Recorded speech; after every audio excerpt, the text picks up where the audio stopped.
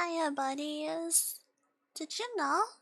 My friend Carol just started up Balan Wonderworld. I'm worried about her.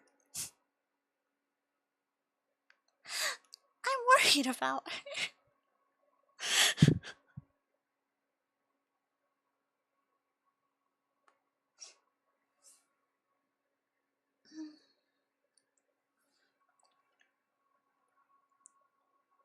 So, instead of getting right into it, I did want to yap a little about something first. I'm worried about Spot. That's all. I'm laughing because I'm worried and I'm deflecting those emotions. Yay! Anyway, tomorrow I gotta schedule a vet appointment for him. I think his stomach is swollen and I'm worried about it. I was gonna yap more than that, but I kinda don't feel like it anymore. Alright, I think I'm gonna just get into it, but first, the cover art last time was drawn by me, and the ones after this will also be drawn by me, but look, this one, special guest art by my friend Secret. It's so pretty. She did such a good job. She always does good. Originally, I was going to have her do more art for like the cover things, but she's busy with things that are way more important to her now. And that's okay. And I feel like doing them myself is also kind of like, in a way, it's nice. Even if it's hard for me. It's hard, but I can manage. But yes, you'll be seeing her in this book, both of them. Actually, both of these girls. This is Ria, this is Rain, you will see them later. Remember to tweet the No. You know, what if I don't?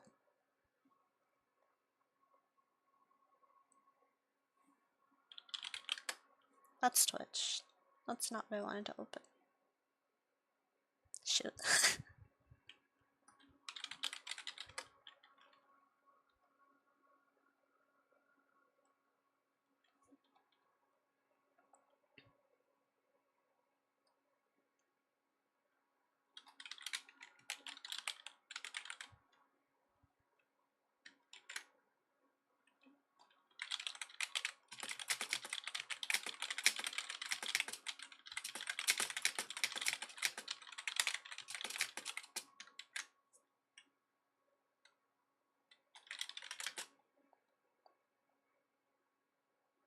Okay, there. I totally didn't forget to make the tweet. No. You were imagining it. Post the cover? What? What do you mean by that?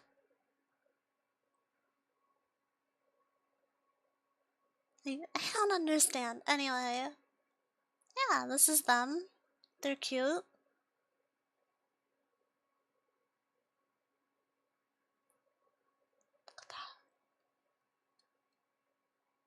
Put art in the live. That would have been a good idea. That would have been a very grand idea, but that's okay. And so now I'm gonna get into it, so have fun chatting amongst yourselves, because I'm going to read. I had an ice cream before this, and that might have been a bad idea. I thought it would soothe my throat, but it honestly just made it feel worse. Carol launched Balan Wonderworld again. I'm worried about her. Before I start, actually, hold on. Before I start, are you doing okay, Carol? I gotta ask.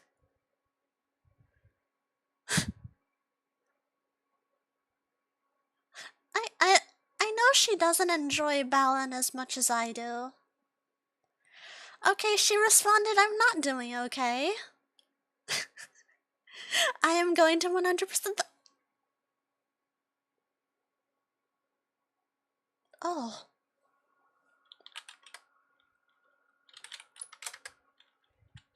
Good luck.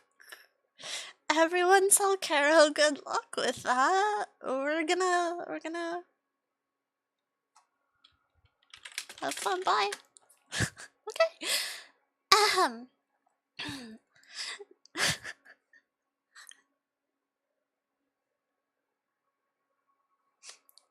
A salute for our fallen soldier. Chapter 4, Gamma. God, my throat already feels bad. The evening bell chimes, echoing throughout the school and its grounds. Miss Bentley puts one hand on her glasses, adjusting them, and the other on the same pair of black pants she wears every Friday. Her fiery hair shines in the afternoon sunlight, and a bit of that sunshine glares off of her glasses as she addresses us. I don't remember the voices I gave everyone last time, so I think I might not bother, unless I feel like it. We'll see you later. Alright, class, that's it for today. Everyone is dismissed. Have a good afternoon. As she says those words, the classroom begins to erupt with movement. Most of my classmates begin to stuff their books and belongings into their bags, and I start to do the same. Before anyone can leave, however, Miss Bentley begins to speak again. Oh, and one last thing. Don't forget that April Fool's Day is tomorrow. And even though it is, I don't want to see any tomfoolery that's too outrageous. We won't be mean enough to tell you that you can't do any pranks, but please keep them small and contained. Nothing too disturbing, distracting, or mean to others will be allowed. Everything in moderation, all right? All right. At least half of the class responds with that one word, the other half agreeing to her terms silently but surely. I'm part of that first half, loudly shouting it out. I bet that at least a few students here are planning on doing something outrageous anyway. Even though all of the teachers are going to say something like that. This is the first year the school's been fully open, after all. Oh, but I wonder what I should do. See you tomorrow, everyone! Nearly everyone waves goodbye back to me as I move to leave the classroom, heading off on my own to go home. As I skip down the halls, bag held tightly to my back, I begin to think about what prank I should do. Let's see. I think there's still some hair dye left in the warehouse that we found in the woods. Maybe I could use one of the washout colors? Or maybe I could move stuff around with my appendages and pretend that there's a ghost here. That might be too much, though. The monsters already put everyone on edge all the time. Ghosts on top of that? Nope, no way, it'd be too mean. Striking that off, what else could I do? Just dyeing my hair wouldn't even really be a prank. It'd be more of a punishment, like how it is for Jack's Axel. I can't believe everyone's really still calling him that. Ah, focus me! Okay, prank. Nope. Can't think of anything. My mind goes blank as I reach the school gate, pressing my back against the left side of it after I turn around. Standing there, I watch as many people leave, and a few people eventually gather. One by one, the members of the club I lead show up. Zelda shows up first, followed by a large group of younger kids. Natalie shows up with another group. And after one last small wait, the last few stragglers run over to us. Okay, everyone! I clap my hands together twice to get their attention as I speak, then continue on. It's head count time. We can't be missing anyone, right? Right, they all exclaim in unison. They're all so cute. They're such good kids. Okay, 1, 2... Sounding off, I look over and check to see if everyone is here. After reaching the final member of the group, I realize that I'm one number off from usual, and since I know everyone's faces, I know who's missing already. Does anyone know where Daisy is? Alyssa raises her hand high into the air and waves it excitedly at me, her brightly dyed orange and red hair flipping around as she does so. She told me she was going to the bathroom. Oh, I see. Say so earlier next time, alright? Before I start the head count, preferably. Okay. She smiles at me, and any annoyance that may have been present in the bottom of my mind is instantly evaporated. As we wait for Daisy to come back, Natalie moves to the back of the group as Zal begins to walk over towards me, taking his usual place at my side. I'm sorry I was late, a tiny voice yells from the front doors to the school. When I lean over to the left, looking past all 19 kids gathered here, I can see the missing 20th one running towards us with a worried look on her face. It's all right, no worries. No one can control when they have to go, after all. So there's absolutely no need for you to apologize. Remember, you should only apologize when you've actually done something wrong. Right, okay. She looks less worried, but still nervous after that. I wonder if she just doesn't understand.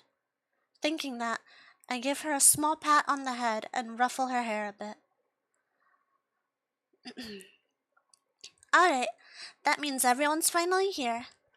Let's get going then, Natalie yells from the back of the group.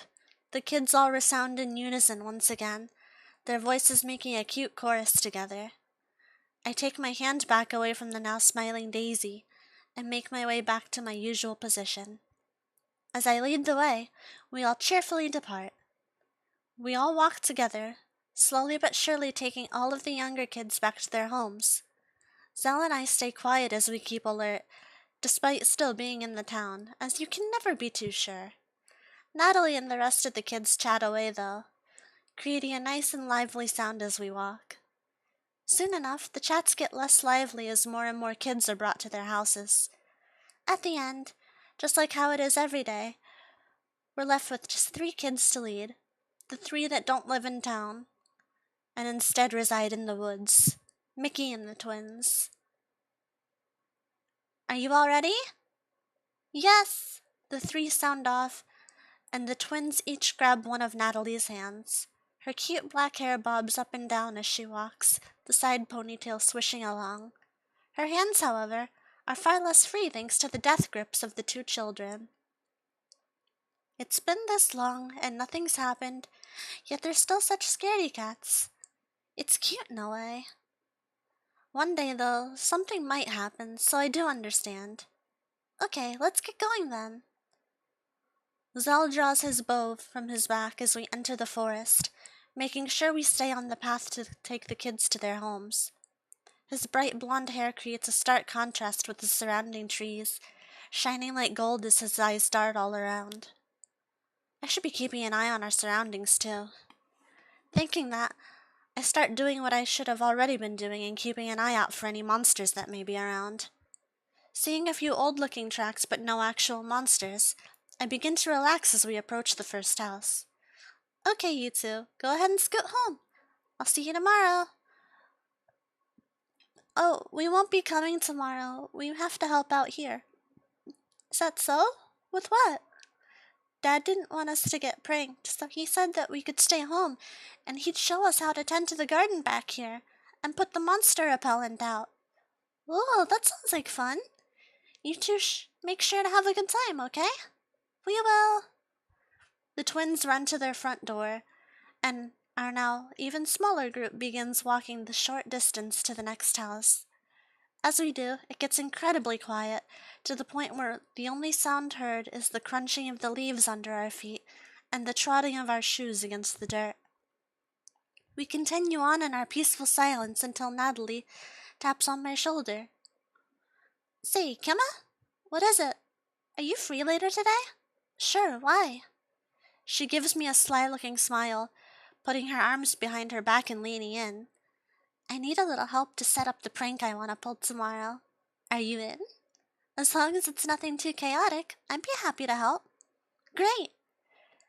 She stands up straight once again, her grin widening. After we get this last take here home, you can come to my place in about an hour or so. You don't need to bring anything. I've already got all the supplies I need. Okay. I wonder what she's planning. If it's something pretty big, then I suppose that takes care of my issue, and I'll no longer need to think of a prank. I can just ride on her figurative coattails and go along with what she's doing. But that really wouldn't be as fun, would it? I still want to do my own thing as well. Oh, we're already here. That went by fast. Natalie muses as Mickey's house comes into sight. Unlike usual, however, he doesn't run right to his door and instead stays by our side. Is something wrong? I crouch down to get to his height level, my hands resting on my knees. I was wondering, why did you start doing this? Doing what? Helping us all get home like this. Oh, he was just curious. There was nothing wrong. That's good. Well, you see, one day, a bit after the school first opened, the twins were walking home and got attacked by a stray monster in this very forest here, just a little ways away from where we're standing right now. If Zell here hadn't been gathering twigs nearby, they probably wouldn't be here right now. Zell nods and adds to my story using his silent sign language. Mickey, unable to understand it, simply cocks his head to one side and stares confusedly at him. Before I can even start to, though, Natalie is already interpreting for him. He says that he had been gathering some sticks to sharpen into arrows and heard the two crying. He talked to the two of us afterwards, along with a few others, and Kimma had the idea of forming this club as a solution to the issue. Oh, so that's why you're the club leader then? He looks at me with wonder in his eyes.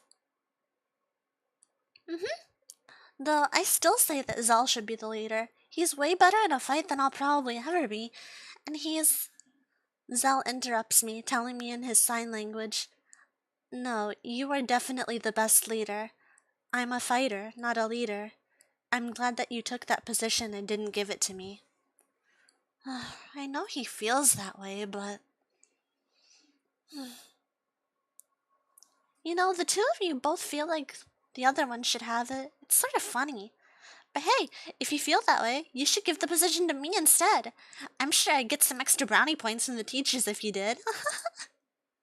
Natalie laughs, causing us two to smile along with her.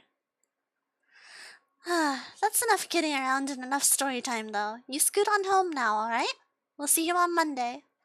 Okay, goodbye, he cheerfully says back. Natalie pats Mickey on the back as I stand up, and we watch him get into his house before we begin to walk away. So, where are you heading after this? She smiles at us as we begin walking to town. Zell decides to reply first, sighing as he does so. I'm going to forage for some plants. Oh, are you running low? You know you could always just get some from Mrs. Aroke. It's better if I gather them myself. I'm not sure how, but alright. And you, Gemma? I'm not sure yet. I'll probably just head home and have dinner. What about you? Dad promised to spar with me today. We're going to be going at it till you get there. Wow, it's kind of impressive to me just how much you train. It's impressive to me how little you do, despite living right next to the perfect building for doing so. I think after I get done, I'll stop in and do some target practice. Unless the guild is not open today, Zell says, as he looks up at the canopy of trees above us. No, it should be open. It closes for dinner time, as you know. But after we're done, they should be back there. He looks back down, facing me and nodding in response. Good. I'll be sure to stop in. Then I'll see you later tonight. I smile at him as he does the same, waving at us before walking back off into the forest. But, you know, I've been wondering since he quote-unquote said this to us, but how is he gonna carry any of the plants he forages? He only has his weapons with him. He didn't bring his basket or anything. Natalie crosses her arms and stares at him, walking further and further away as she comments this, her squinting gaze seemingly scrutinizing him. Ah, I hadn't thought of that. Maybe he has one out there somewhere? Who knows? She stretches her arms high into the air and begins to walk once again, so I follow along after her. Breathing in the fresh air of the forest, I take a deep breath as I look up at the leaves. They gently blow in the breeze, their natural beauty unparalleled. As we get closer to the town, I notice a lot of things floating in the air. Dandelion seeds flying away en masse, taking to the skies for destinations unknown to anyone. As free as can be, drifting to whatever they please. Having no obligations, nor responsibilities. No fears, no stress. Simply existing. Living for the sake of living. They're beautiful. I'm back! Oh, welcome back. Dinner won't be ready for a while, unfortunately. Mom gives me a tired smile, her single visible eye looking weary as I open the door and start to remove my shoes. If her left eye still existed underneath that eye patch, it would probably look just as tired. I stay by the door as I think that, not exactly sure what to do. Really? That's weird. It's usually just about done by now. Your father is feeling a little under the weather, so he only just went to get the corn. Corn? Are we having corn soup? Sure are. She goes to the sink and fills the cup with some water, bringing it to me afterwards. So, any monsters today? Nope. It was as peaceful as it usually is. She hands the cup to me as I say so, and I take a small sip of it as she replies to me. That's good. The less of those things around here, the better. I'm glad the makeshift repellent seems to be working so well, but I'm also a little worried. There's no need for you to worry. I nearly spill the water out of my cup as I raise my voice a bit and step forward. I said I would defend everyone in your place, and I meant that. Even if you can't swing your sword anymore, Yeah, I know. You don't have to tell me all that. She ruffles my hair after interrupting me, a tired smile on her face. That said, no point in you hanging around here. Huh? Mom stifles a laugh at my surprised expression. Go out and have some fun and enjoy the day. There's nothing for you to do in here, so go on and scoot. Get out, or I'll get you a refill that I know you don't want. You wouldn't. She raises her eyebrow at me, arms crossed as she stares down at me. Try me. She totally would. Alright, you win. I sigh before I start to chug the glass of water, slipping my shoes back on as I do so. After finishing it, I hand the glass back to her as I open the door up. Lingering with my hand on the knob, I turn back and smile at her. I'll see you later then. Tell Dad to take it easy, okay? She smiles back. I will. Now leave, she says in a kind tone. Without another word, I do as instructed and promptly get out of the house. Once again smelling the fresh spring breeze, I take yet another moment to enjoy how nice it feels outside. Maybe I'll go and relax at the riverside for a bit.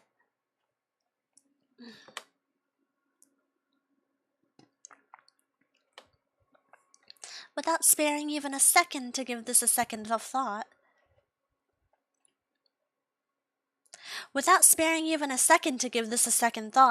I decide to do exactly that, turning to the right and walking down the road.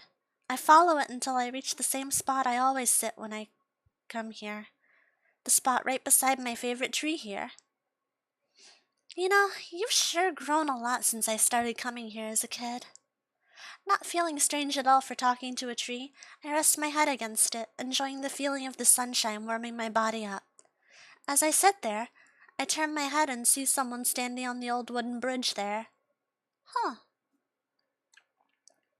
A lone person stands there, face turned away from me, leaning against the railing. Their brown hair looks messy, and the fur on their coat looks pretty fluffy.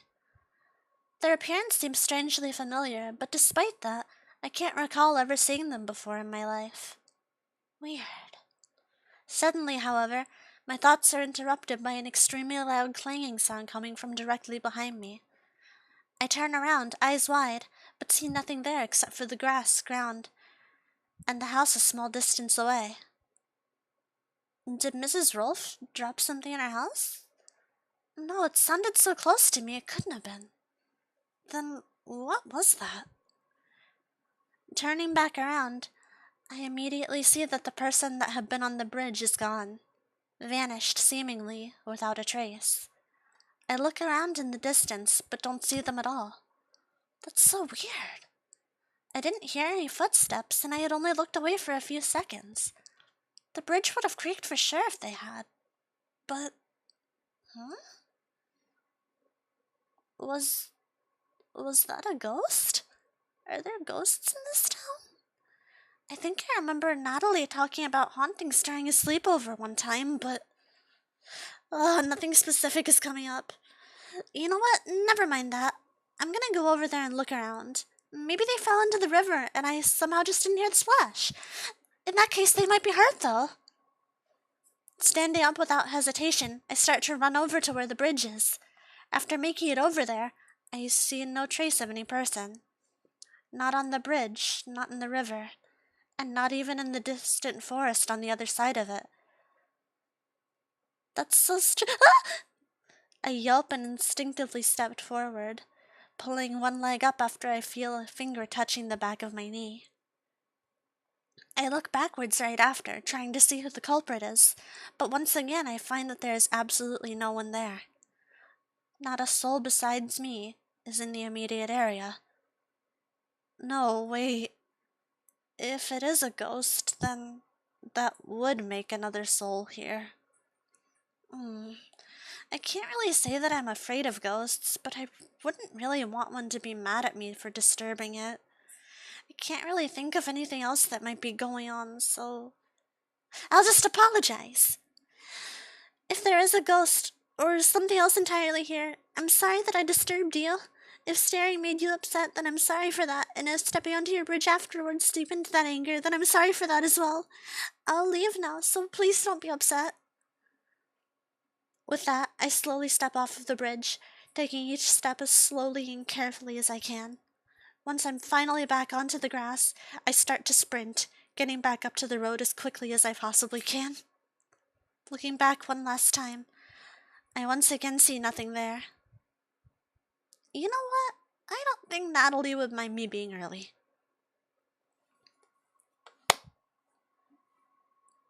Thanks for coming. Natalie smiles as she welcomes me into her house.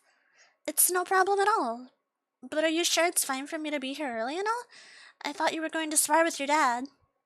Kicking my shoes off after entering, I keep talking as I do so, following her up the stairs to her room as well. She deigns not to respond until she closes her door, giving the two of us a fair bit of privacy. I was going to, but Dad said he didn't feel up to snuff. He said he felt like he was coming down with something and didn't want to expose me. She sits down at the tiny table at the center of her room, stretching over to one of her drawers as she talks. She pulls a ton of pink fabric out of it, along with something else I can't identify. That's weird. My mom said that my dad was coming down with something too. I wonder if it's just seasonal allergies getting bad or if there's something going around. Who knows? She says as she spreads some of the fabric onto the table. Anyway, can you grab the scissors and the sewing supplies? They're in my end table. Got it, I say as I obediently do so, placing them on the floor next to her after obtaining them. What is all this for, though? What am I going to be helping with? Her face forms an almost evil grin as she looks up at me. You'll see. I know I told you to go outside and enjoy the day, but I didn't think you'd be coming back this late. Where were you? Mom stands at the door with her arms crossed, her eyes squinting down at me. Whoa, your hair isn't tied, I notice instead of answering the question. Yes, because I'm going to bed shortly after this. Also, don't come too close to me. Why? I think I probably caught whatever it is that Veo has. She looks annoyed as she says that, but I can't tell if it's about the idea of getting sick like that, or still because of me arriving so late. That's sad. I hope that you both can recover soon. Yeah, me too. I have so much to do. I can't afford to be sick like this.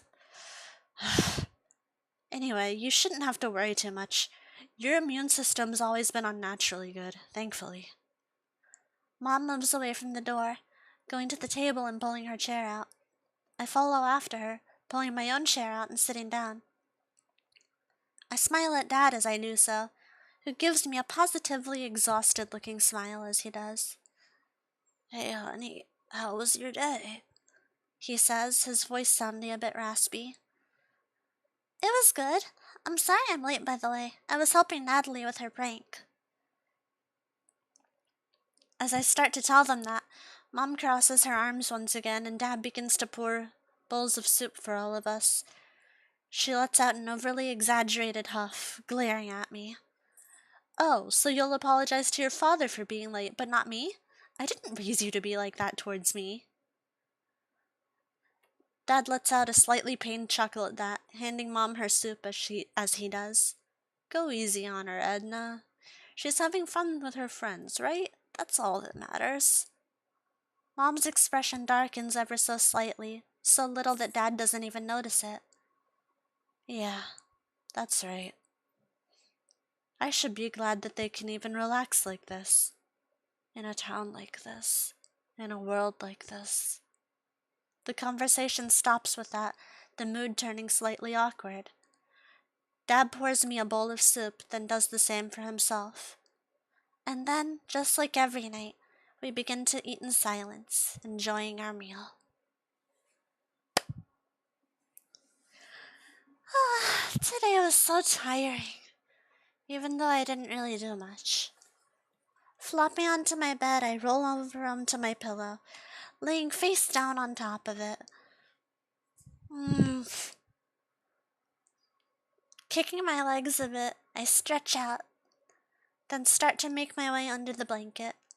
Right as I'm about to get comfy, however, I realize that I forgot to turn the lamp off. Crawling out of bed, I quickly turn the lamp off, then make my way back over. After reclaiming the comfortable position I held just a few seconds ago, I start to let my mind drift. I didn't do much, but a lot happened. I had another full day of school, encountered what may have been a ghost, helped Natalie with her prank for tomorrow, helped Dad clean up after dinner, helped Mom clean the guild afterward. No, it really wasn't that much actually, was it? Oh well, not every day can be packed full of excitement, and it's better like that anyway. Yeah, it's better when everything is nice and peaceful. Oh, but wait, I forgot. I didn't think about my prank at all. What should I do? Oh, maybe. Yeah. Yeah, my prank. It'll be. It'll be.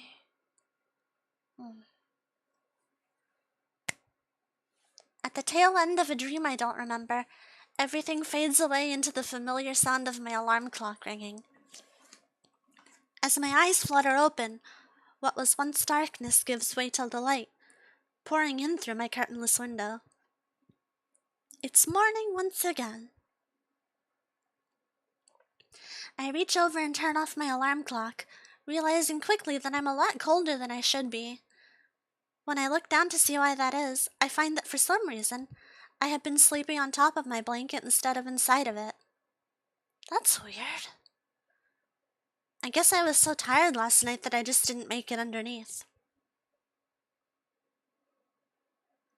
Immediately putting that aside in my mind, I stretch and then stand, making my way over to the window beside the end table. The worn old wooden frame is softly lit in the glow of the morning sunlight, which is just barely covering part of the world. Early morning sunrises are always so pretty. And the sky seems to be pretty today as well. There's almost no clouds, so it'll be nice and clear. I love this sort of weather. I hope it stays like this. Looking around my familiar room, I try and spot the last place that I tossed my slippers. I look near the door, near the dresser standing in the corner opposite the door, underneath the desk that's perpetually opposite of the dresser, and even in the tiny space between the desk and my bed. How did I lose them in this sparse little room? Wait. Realizing how silly it was for me to look for them like this to begin with, I crouch down and reach underneath my bed. I instantly find my soft, fuzzy, light purple slippers and put them right on. Smiling at how nice and soft they feel, just like always, I scoot downstairs, only to find a far different sight than I usually do. There's nothing on the table. The maple wood is as lonely as can be. No delicious breakfast waits on top of it, and no family sits around it. Oh. Footsteps approach from the hallway, and when I look, I see Mom standing there in her pajamas, her left hand covering the bottom half of her face. Hey, honey. Dad got worse, and I'm starting to feel the full effects of it, too. He woke both of us up in the middle of the night with his coughing. I'm surprised it didn't wake you, too. And no, before you ask, this isn't an April Fool's joke.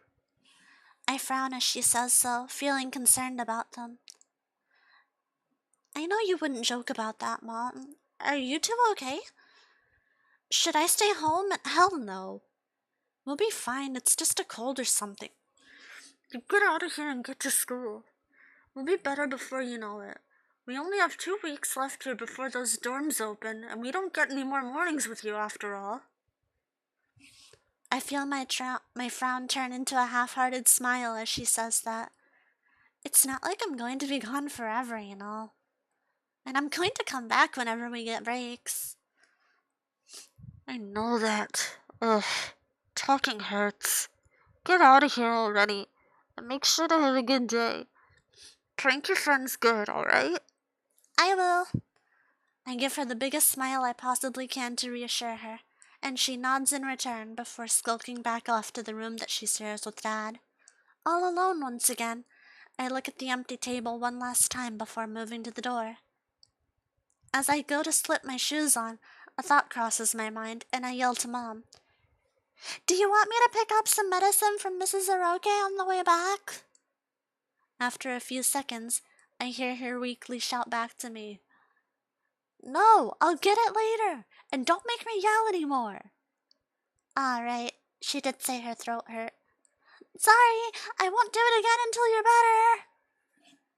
After yelling back, I go back upstairs and take my pajamas off, tossing them at the top of the dresser. They land uneventfully, and I go over to the dresser myself afterwards, taking my uniform out of it. I look at the pieces of it for a few seconds before putting it on, staring at the green shirt. Oh my god, staring at the green tie and matching skirt. It must be hard for Dad to wash these every day. I'll have to do it myself since both him and Mom are sick.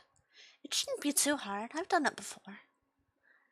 Nodding to myself, I vow to remember to do so after coming back home tonight. One by one, I don the pieces of my usual uniform. The tight shorts I always wear underneath, the skirt, the shirt, the sweater vest, the tie, and the jacket on top. Finishing it off, I put my socks on, flinging my slippers at my bed before doing so. Okay, all ready to go. I get ready to leave my room, but remember right as my fingers touch the doorknob that I forgot to brush my teeth, or even relieve myself this morning. Oh, whoops. I take a few steps backwards and open the door to my bathroom. I go inside and promptly relieve myself, then go to wash my hands afterwards. When I do, however, I find that the soap dispenser is nearly empty. Wasn't it half full? Guess I'm just remembering wrong. After doing a poor job washing my hands due to a distinct lack of soap, I begin to brush my teeth, taking my brush out of my toothbrush holder. When I go to squirt the toothpaste onto my brush, however, I once again find a lack of substance inside of the container. How did I not notice this yesterday? Today's really just not my lucky day. It's April Fool's Day, so I guess it being unlucky makes some sort of sense. Maybe. After finishing up what might be called a toothbrushing, I rinse the brush, put it back onto the holder, then shut the bathroom door on my way out. Okay, now I'm ready to go for real this time. Not wasting another second, I exit my room and shut the door, then move down the stairs as quietly as I can. I start to slide on the floor as I make my way to the door, almost falling over, but managing to save it before doing it so. After a quick sigh, I slip my usual loafers on, then put my hand on the doorknob. Opening the door and taking in the morning sunlight, I met with a different sort of atmosphere than usual. The usual breeze is gone, and the air feels a bit heavier due to that. It's still a nice and beautiful morning, though.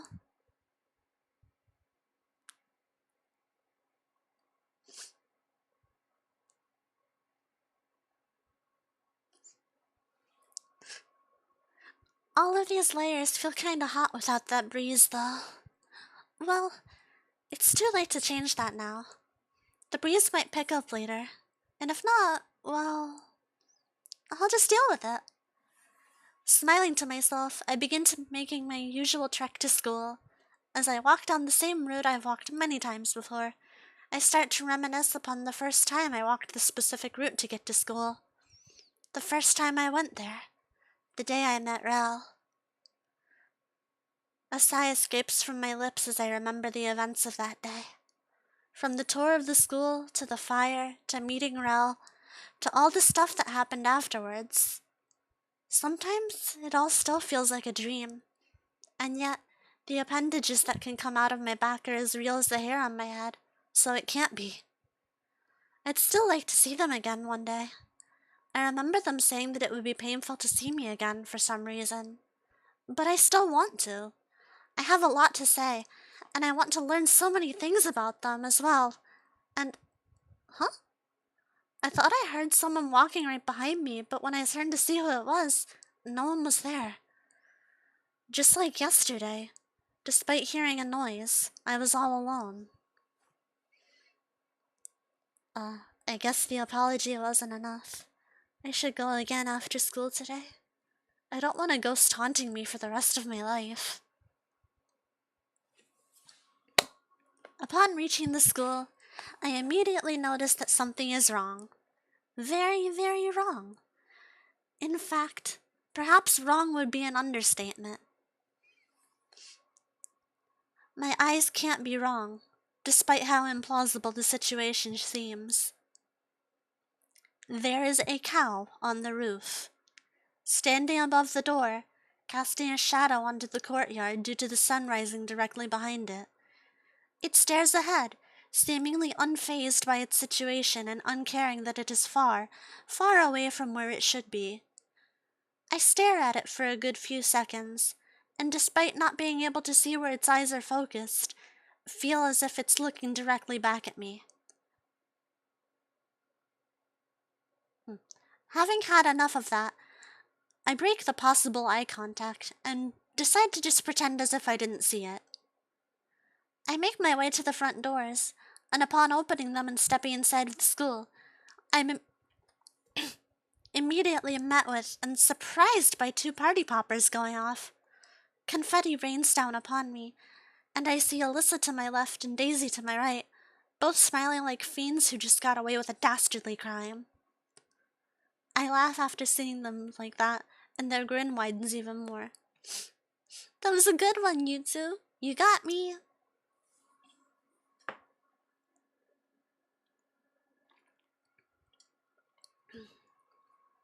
Upon looking down at the two once again, I see that each of them has a large bag, full of unused party poppers next to them, along with a separate one for putting the used ones in. Have you been getting everyone that comes in like that? Yep, it's been tons of fun, Daisy affirms.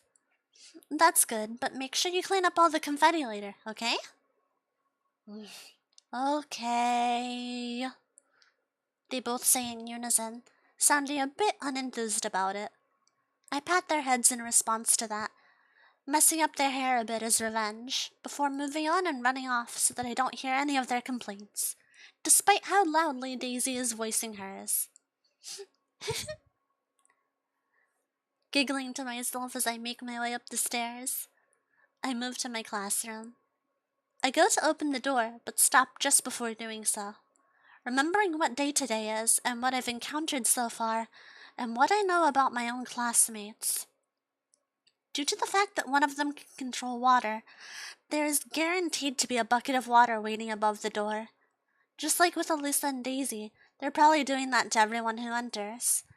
Unlike those two, however, this is most likely the same bucket of water each time. Now on guard, I produce two appendages from my back and place them above my head, shielding myself and creating a makeshift umbrella.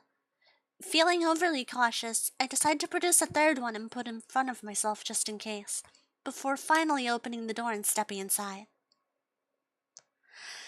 Just as I thought, a bucket of water dropped from the door and attempted to soak me. It bounced right off of my appendages, however, allowing me to pass by completely dry. A quick look from the corner of my eye tells me that none of my other classmates were able to do so, as they're all dripping wet. All of them besides the one standing in front of me, looking disappointed. Aw, man, of course it wouldn't get you. Oh well. He looks disappointed as he crouches down, setting the bucket upright before putting the water back into it. As he does so, I make my way over to my desk, walking carefully so as to not slip on the floor as I do so.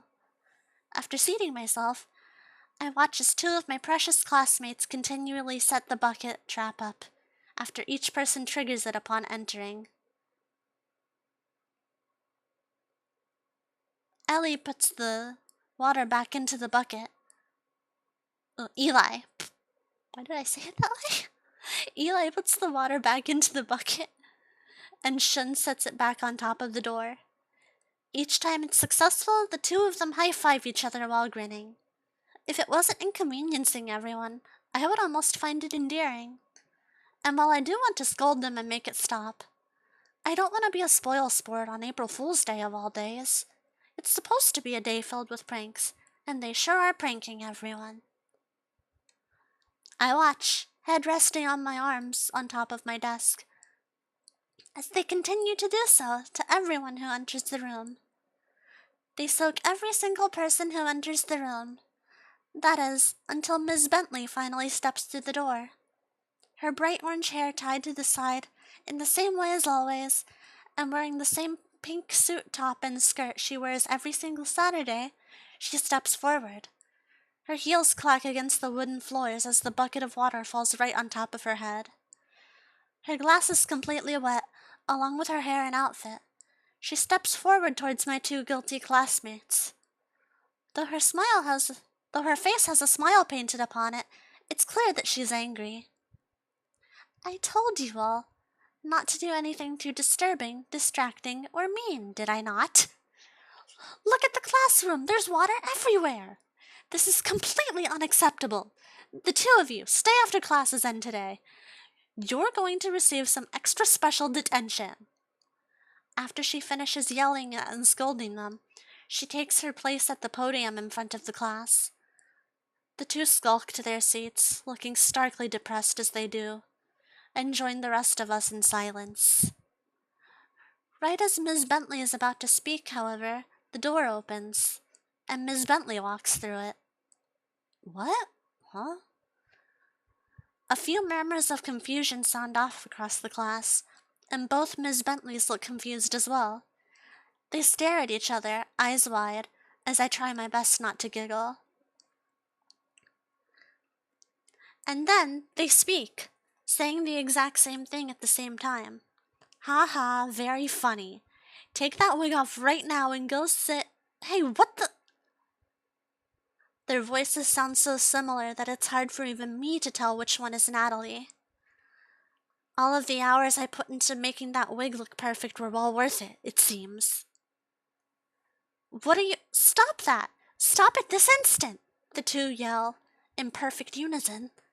I wonder just how long Natalie practiced her mannerisms. She's incredible. As I think that to myself, I hear a few of my classmates stifling their laughter at the scene unfolding in front of them. All of them fall silent, however. All of them fall silent once more, however, when a third Miss Bentley enters the room, looking just as surprised as the first two did when they first came in. What the three of them say, completely in sync. They all look visibly shaken and point at each other in confusion. Wait, no, how did... Stop that! Stop it this instant! Class has to begin, so... A few of my classmates finally break, unable to continue holding their laughter in. All three Miss Bentleys look upset about this and glare at the class for a moment, after which they go back to glaring at each other. All right, that's it! At the same time, all three of them slowly raise their arms into the air, then lower their hands down on the top of their hair.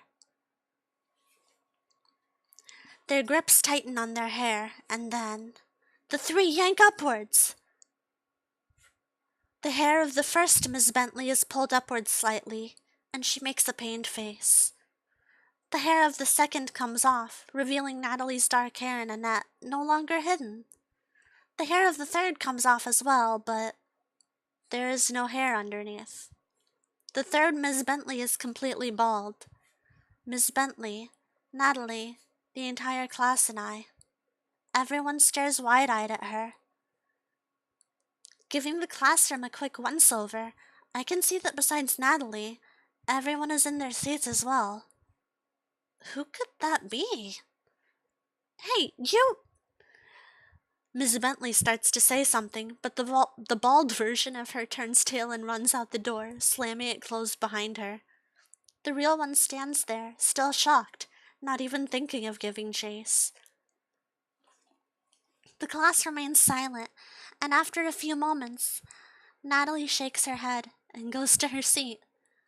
Miss Bentley coughs a few times, then makes her way to the podium. Now then, is everyone having a good morning? Why are you all wet? Shortly after class began, Axel let out a shriek. When asked what was wrong, he said that there was a live slug inside of his desk. When I went over to look, I found that it was true. There was a live slug inside of his desk, and on the other side of the classroom, Shirley was watching with a very smug smile on her face. After carefully removing it from his desk, I held it in my hands as I took it outside. As I walked down the stairs into the courtyard, I could hear a few screams and a lot of laughter coming from nearly every classroom. Upon reaching the grass outside, I bent down and released the slug. As I watched it begin to slither away as quickly as a slug could manage to, I warmly whispered something to myself. I'm glad that everyone is having fun. Upon returning, I was allowed to go back to my desk without a word from Miss Bentley. Class continued as normal after that point, with Miss Bentley having us take out our books and following along as she read about the ancient history of the now destroyed nation that used to be called France. During the reading, however, Shirley noticed that there was something wrong at her desk area as well. She didn't make a fuss about it like how Axo did about the slug, but I could tell that she was visibly annoyed by what he did. One of the bottom pegs on her chair had been removed, and the chair's balance was completely thrown off because of that. She was unable to get comfortable because the chair kept shifting around, the quiet and dull noise of its movement sounding off every now and then. Miss Bentley's lesson continued until it was time for her to go to a different classroom. The next teacher came in and taught, and so the cycle repeated. After a few teachers coming and going, it was finally time for lunch. I'm sorry about Spot. He's mad because Gibby stole the blanket. Oh my god, you're such a baby. There.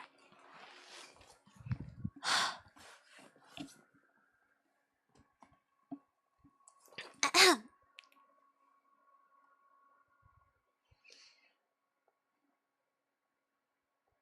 Where was I? Before I could leave for the cafeteria, however, Shirley stopped me. Standing by the door, she had her arms crossed, and her eyelids drooped as usual. What sort of prank are you hiding? Well, I trail off, acting mysterious, but the reality is that I failed to think of any. Wait, that's it! I can use that! The fact that I didn't think of anything! I'll keep acting as if I have something big planned, but the real prank will be that there wasn't one. Well, what? I'm interested in what you're planning, as yours are usually among the most entertaining. I want to know at least something since I don't want to miss it. As long as it's not as annoying as what that brat did to my chair, at least. Just wait. You'll see, don't worry. Alright. And with that, she lets me go and get my food from the tiny, quaint store that we have in this school. I see many students laughing amongst themselves in the halls as I walk through them, and that makes me smile as well. Upon arriving, the man in charge of the store gives me the same warm smile as always, and without a single word spoken, begins to get my usual order together. I watch as he ducks into a cabinet and pulls a few bags out, gently placing them inside of a larger paper bag. He hands it to me after finishing, and I take it while giving him a smile in return. My thanks unspoken, yet my gratitude clearly acknowledged. My legs step back as I start to leave. Moving through the halls once more, I stop near my classroom and take the same thing as always out of the bag. A little variety would be nice, but no, I couldn't. I mused to myself as I removed the croissant roll and the egg salad sandwich from the bag. As always, both are carefully constructed, yet one would be hard-pressed to claim they were made with love. Putting the sandwich into my mouth first, I start thinking to myself as I slowly eat it. As much as I'd like something different for a change, I really just can't. The younger kids need more than I do, after all. And some of my classmates take much too much to begin with, like Robin. No matter how many times I say something, he continues to just ask for as much as he wants. That and hey, Kimma! Oh wow, I think of him and he appears before me. Hey, what's up? I lower my sandwich a bit after speaking so that I don't get tempted to take a bite. What sort of prank are you doing this year? Did I miss it? Having to come to this school is annoying, but with everyone in the same place, I thought it'd at least be harder to miss it. He says, looking annoyed as he does so. Hey, school isn't annoying. We need to learn, both about the present, past, and what may happen in the future. And it's not all learning. There's plenty of fun things to do here, too. And yeah, I know, you've said all this stuff before. That doesn't stop it from being a drag every single day, though. Well, most days at least. Today's been fun. I don't think that the mental image of that bald Roxanne is ever gonna leave my mind. He chuckles to himself after saying so, but I don't feel even half as jovial. It isn't a drag at all. And even if you do feel as if it's boring, I'm glad you at least know it's important and show up for it. So thank you for that at least. The second I start saying that, he starts to move and turn around. Ugh, that's leading to something, I know it. I didn't come here to get lectured, so I'm leaving. Wait, no, the prank! Did I miss it or what? Whipping back around to face me at that last part, his expression seems strangely inquisitive. Despite how bored and annoyed by everything he usually seems, Robin looks positively excited when it comes to pranks. Well, not exactly excited, but absolutely far more enthralled than usual. Oh no, you haven't missed it. Just wait, you'll see.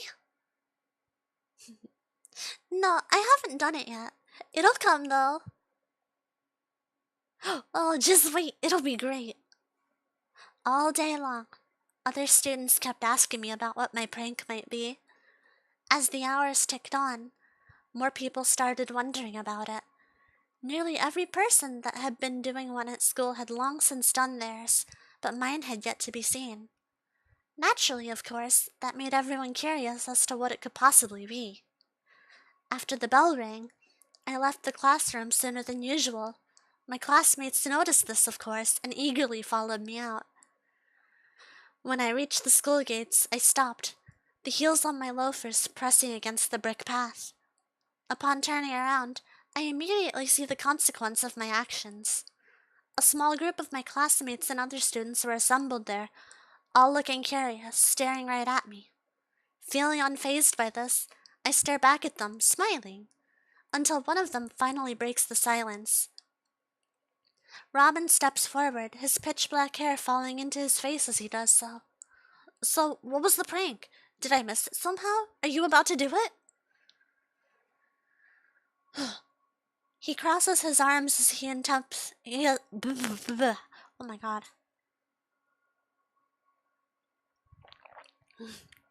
He crosses his arms as he attempts an interrogation. Alice joins in on this, her dark brown twin tails bouncing as she marches up to me. Yeah, what even is it? You were hinting about it all day, yet I haven't seen you do anything. Or seen anything that could have been your doing. What is it? What's your prank? Her voice escalates in volume as she goes on, seeming more annoyed than curious. And so, I decide that now is the perfect time. It's time to receive the big payout. Here comes the punchline.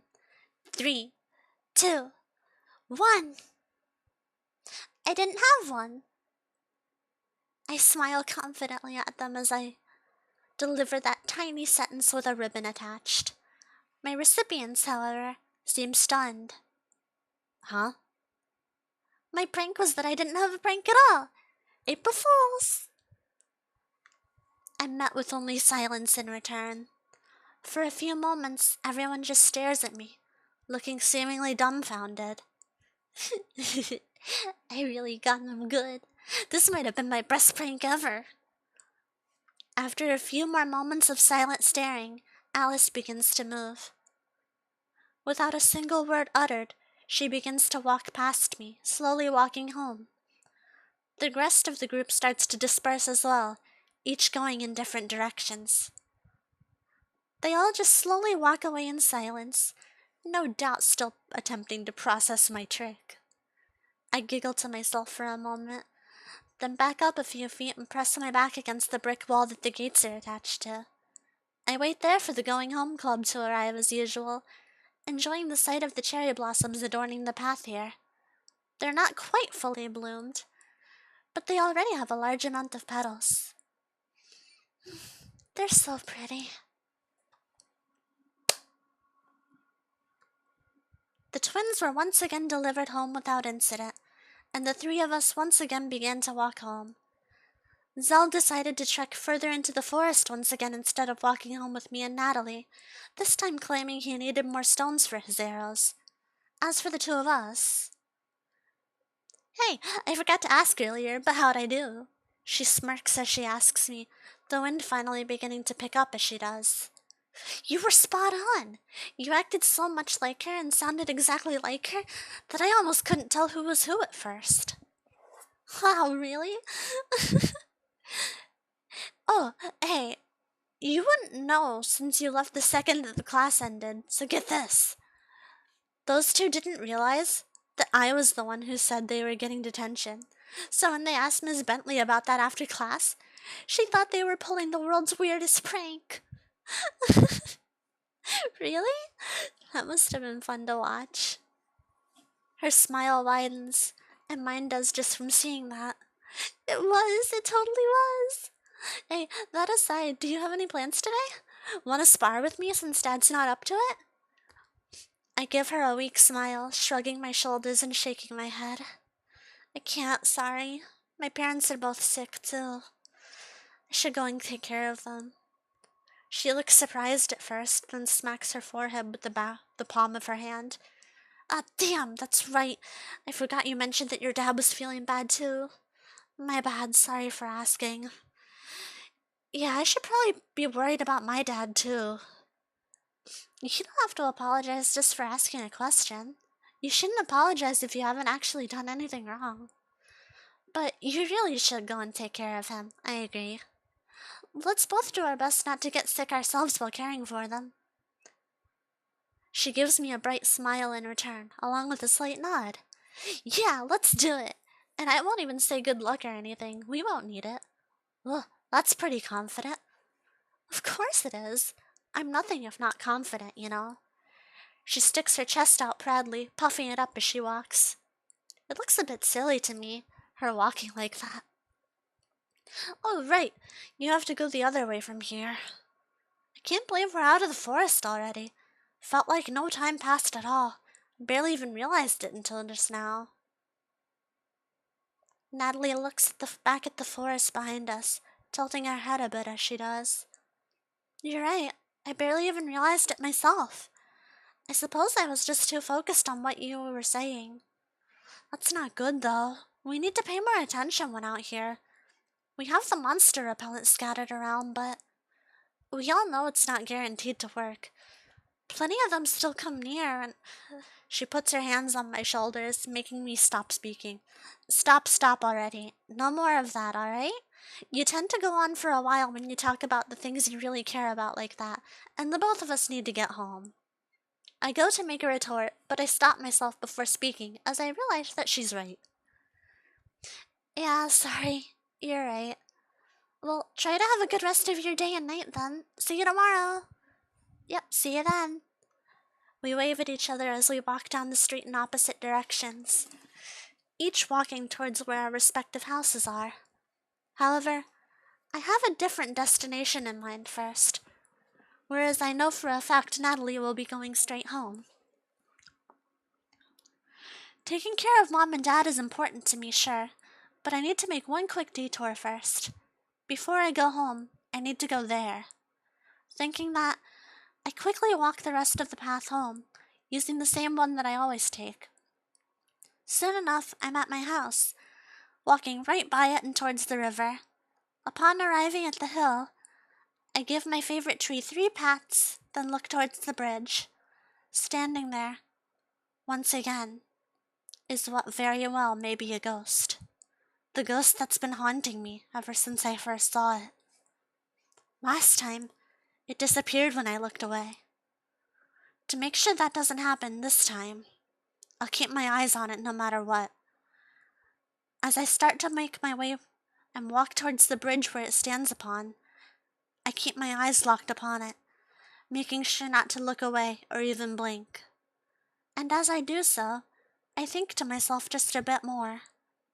Either apologizing wasn't enough, or it simply wasn't there when I did. Either way, I'll try again. I need to clear up this misunderstanding, as I can't have a ghost haunting me my entire life.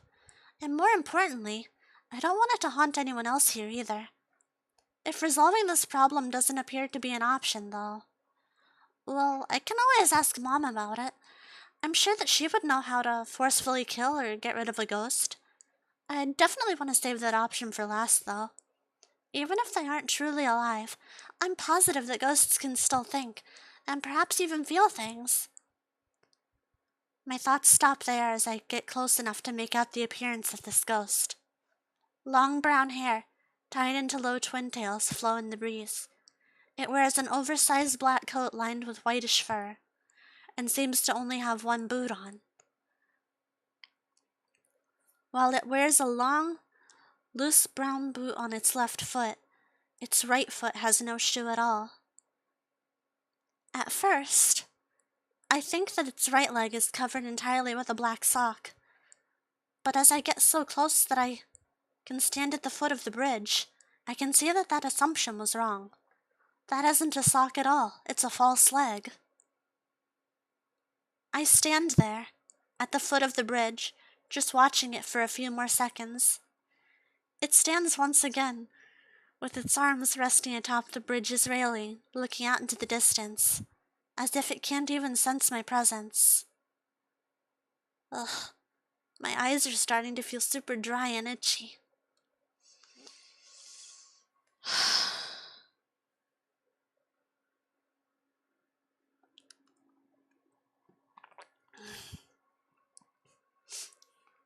You can blink, you know. I won't go anywhere this time. Relax, relax. The ghost speaks for the very first time, addressing me specifically despite not moving its head even an inch. It simply continues looking out into the distance. And though its voice was calm and sounded mostly sincere, I don't believe what it says. I'm serious, you know. Calm down, alright? In one swift motion, it stuffs its hands into the pockets in its coat and straightens its back. It bends forward slightly, then twists the top half of its body around to face me. When it does so, I can see its face for the first time. It looks relatively normal, if not moderately good looking. The only thing that isn't normal about it are its eyes and smile. Its smile is unnerving, looking insincere and somewhat malevolent. And its eyes are incredibly and scary pitch black. Not a dark brown of any sort, but actually black. To the point where I can't distinguish where their pupil ends and where their eye begins. They blink once, twice, and then 3 times. Come on, blink already. You'll damage your eyes if you keep that up. Feeling like I'm fully at my limit, I decide to take my chances and listen. I blink, and it remains there. It's still there. The ghost has not disappeared. Wow, you're sure staring a lot. It stops smiling, straightening its back once again, and taking its arms out of its pockets. It closes its eyes as it stretches its arms high up into the air, locking its fingers together after doing so. It leans left, right, and then back a bit while stretching. And when it stretches backwards, I hear a small sound that indicates that its back just cracked a bit. Ah, that sounded painful. Wait, if its back cracked, then that means... Yeah, I'm not a ghost. That was a good guess, but it wasn't the right one. They smile once again, but it isn't as unnerving this time. Wait, did you just read my mind? Yep, definitely. They bring their arms back down, letting them fall to their sides. What number am I thinking of then? So I say, but thinking of one off the top of my head is hard. Let's see, 7 or... no, maybe... You can't think of one. They say matter-of-factly. What? So they really But also, I'm just kidding. I can't read anyone's minds. Ahaha. So they say, actually saying ahaha out loud instead of laughing. They begin to move their hands from their sides onto their knees after bending over slightly, starting to stretch their legs out. Both the leg made of flesh and the one clearly not. Why would you need to stretch a false leg? You know, it really feels great to finally get some lines. I can't believe it's been 4 whole chapters, technically 5, and I only just now get to show up. But not only show up, but even say things. Well, I technically showed up in chapter 0 as well, but I don't really count that. And even if I did, like I said before, no lines. Unbelievable. They say a lot, seeming to speak more in general than actually to me. And even though I heard everything they said perfectly clearly, none of it made any sense to me at all. What are you talking about? 4 chapters? Don't worry about it. It's nothing you should get concerned over. I just wanted to complain a bit. Not to you, just like you thought there, but I did want to get that out. It's not important. You can go ahead and forget about it. I feel like it's incredibly important somehow, but I didn't understand any of it. They finish stretching as I think that, moving their neck left and right a bit to finish it all off. After doing so, they stand up straight once more and put their hands back into their coat's pockets. They look down at me after doing so, and when they do so, I realize exactly how tall they are. I feel like they might be almost a full foot above me, maybe less. And the more they stare at me, the more intimidating they feel. As I continue to stare at them, their blank stare turns into a sad-looking smile. I was thinking you'd say something by now, but I guess you're too busy staring at me to do so. Guess I'll make the first move here then. That's fine, I don't mind doing that, don't mind at all. Oh, sorry. I didn't mean to stare at you so much. Even if they are a bit intimidating and somewhat creepy, and even if they have disappeared before my eyes before, it's not as if they've actually done anything to me. And if they aren't a ghost, then that means they weren't the one responsible for those other things happen. It must have all been a coincidence. I feel a bit bad now. I don't really care about that, don't worry. So, let's move on then. But actually, on second thought, let's not. Since you wanted to take in my appearance so much, I think it's only fair that I do the same, even though I've seen you plenty of times before. Despite all that, you really do look plain, Kimma. Huh? What? Is this just someone who lives here? Someone that I've somehow never met before? I know that this town has a lot of people in it, but I was sure that I at least vaguely... You know my name? Of course I do. I know the names of everyone living here.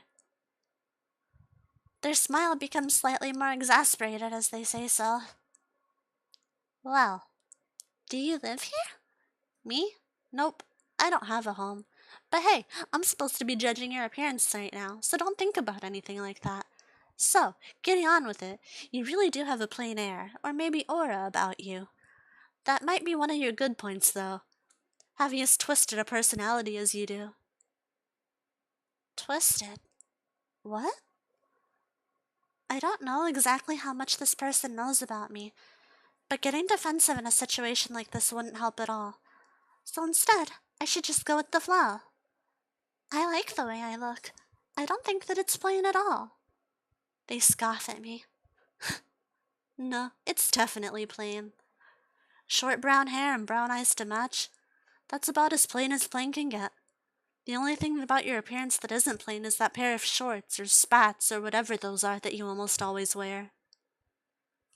That's rude. I'll admit the brown hair doesn't stand out much, what with how many people here having it, and some of the kids running around with their hair dyed bright colors because of that container they found, but being plain isn't a bad thing, you know. Not everyone can or has to look special for others to notice their good points. And besides that, brown hair and eyes aren't boring or plain at all. Brown is just another color, and every color is wonderful in its own way. Lots of people have opinions on which color is best or which is their favorite, but every single one of them is good.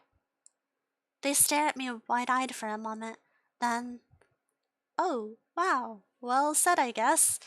But you know, it's that sort of preachiness about topics that don't actually matter, that attitude that gives off the vibe that you're somehow above everyone else. That's what I hate most about you. I also hate your weird savior complex that you have, but that part is at least interesting. I know for a fact that I have to stay calm. I can't get upset. And yet, for the sake of this conversation, I was going to ignore it. But have we met before? How do you know me well enough to say things like that, when I don't ever remember speaking to you before in my life?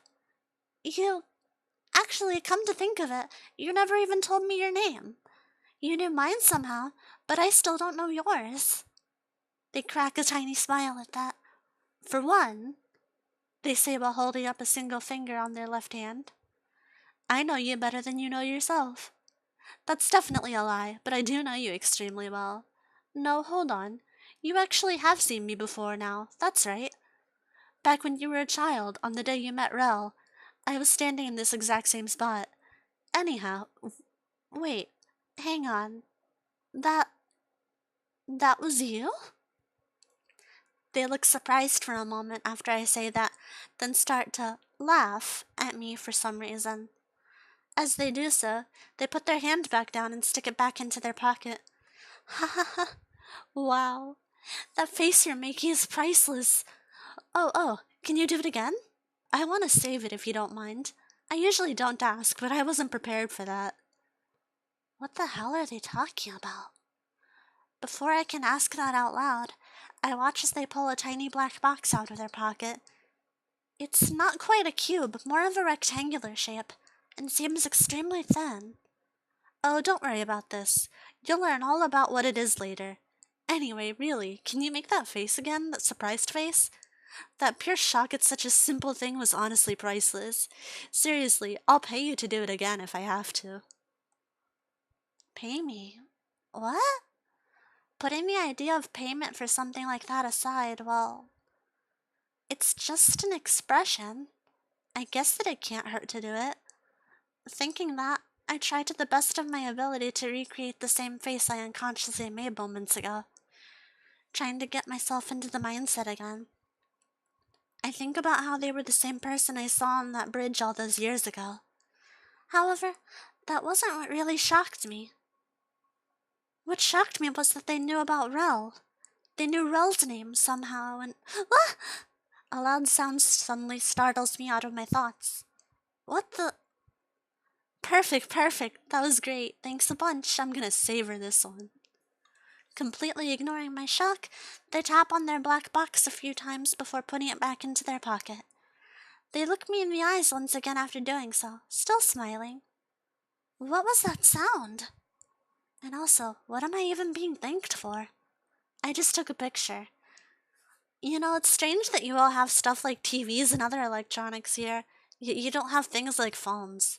Not cell phones or even regular phones. It's so weird. This place is so weird.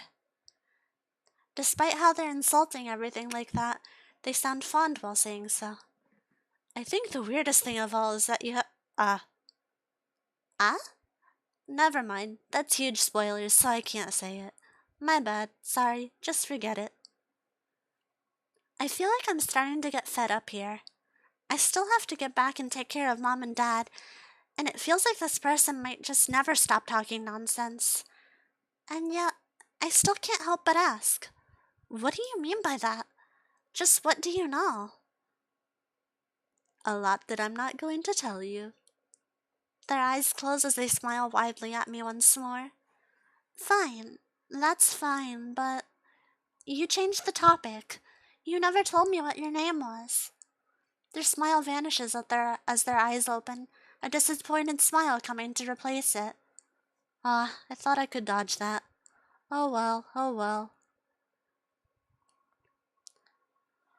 I wait, staring into their eyes, as nothing happens.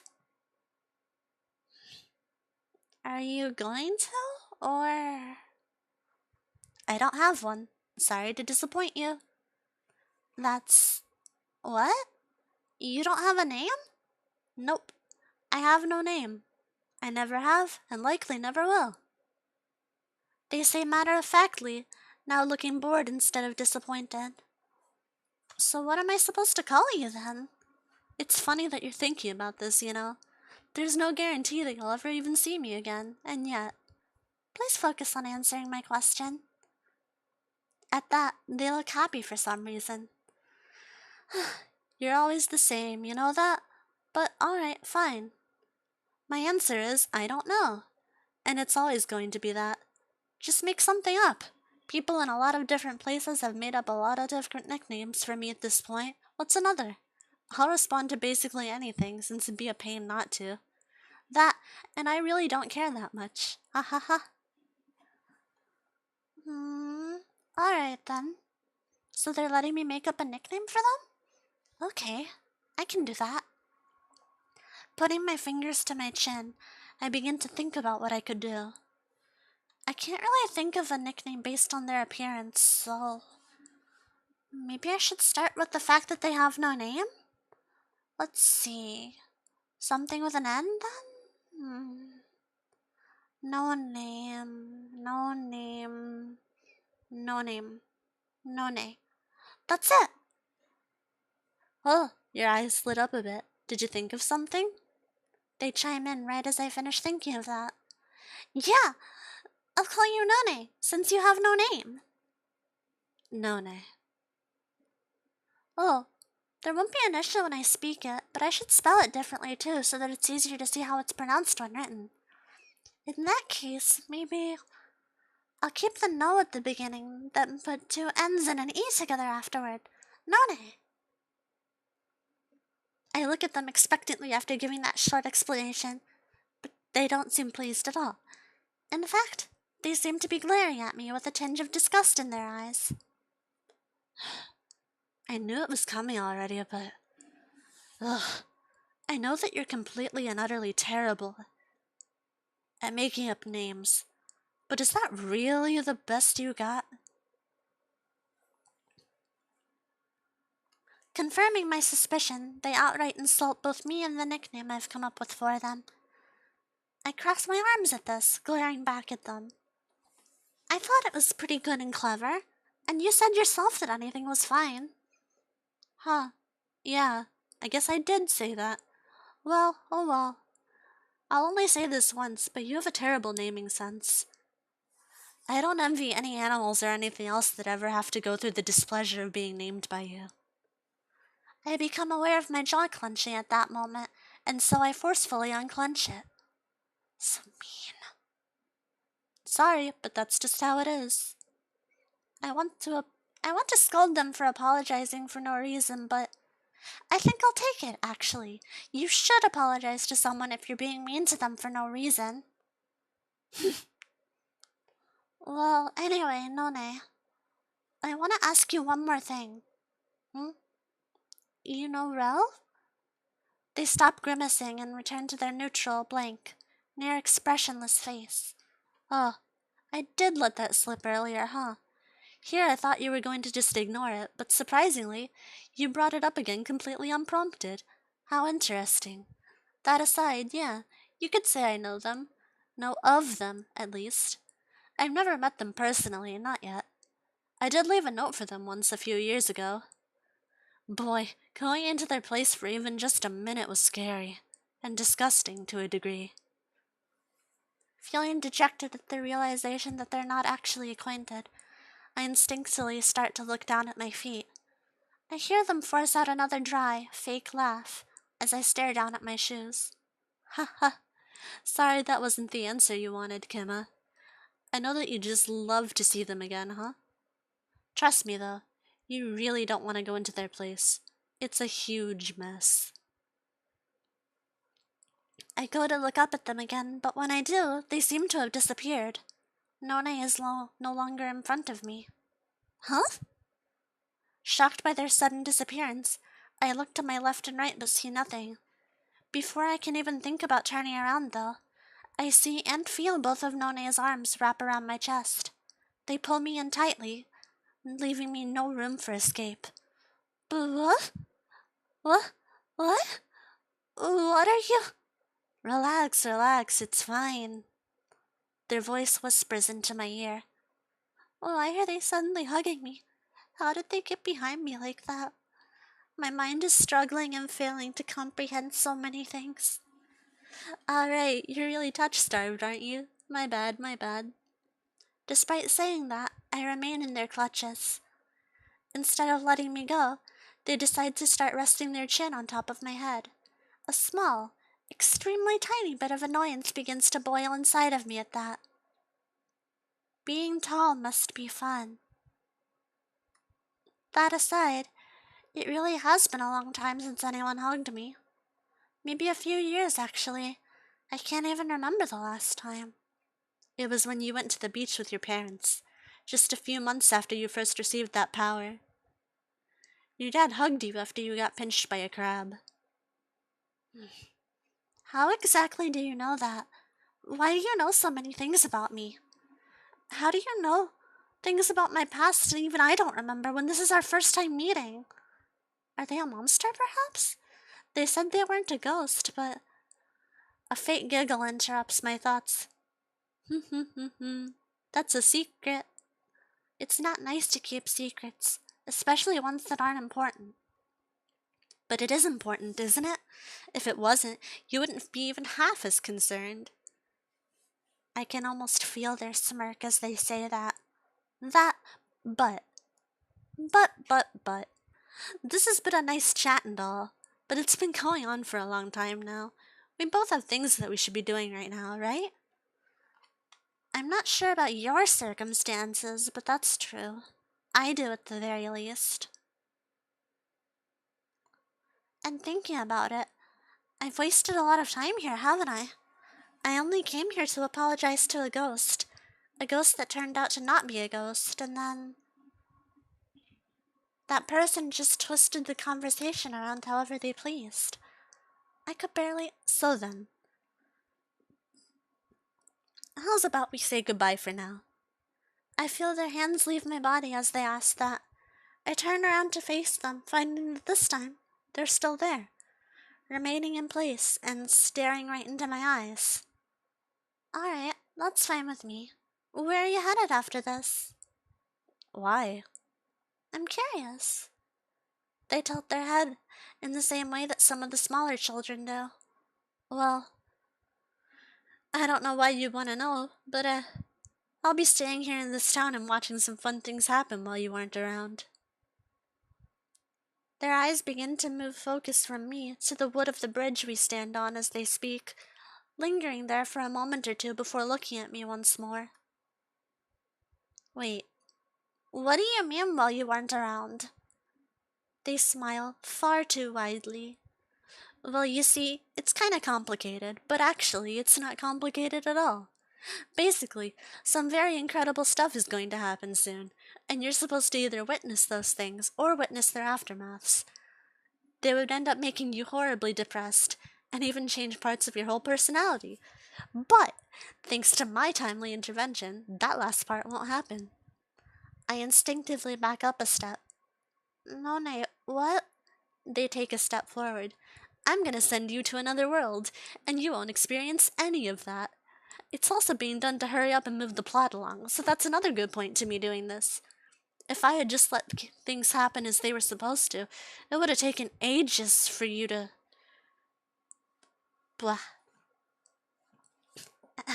Take two. If I had just let things keep going as they were supposed to, it would have taken ages for everything to happen, for you to be able to cross into that other world in the way you were actually supposed to.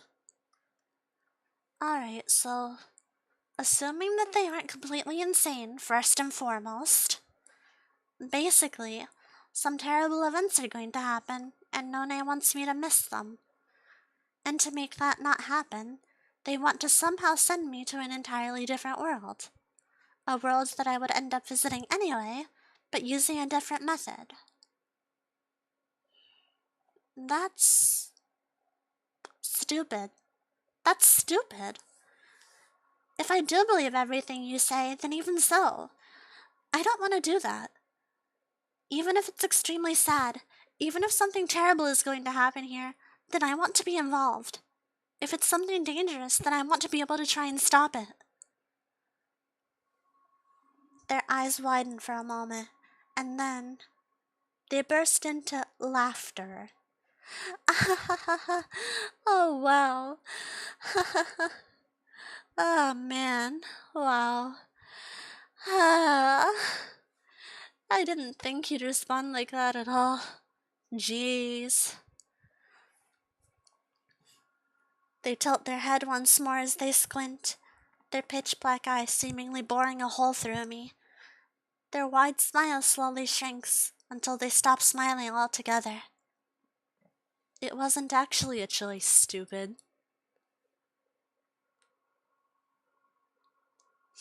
I want to turn around. I want to run away, as fast as my legs will carry me. And yet, for some reason, I find myself glued to this spot. I can't move. None, however, can. They slowly bring their right hand up to my chest, stopping just before their fingertips touch any part of me or my clothing. At that point, I start to feel the opposite of how I did a few moments ago. Mentally, this time, instead of physically. I can't run. I have to stand my ground. Those thoughts instantly fade away, though, when I find myself falling backwards, as if I had just been pushed by an invisible force.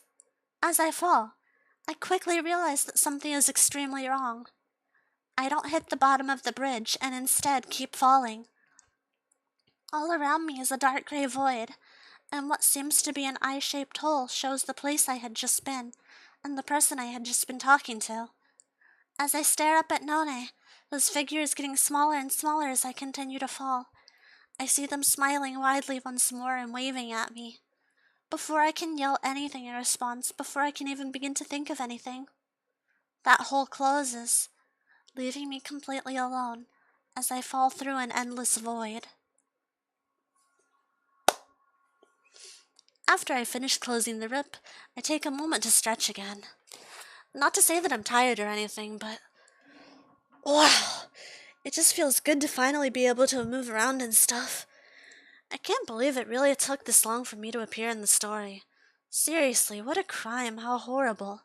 I hope no one else ever treats their main character as badly as I'm being treated.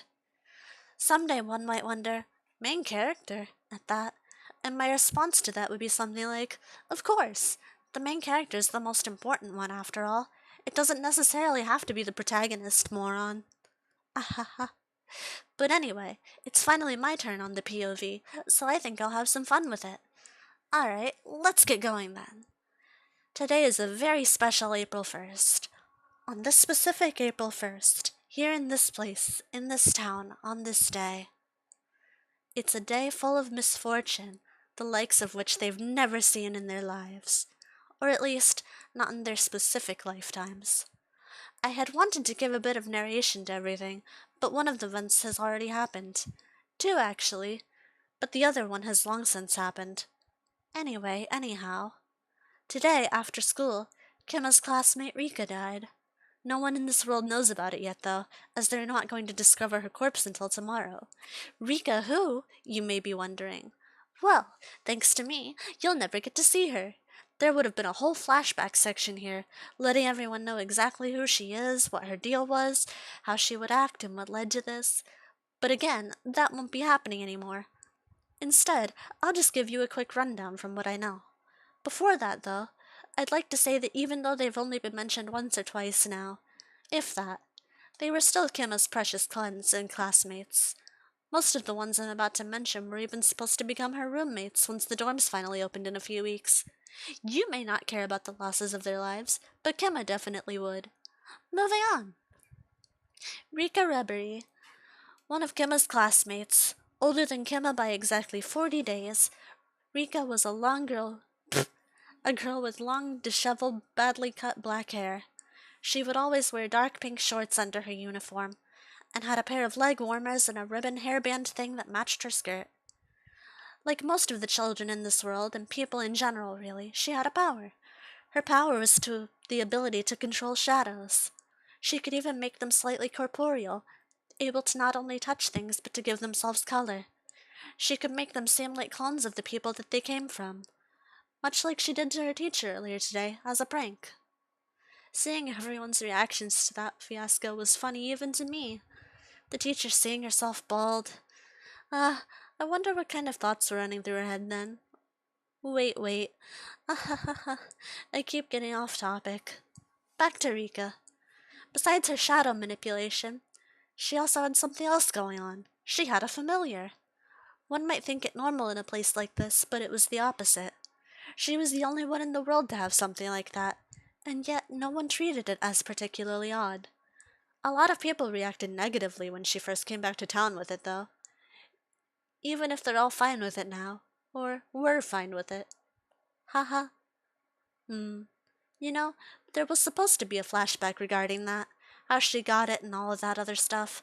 Thanks to me, that didn't happen, but I wonder, could I just instigate that into happening? I guess not. I'm not really sure how to control things to that extent. Or at all, really. I can ramble to myself here, but that's about it. Alright, I should get off of this bridge now. I've been lingering for a while. Hopping over the rail and into the river below, I allow myself to land right in the water. It doesn't go nearly as deep as I thought it would, though, only coming up to my knees. Huh. After kicking the water up a few times, I decide to walk out of the river, climb up the hill afterwards, and looking back down on it.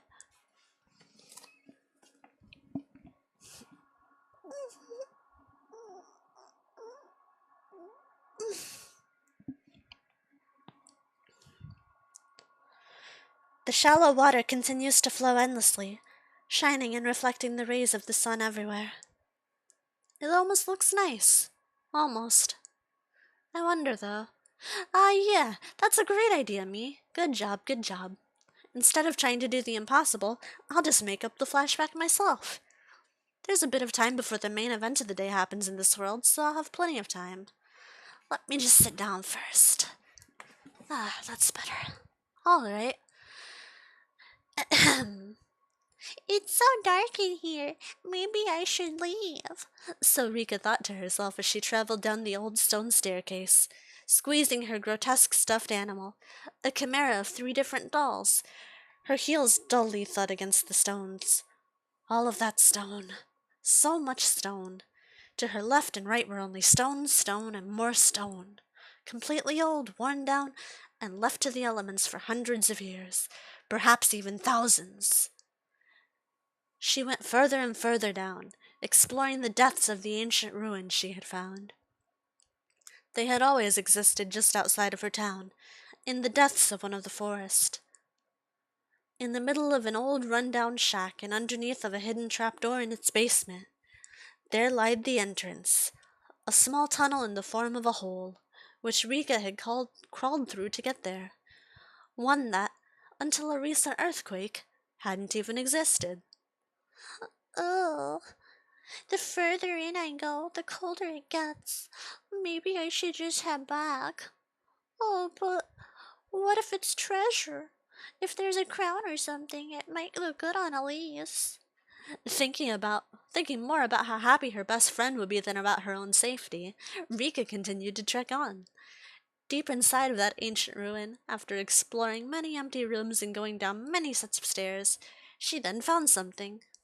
Is this a crypt? Or no, a catacomb maybe? She looks left and right, seeing that every wall has multiple recesses inside of them, each one holding a casket inside. Not realizing that she's begun to shake, she continues on, waving her flashlight around and squeezing her toy, as she ventures as far in as she can.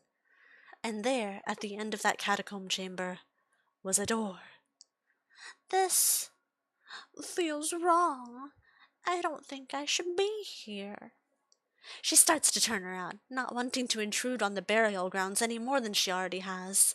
Before she can even take 3 steps, however, she stops. No, I've come this far, and I read the ancient kings used to have separate, really fancy burial chambers, and they put all their treasure in there with them. So I should go and look. Turning around, she decides to enter the door. Walking through the catacomb chamber once more, she steps lightly to the door, hands shaking. She gently shakes the handle of it, and and pulls, and then pulls some more. Rika pulls with all her strength, before realizing something. Ah. She then pushes, and the door easily gives way to the next room. Upon taking a step inside and fully viewing it, she starts to shake even more, fully unconsciously, not even realizing that it's happening. Her arms and legs quiver as she moves towards the single coffin in the middle of the room. Not a single treasure lined the walls, no fancy decorations. All that was there was writing scrawled on the wall in a language she didn't understand. Unsure what to do or think, Rika elected to approach the coffin. Shutai, what do you think? She looked to her stuffed creature for help, but of course, it did not answer. Right. Okay. And yet, despite no one being around, she acts as if it said something to her. Following its non-existent advice, she decides to remove the lid of the coffin. She places her stuffed animal on the ground beside her, then places both hands onto the lid. She pushes, then pulls, and yet nothing happens. Weird. It's like it's glued on. Putting her flashlight back onto the words on the wall, she moves over to them, attempting to read them as best she can. I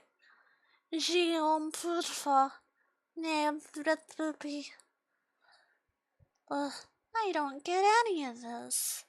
She moves right up to the wall and touches the words for virtually no reason. Upon doing this, however, the room begins to light up. She whips around to see why, and sees the coffin glowing a bright red. Feeling scared, she goes to grab her stuffed creature. As she bends over to grab it, though, she sees the coffin lid slowly coming undone on its own. Upon looking inside, she sees something that her eyes can't fully comprehend. Her instincts alone, however, tell her that it has extremely bad vibes.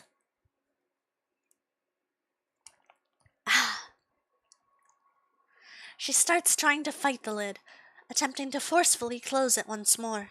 She pulls with all her strength as it moves seemingly magically, attempting to open itself. No, no, no, um, uh, um. Despite her struggle, the lid continues to open. Wait, maybe, girl, she's gonna put the She repeats the words in a language she doesn't know, but nothing seems to happen. Oh. Rika squints her eyes, trying to focus in on more of them. Can't touch the thing. Either vi pick from us, Zriko. Despite certainly mispronouncing over half of it, her words this time seem to have an effect. The coffin lid begins to close once more, but eek! Something plops out of it at the last second, splashing onto the ground in front of Rika. When she grabs her flashlight and looks down at it, she sees a formless black blob, black in color, with around a baker's dozen bright red eyes sticking out of it. She screams once more and grabs her stuffed toy, but the blob doesn't move. Realizing that it isn't attacking or anything, she slowly approaches it once more. It makes a small slithering motion, approaching her. At that point, she realized that this is part of the thing that had such horrible vibes before, and decided to take action. Unzipping the neck of her stuffed toy, she removes its head, then takes a step towards the blob. Forming a plan in her mind as quickly as she can, she drops the toy's body on the ground, then runs around to the blob's other side. Its eyes follow her as she moves, not caring about her toy at all. She shines her light at it, temporarily blinding it and causing it to lash out. The second it touched her flesh, though, that was it for it.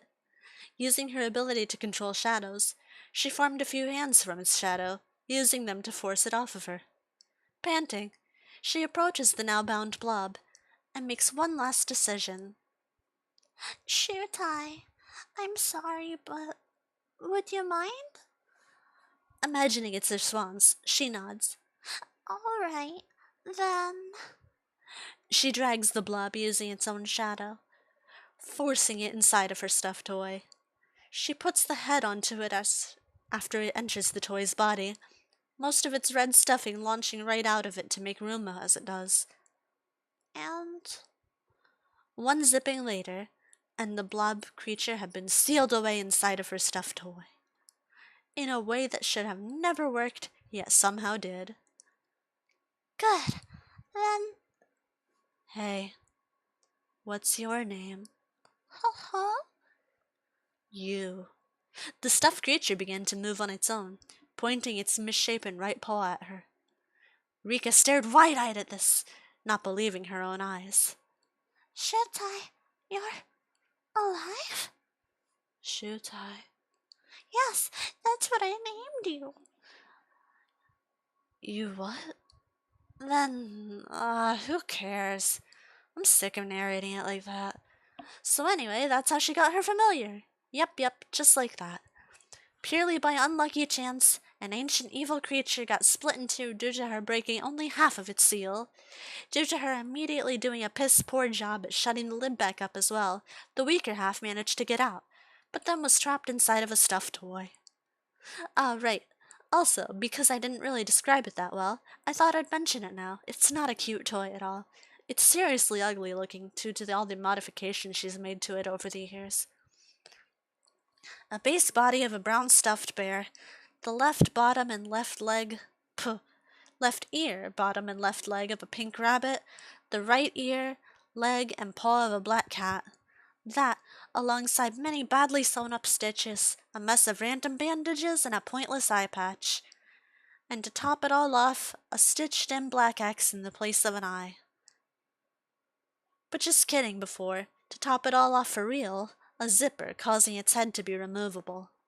That is Shutai. Alright, just one more thing, as a certain lieutenant used to say a long time ago.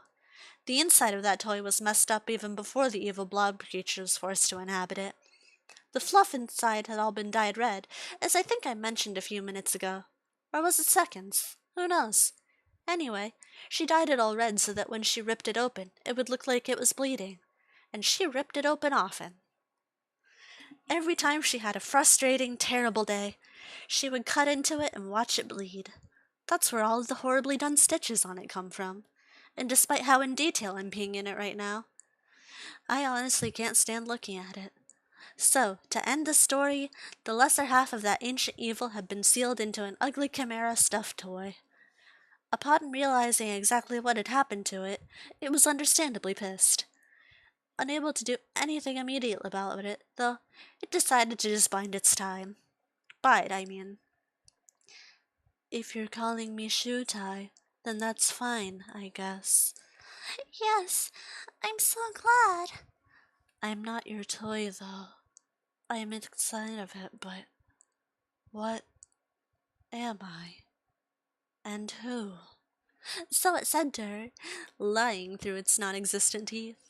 Remembering exactly who it was and what it was, it lied and said that it didn't at all. It steeled itself to act friendly and innocent with her, being her friend, and even acting as her servant. And that, everyone, is how Rika got her familiar. Her familiar that was never really her familiar. And on this day, that unfamiliar familiar finally escaped from its prison.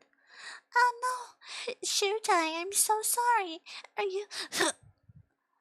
After carelessly dropping a box cutter that she had been carrying, Rika immediately began to apologize to the stuffed animal under her feet. Seeing the rip in its head, she reaches down, only to be met with a large, eye-filled blob extending outwards. Taking hold of her throat, it started to choke her, forming its strange blob flesh into a sort of arm. Her legs wiggle as she's lifted off of the ground, her hands feebly attempting to get the creature off of her.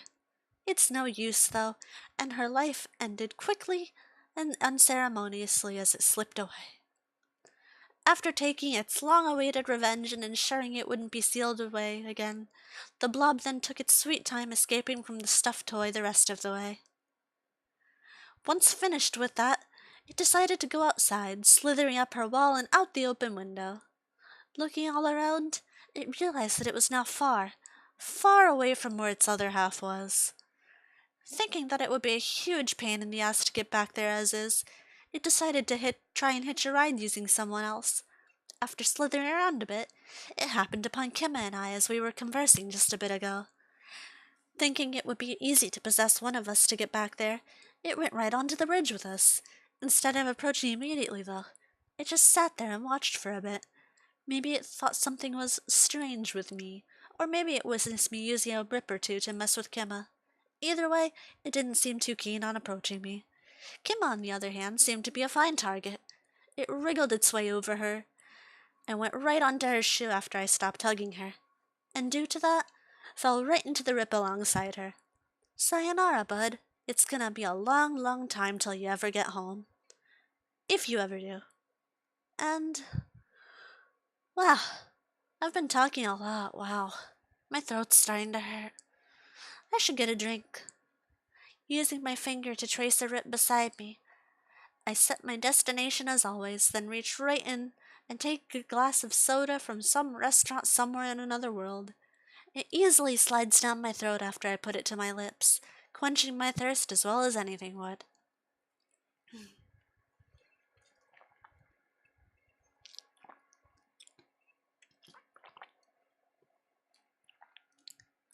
Ah, that's better, that's better. And now, reader, you might be wondering to yourself, why did they go on for so long about a girl we'll never see? About a girl that died that we aren't going to get any focus on? Why tell us all about Rika, even though she's unimportant to nearly anything that's going to happen in the future? And my answer is, why not? Everyone has their own stories, and all of them are important in the grand scheme of things. If a human being exists, someone will remember their name. The reason that person lived, what they wanted to do, that sort of thing might get lost. But humans, at least, can always have the memory that someone with that name existed. That's what graveyards are for, right? Even if everything I boast about that person disappears, you can at least have some proof that that person existed. Even if there's no appearance, nothing about their story. They were there at some point. And for humans, that's probably enough. If it wasn't, it wouldn't be that way. Right? Right. That's the assumption I'm going with anyway. So anyway, I think I've wasted enough time by now. If I hadn't told such a long story there, I might have had to resort to playing a mobile game or two to pass the time. I have a few accounts that I've taken from various people over the years, since playing as a starter is never fun. High rank in Grand Blue, a ton of 4 stars in a rhythm game, and even... no, it doesn't matter. It's not like I can brag either, since most of the progress isn't even mine. Ha ha ha.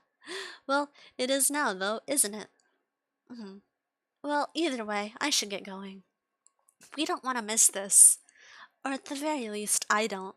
It might not be interesting to anyone else, as it concerns more people that are going to die with little to no fanfare.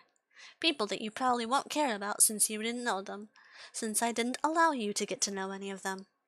If that's the case, feel free to skip forward to the next chapter. Go right ahead to 05, it won't bother me at all. I'll still do everything here. But how it happens shouldn't matter to anyone. It's fine, no worries at all. Just know that 2 more of Kima's friends die by killing each other. That's all you need to remember. And with that, if you do decide to skip, I'll see you later. Dunno if or when I'll ever get a turn with the POV again, but I'll show up again regardless of if I'm forcefully controlling the narrative or not. It's not as if anyone can stop me from doing so, after all. Well, 2 people could, but they certainly won't. Ha ha ha.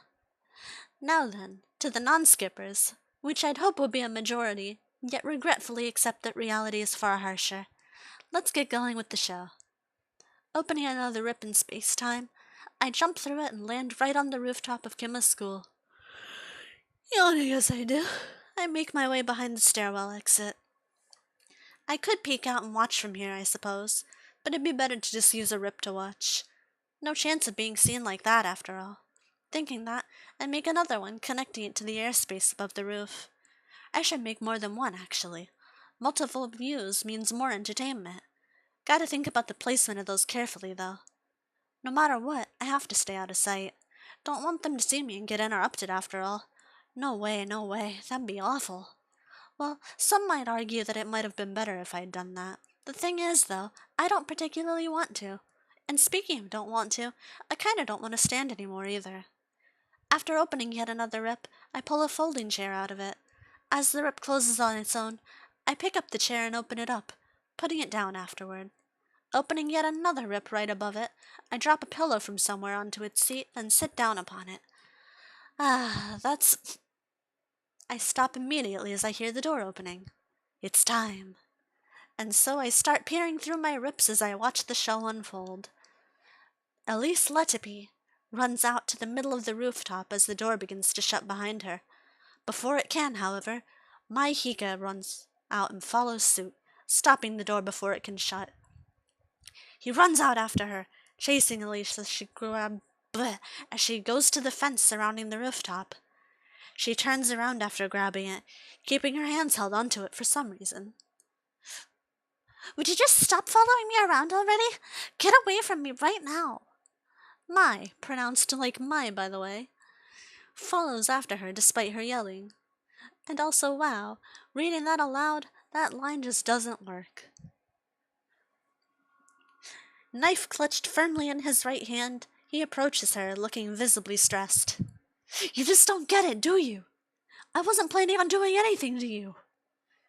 Elise stares at him, her grip on the fence behind her tightening to the point that her knuckles turn red, the middles of them appearing white. Shut up! Go away!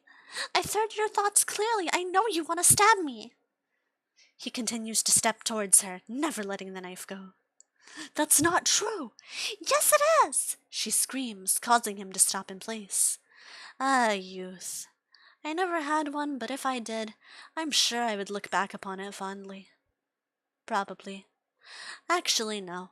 Because of a certain someone, there's no way I would be able to. Even if I did get one, it would have been terrible with that person existing, since they made me exist. That aside, Mai and Elise continue to glare at each other, despite everything he said, he points the knife in front of him, looking as if he could thrust it at her any second, any moment at all. For someone who said he didn't want to stab her, he sure looks like he does. Alright, fine. Maybe I thought it a little, but I wasn't going to act on it. I'd never. I get weird thoughts like that all the time, and I've never acted on them. Even on... Elise lets go of the fence, bringing her fists up near her chest. You think about stabbing people all the time? What the hell is wrong with you? His arms start shaking, and he takes another step forward. No, not that specifically. I get weird, violent thoughts all the time, and I don't know why. It just happens. No matter what, I try it. Well, stop having them, freak, and stop pointing that knife at me, Elise says through her intensely, painfully clenched teeth. No way. Not until you put yours down, too. I can feel you inside of my head. And so, the two silently glare at each other, each pointing their own specific weapons at each other, neither one backing down in the slightest. Wow, they're really going at it. Well, since both of them were only mentioned by name a long time ago, I'll just go ahead and ramble about the two of them while they have their little silent showdown. You decided not to skip, so I assume you were prepared for this. If not, oh well, I suppose. Where to begin, though? I guess I can start with Elise. She came out first, after all. So then, Elise Lettipi, a bit younger than Kimma, her birthday is August 18th. Blood type is whatever, and her hobbies are who cares. I'm kidding, of course, all her friends care. And she was a good friend to nearly everyone in her class. Hell, maybe even the whole school. There was no one she was better friends with than Rika, though. Such a good friend that she even called her girlfriend. I'm half joking, of course. They were going out. Keyword on were. As for her powers, since nearly everyone in this world has some, for whatever reason that hasn't been revealed in a place that I can find yet, she's psychic. How familiar. Ahaha. Eh?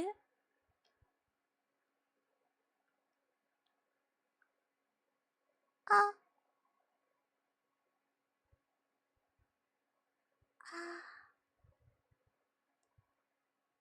I'm pausing, even though I said I wouldn't, because, oh my god, I gotta read.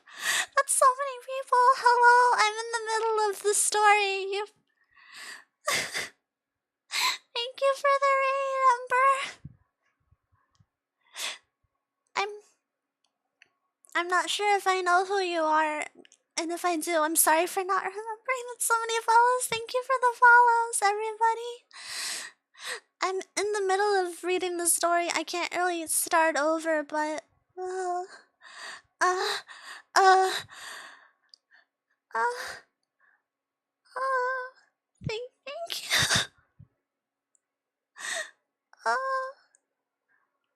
I'm. This is the story that I wrote myself, and I'm. It's about a lot of stuff. I'm in the middle of a part where the character is just rambling and being meta because that's their whole deal. Oh, thank you for the sub. Thank you for the sub, Taurus and Darth. Andrea, thank you. Oh, you're an author too? Oh, that's cool. I'll have to check out your channel after I'm done.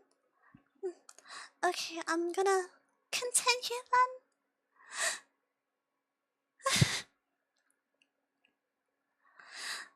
Cosmic Swag, thank you for the song. I'm sorry I don't have many emotes. That my emote artist Staysaki is still working on those. They'll get done someday. Okay. Thank you all so much for all the follows. As for her powers, since nearly everyone in this world has some personality. Oh yeah, I read that already. How familiar. Her psychic abilities work far differently than mine, though. Oh, right. I do actually have some, by the way. What are they? You'll see. Anyway, Elise can read people's minds, getting to know exactly what they're thinking about. Whether it be an image in their mind's eye or the voice in their head saying something, Elise will be able to know the second she decides to go into someone's mind. However, there's something else she can do. While in there, she can directly attack that person's mind if she chooses. Doing that would take a lot out of her, though. So then, on to my Hika, again pronounced like my. And again, this bit doesn't work when I say it out loud. The I in his name is completely silent.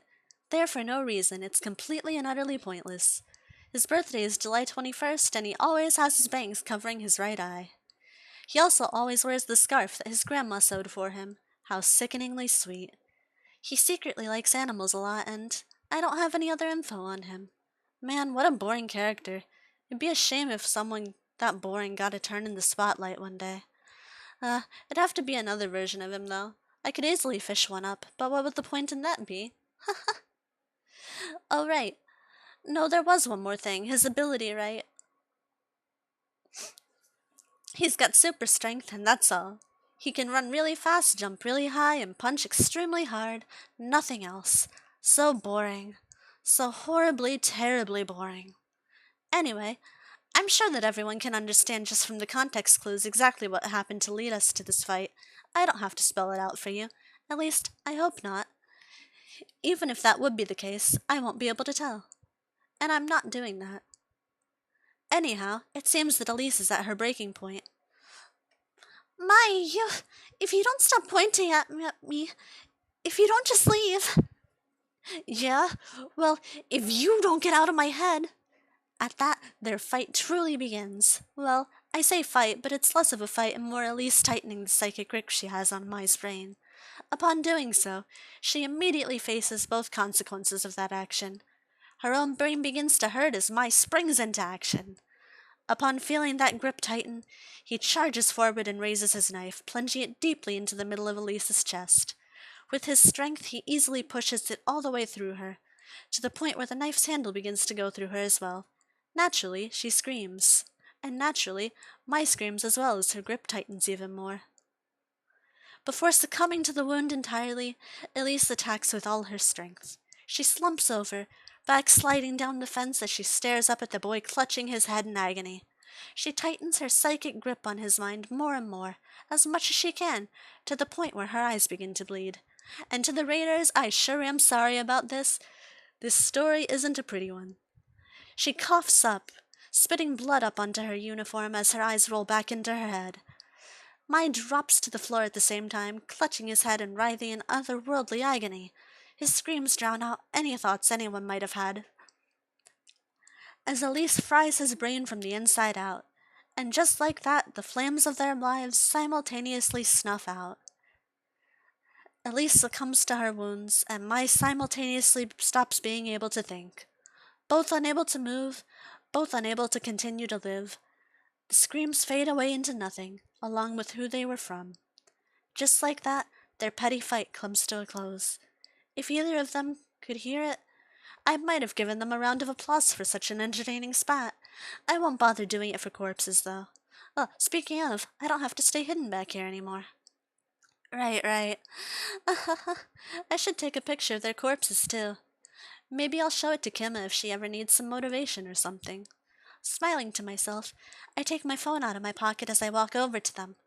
I tap and slide, getting right to the camera app, then take a few pictures from a few different angles.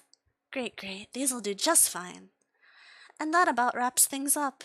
Except it doesn't really, does it? Haha, that's fine though.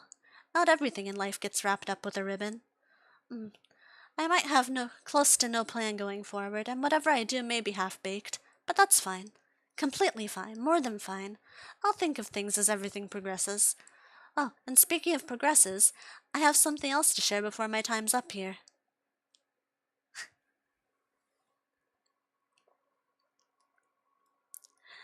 At this point, I can't remember all of what I have and haven't mentioned, but I think I probably mentioned that Rika and Elise were supposed to be Kimma's roommates. Did I? If not, well, I did now. That's the pro tag, by the way. To the raiders. Haha, I shouldn't be talking directly to them, but I am. Anyway, those dorms that were supposed to open in a few weeks that were going to have 4 students in each dorm room. Kimma was going to stay with Elise, Rika, and Alice. But now, where will she stay? I know the answer, of course. What I don't know the answer to is a different question, though. Where will Alice stay? It doesn't matter to you or me, but I can't help but feel curious. And yet, it won't help me in the slightest to know that either. Maybe I just won't bother finding out. Actually, now that I'm thinking about it, no one really knows much about Alice, huh? You all saw her earlier for a few moments, but all you have is her name. Gemma never bothers caring about much of the appearances of her friends since she sees them every day, and therefore almost never focuses in on anything. It's kind of problematic, but that shouldn't be an issue now. Alice, though. She's a small girl with her dark brown hair eternally tied into twin tails. She used to wear pink all the time, even wearing a pink sweater over top of her uniform. However, after a certain incident, she started wearing blue instead. The incident in question, her getting killed and replaced.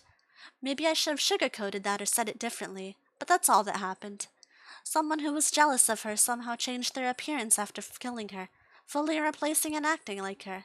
Living in her home, sleeping in her bed, and no one was ever the wiser. At the same time as that happened, another child that had lived in this town went missing. Strange, huh? Mysterious, hmm? Haha. Too many strange things happen in Kimma's world. Really. Ah, whoops. This wasn't what I wanted to end my time in the spotlight on, but it seems that time's running out. I could keep on talking as much as I wanted to, really, but if I did, that'd cause a whole lot of problems. And since I don't know how to force skip time skips or POV changes or anything, it would take ages upon ages for anything to happen. A lot of fun details would get missed too.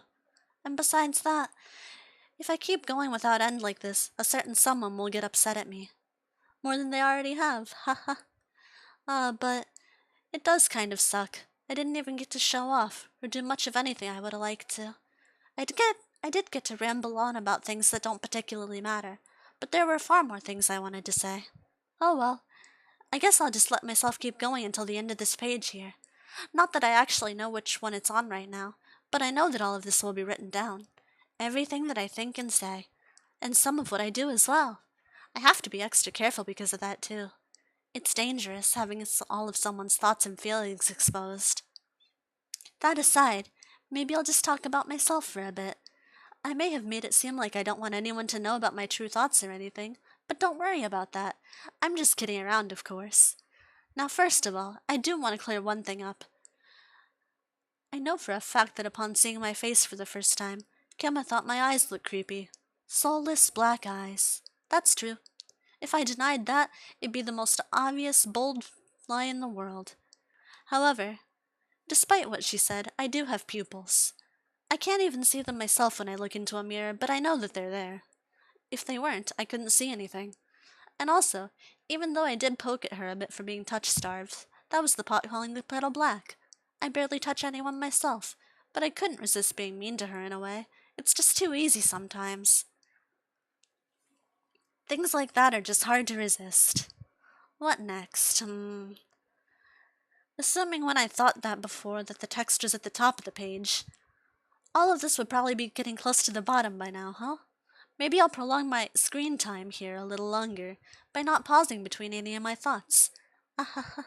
Yeah, I'll do that. Assuming it does what I think it will, it might get hard to read anything, but bear with me, alright? That aside, I also wanted to say that I'm not as horrible and malevolent as I may have seemed. I may have just let those two kill each other without intervening, then taking a photo of their corpses afterwards, but still, it's not as if I was the one that killed them, right? I may not have many morals, but I don't aimlessly go around killing people like a certain purple-haired monster would. I'll fight nearly anyone if they want to fight, and I may hit a little too hard. But that's as far as that goes. What else? Even though I'm taking the effort to do this, it's a little hard to think of things on the spot. I had all the time in the world to prepare for this, years even, yet never once thought about practicing any of it, or thinking of what I wanted to say.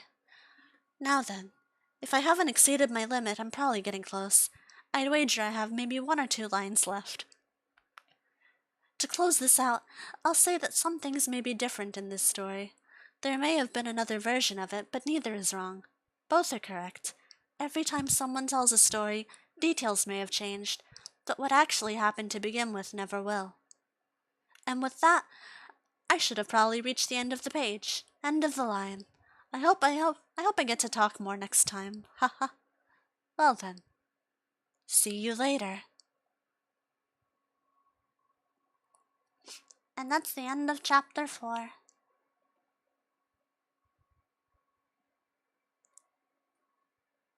And so this is chapter 5, Ria. At the end of the protagonist, last time we saw her, she was tumbling through an endless void that person that was narrating just there, None, set her into. So, here we go. On and on, the clock ticks. Endlessly and mercilessly. I could stop it, but there'd be no point. Everything would still be the same. This disheveled hair can't grow any longer. I made sure of that a long time ago. If it could have, it would be past its floor length. I would drown in it. Dust covers my entire body, yet I can't bring it to move, myself to move. I wish I could disappear.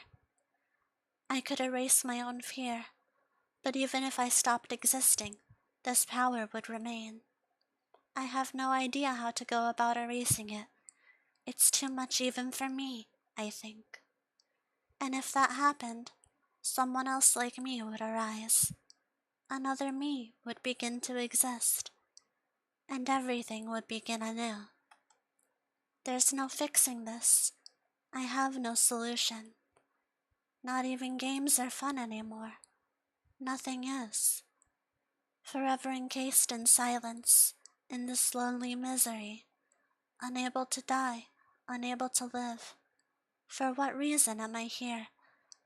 Of course, I know that there is none. I've known that for a long time. I made myself know, and regretted it immediately. Just on a whim. All of this suffering, all of this heartache, all caused by the whim of another, of one I will never meet.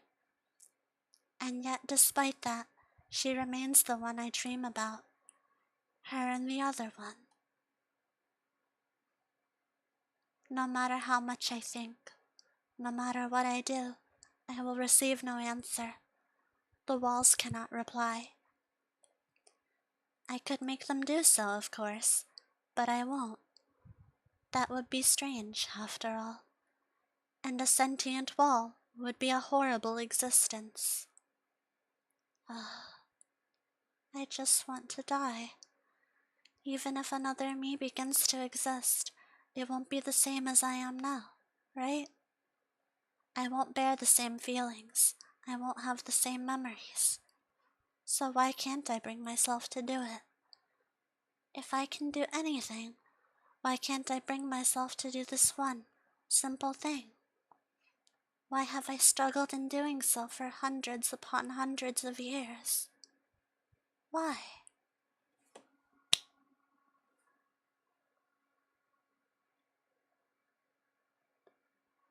P.S. Since it's not obvious, that was real. Also, I don't think I've ever made it obvious, but every time I clap, that's when a break happens. Thank you for the follow. Falling. For the past half an hour, that's all I've been doing. At first, I was more than a bit panicked, but now I'm kinda bored. Am I going to be trapped here forever? They said they were sending me to another world, but what if that was a lie? Am I just going to be falling endlessly for the rest of my life? Or, I think my fall is slowing. Is this actually going to end? Sure enough, my fall somehow slows, as if by magic. I can feel myself falling slower by the second, until soon I'm no longer moving at all. Before I can even think about how that itself might become a problem, I watch as the gray void that has surrounded me disappears within the span of a single blink. Green grass floats above me, alongside a tree beside me, a blue sky nearby, and... what? Before I can register what's happening, I start falling upwards. However, I soon realize that it's the other way around. I didn't fall upwards. I fell down as gravity took a hold of me. Oh. Colliding face first with the ground like that didn't hurt too badly, but for some reason I said that anyway. I scrambled to get up as quickly as I can, but I stopped soon after pushing myself up onto my knees. 2 children playing in a sandbox stare at me, wide-eyed, perhaps thinking that I had just fallen from the tree itself. I turned my attention away from them, though, looking up and around at my surroundings. What? This is a city. I'm very clearly in a large city, somehow. I've seen one of these before in a book. I know that there are just a few, but I know that there are a few just a few days away from my hometown, if I walked them. However, all of them are broken and in disrepair. Mosses and plants of many different sorts cover the buildings, alongside rust and garbage. This city, however, it's pristine. It's active. There's so much noise in the air. I can smell food. I try to stand up, but fall over due to my legs feeling a bit like jelly. Using the tree to prop myself up, I try again, this time succeeding in standing successfully. The 2 children give me a weird expression, then turn back to their sand sculptures. The brown-haired one in the t-shirt is forming a castle with the sand, and the black-haired child in a dress is attempting to form what seems to be a cat. Or maybe a dog? Really, though, all of this is just amazing. I wonder if I was thrown into the past? Or wait, didn't None said that I was going to go to another world entirely? So, this is another world? Wow. I'm almost thankful to them for this. Even just seeing and experiencing all of this for a single moment is just incredible. And yet, I can't be entirely grateful. Assuming that they weren't lying, something bad is going to happen in my hometown soon. I hope that whatever it is, it isn't too bad. I have faith in all of my friends and everyone, but... Actually, wait a minute. I have a bigger immediate concern. I was caught up thinking about how amazing it was just to be here, but... Where is this? Where am I right now? And what am I going to do? And also, some people are still staring at me. That lady over there with the dog, and that man, and... Oh, this is really nerve-wracking. I guess I probably do look pretty strange, though, don't I? I mean, I did just fall out of nowhere, and now I'm looking around all wide-eyed at everything. It's no wonder people are staring. I should try to act naturally and stop being weird over here. Thinking that, I look around at the playground that I landed in, marveling at how brand new and shiny every piece of equipment looks. The jungle gym is spotless, the red monkey bars are shining brightly in the sunlight. There are children swinging on swings that are free of rust, and... no, I'm still staring and being weird. Okay, the monkey bars don't have anyone playing on them, so I think that's what I'll go and do. I'll just act like I'm a kid playing or hanging around, and everyone will start to ignore me. Taking my hand off of the tree, I begin to ignore everyone around me as I do precisely that. I climb up the tiny stepladder part, then start to cross the monkey bars with ease. Upon reaching the end, I decide to start swinging back and forth. After I reach a certain height, I take 2 of my appendages out of my back and grab the top of the monkey bars with them. Using their amazing strength, I propel myself up far higher than I would have been able to go. Letting go of the bars with my flesh and blood hands, I keep a steady grip on the sides with my appendages and use them to maneuver myself in the air. After doing a small flip, I easily land on top of one of the bars, sticking my arms and hands out high up in the air as I do. Whoa! I look down and to my right, seeing one of the kids on the swing staring at me. His bright green eyes stare at me as he smiles widely, taking his hands off the chains of the swing in order to clap for me. Oh, thank you! I smile back at him, then put my arms down and take another quick look around. Aside from the people who were amazed with my display just now, everyone seems to have lost interest in me. That's good. So it worked. Oh, but just standing up here is a little scary. No, not really scary, but I don't want to lose my balance, so I should at least sit down if I'm going to stay up here. I carefully move around, keeping myself steady with my appendages as I begin to sit on the top of the monkey bars. I retract them after I feel like it'll be fine, then start to look around the playground again. It doesn't appear to be very big. Besides the jungle gym, these monkey bars, the sandbox, and the swing I saw, there only appeared to be a few other things. Some trees with wooden benches underneath of them, and outside of it is... Whoa. Whoa! Wow! Are those... They're cars! Working cars, and there's so many! I've only ever seen those rusted and long since... Oh, that one's a bright red! Amazing. Shifting my view slightly, I look up once again, seeing just how many buildings are around me. There appears to be hundreds of buildings in every direction, and a few are particularly tall skyscrapers. All of them block my vision of whatever could be behind them due to how large they are.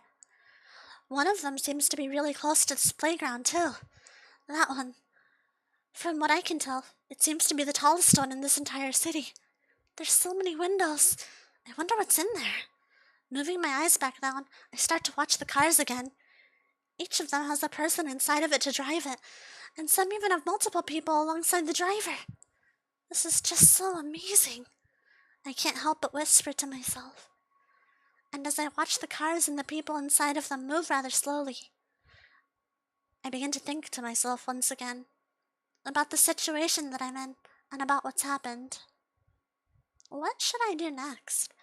I'm stranded in this world at the moment, and despite how amazing I think everything is, that doesn't really give me any clues.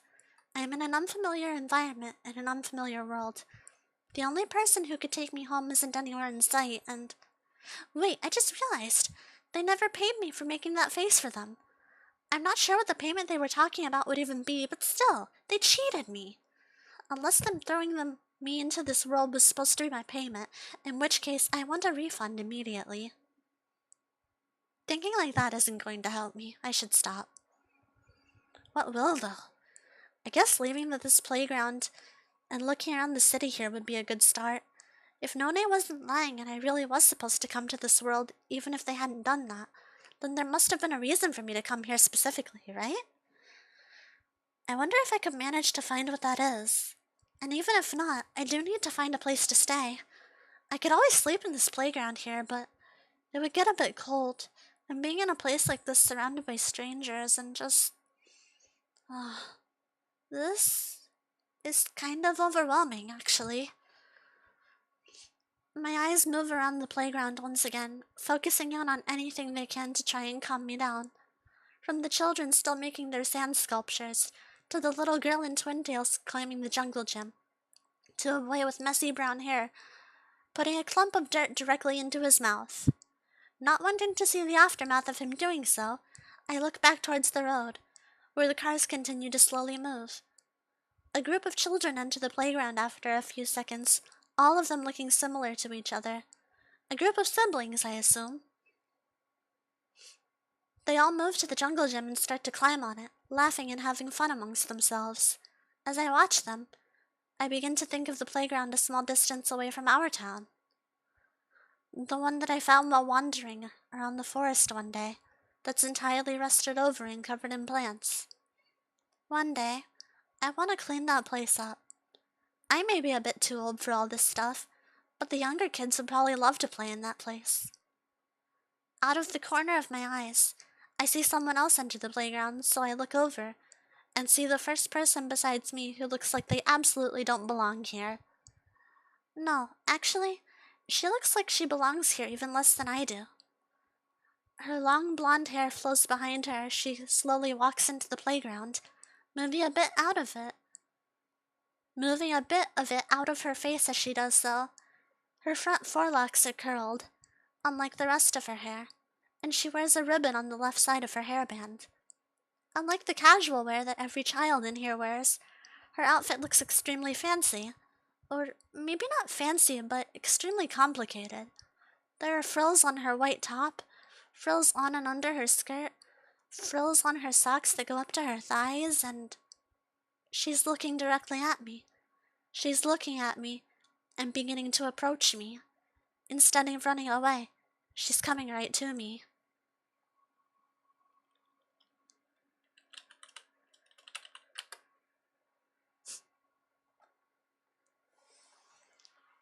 Did I imagine that? Or did her eyes flash red for just a moment? As she gets closer, they appear to be a cool gray color, so I decide that I must have imagined it. It's at that moment I realize that she's close enough that I can see her eyes, which are still locked with mine. And so, I give her a smile and a small wave, slightly losing my balance in the process. Hello. She stares at me seemingly coldly. Hello. Can you come down from there? I was about to do that anyway, so sure. She takes a small step back as I slide off the top of the monkey bars, landing easily in the dirt and making a small dust cloud as I do. She continues to stare at me with that same cold expression as I straighten my back, realizing as I do that she's an inch or two taller than me. Ugh, that's disappointing. It's really only ever the children that are smaller than me. No, really, Alice and Rika are both smaller than me by a few inches, but it doesn't matter. But really, why did your genes have to be so strong, Dad? Are you alright? She looks less cold and more puzzled now. I guess I was letting it show on my face. Yes, I'm fine. I need to stop thinking about such silly things. Alright. Then let me follow that question with another question. Her eyes narrow as she says that, staying silent for a few seconds as she looks around the area. Her hair flows beautifully as her head moves to the left, then to the right. But really, is this supposed to be a private conversation or something? We're in the middle of a public playground, miss. The only ones around here are kids and their parents, neither of which are paying attention to us, but still. Her eyes, still narrowed, finally turn back to me. Who are you? And after you answer that, I have a third question. What are you? Oh, those questions are easy to answer. And so I smile warmly at her icy stare once again, not minding in the slightest that she's asking me questions like this for seemingly no reason. I'm Kima Satos, and I'm a human being. You're human? I see. Then where are you from? Her expression softens just a little, just the slightest amount. That is a bit harder to answer. You might not believe me, and I'm honestly still struggling to believe it myself, but I'm from another world. Someone that I don't know tossed me through a portal for a seemingly non-existent reason, and wow, this sounds kinda stupid when I say it out loud. She pauses for a minute before responding. Stupid or not, I'm going to choose to believe you. One of the people in my technical employ saw your arrival and started to gossip about it upon returning to the building, talking about how he thought he saw a girl fall from out of nowhere in the spark. Upon telling his story, other employees told him that he probably missaw and saw you just fall from the tree.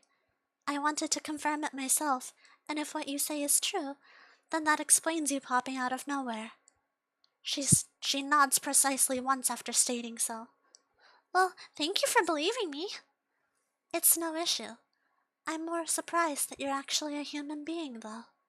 To be honest, I had thought you were some sort of monster at first. Her expression softened slightly once more, though her eyes continued to stare into mine. Well, I can assure you that I'm definitely not a monster. I don't really think that I'm ordinary in terms of how humans should be, but I'm absolutely not a monster. My smile fades away as I say so, staring back into her gaze. Instead of responding, she closes her eyes and stays silent for a few moments. I guess she's thinking about everything I said? After a few moments pass, her lips at long last form a smile, and she then begins to speak once more as her eyes remain closed. I am Ria Regarela. I technically own that giant skyscraper over there. She says as she points towards the tallest one I saw before. The tallest one in this city. Being from another world, you are homeless at the moment, yes? You are free to stay in that building if you wish. One of the topmost floors has multiple rooms for guests.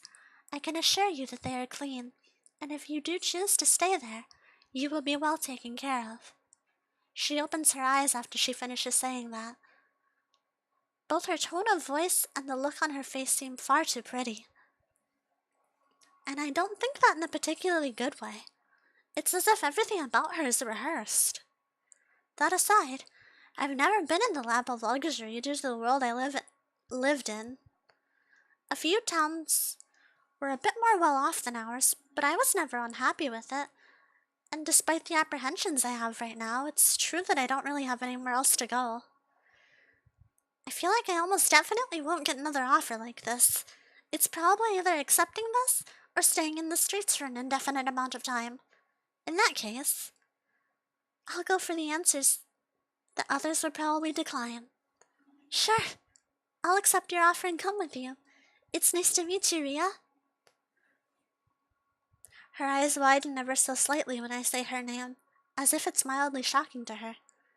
As if it was surprising to hear someone say it in front of her. I wonder why. She said that she has employees, so maybe they all only call her by her last name or something like that. It's nice to meet you as well, Kimma. The building is only a short walk away, and I did walk here myself, but you must be tired, correct? If you wait here just a moment, I can call a vehicle over, and it will take us there. She sounds genuinely sympathetic, yet her face doesn't seem to convey that. Well, to be honest with you, Ria, I'm not actually that tired, but can we still ride in one? I've never been inside of one before, and I've only ever read about them existing in the past. The few I've seen were broken or completely rusted, and the ones here look so much more advanced and... I stop myself before I ramble any further, deciding to say just one more thing. I really, really want to ride in one. Ria's expression visibly falters for the first time since we met, turning from that sympathetic look to an almost off-put one. The insinuation that I've never been inside of a car before must be strange to her, probably since she's lived her life with them constantly around. Well, she pauses for a moment, then regains her plastic smile. When you put it like that, how can I refuse? Give me just a few moments. I'll call for a vehicle right away. In the meantime, please feel free to sit down. All right, but only if you'll sit with me, I say, giving her another warm smile as I do. Ria frowns once more.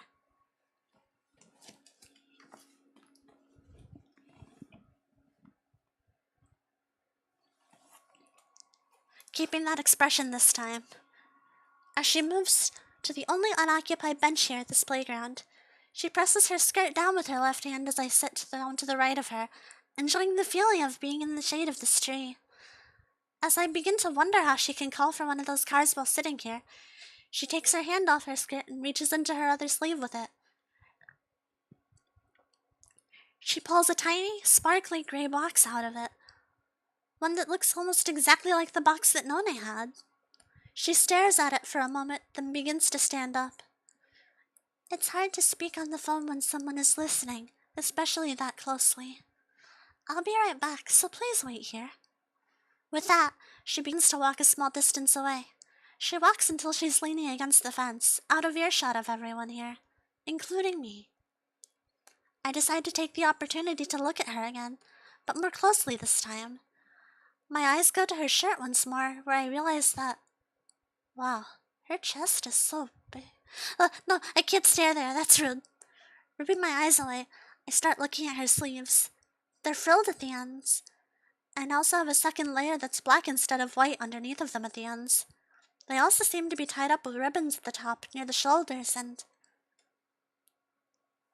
her outfit isn't completely symmetrical. It's asymmetrical, but only in one single part.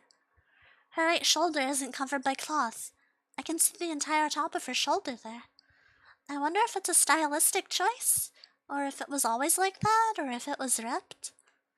That aside, she's also got a tight-looking corset on, with a ribbon tied at the top of it. I guess Ria likes ribbons a lot. There's one on her hairband, one tied at her shirt's collar, one on each arm near the top, one on the corset, and one at the top of each of her socks. Speaking of, there are a lot of frills too. Frills going down the middle of her shirt, frills on the end of her sleeves, frills on her skirt, on her underskirt as well, frills on her socks, frills on her shoes as well. Her outfit really is complicated. I don't think I could describe it properly even if I really tried. I've never seen one like it. I wonder if outfits like that are common here in this world. I'd like to try wearing something like that too one day. Not that one specifically, but just something. Her hair is pretty complicated too. Styled with curls on her front forelocks, straight bangs, and long flowing hair in the back. Everything about her seems to be pretty and complicated, even her personality. No, maybe not?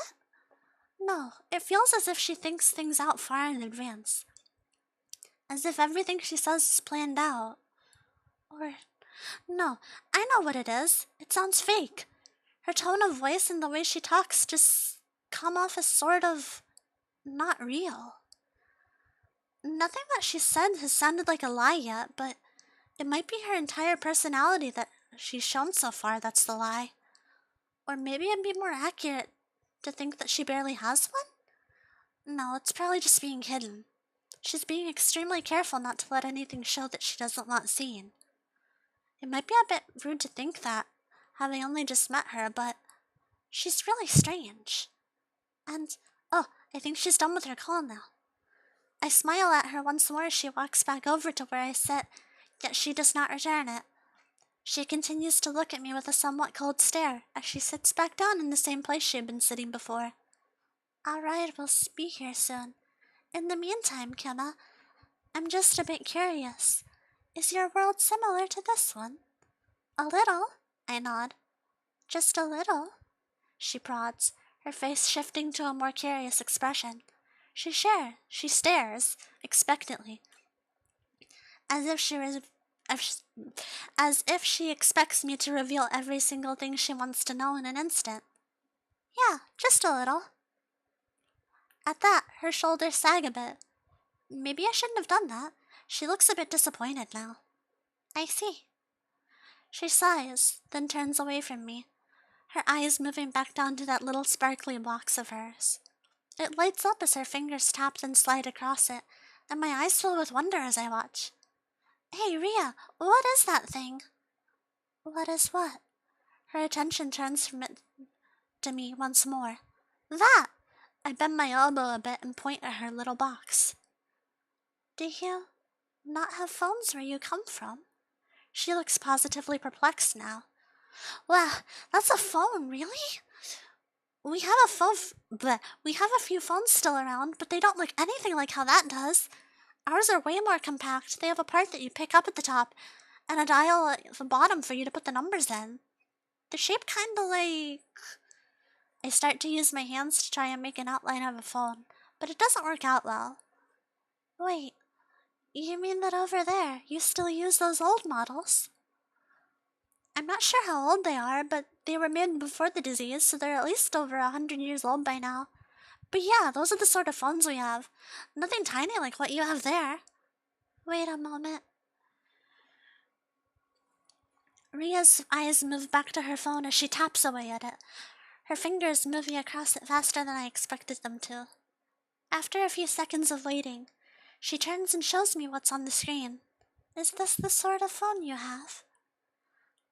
On the screen of her phone are multiple pictures of the exact models of the phones that we have in our world. Those phones, that are scarce and rare to us, seem to be completely obsolete here. More importantly, though, that's just incredible. These phones that you have are so amazing. How do they work? How do you get all of those little pictures to show up? How does it respond to your touch? Ria looks down at the phone, attempting to hide herself once more. You sound like a kid in a candy store, acting so excited over such an ordinary thing. It's not ordinary to me, far from it. She looks back up at me, a small and false smile on her face. That's true, I suppose. Unfortunately, though, I can't really tell you how they work. It would be tough for me to explain much of anything, really. I use it all the time, but it's not like I know about its inner workings. My shoulders slump a bit in slight disappointment. Is that so? That's kinda disappointing. Her false smile becomes a frown once more, as her eyes turn back towards the phone, her hands moving it back to where it had been before. Still looking at it and moving her fingers across the screen, she speaks once more. Well, it's not as if I develop or work with them for a living. I only use one. I'm a consumer, not a developer. To demonstrate my point, It wouldn't be fair to ask you about how the shoes on your feet were produced, would it? Oh, I see what you mean. Then that's my bad, sorry. At that, for some reason, Ria freezes up. Her eyes widen ever so slightly as she stares down at the glowing bright screen resting in her hands. Huh? No, you don't have to apologize for that. I'm sorry, Never mind. Seemingly mortified over nothing, she goes silent.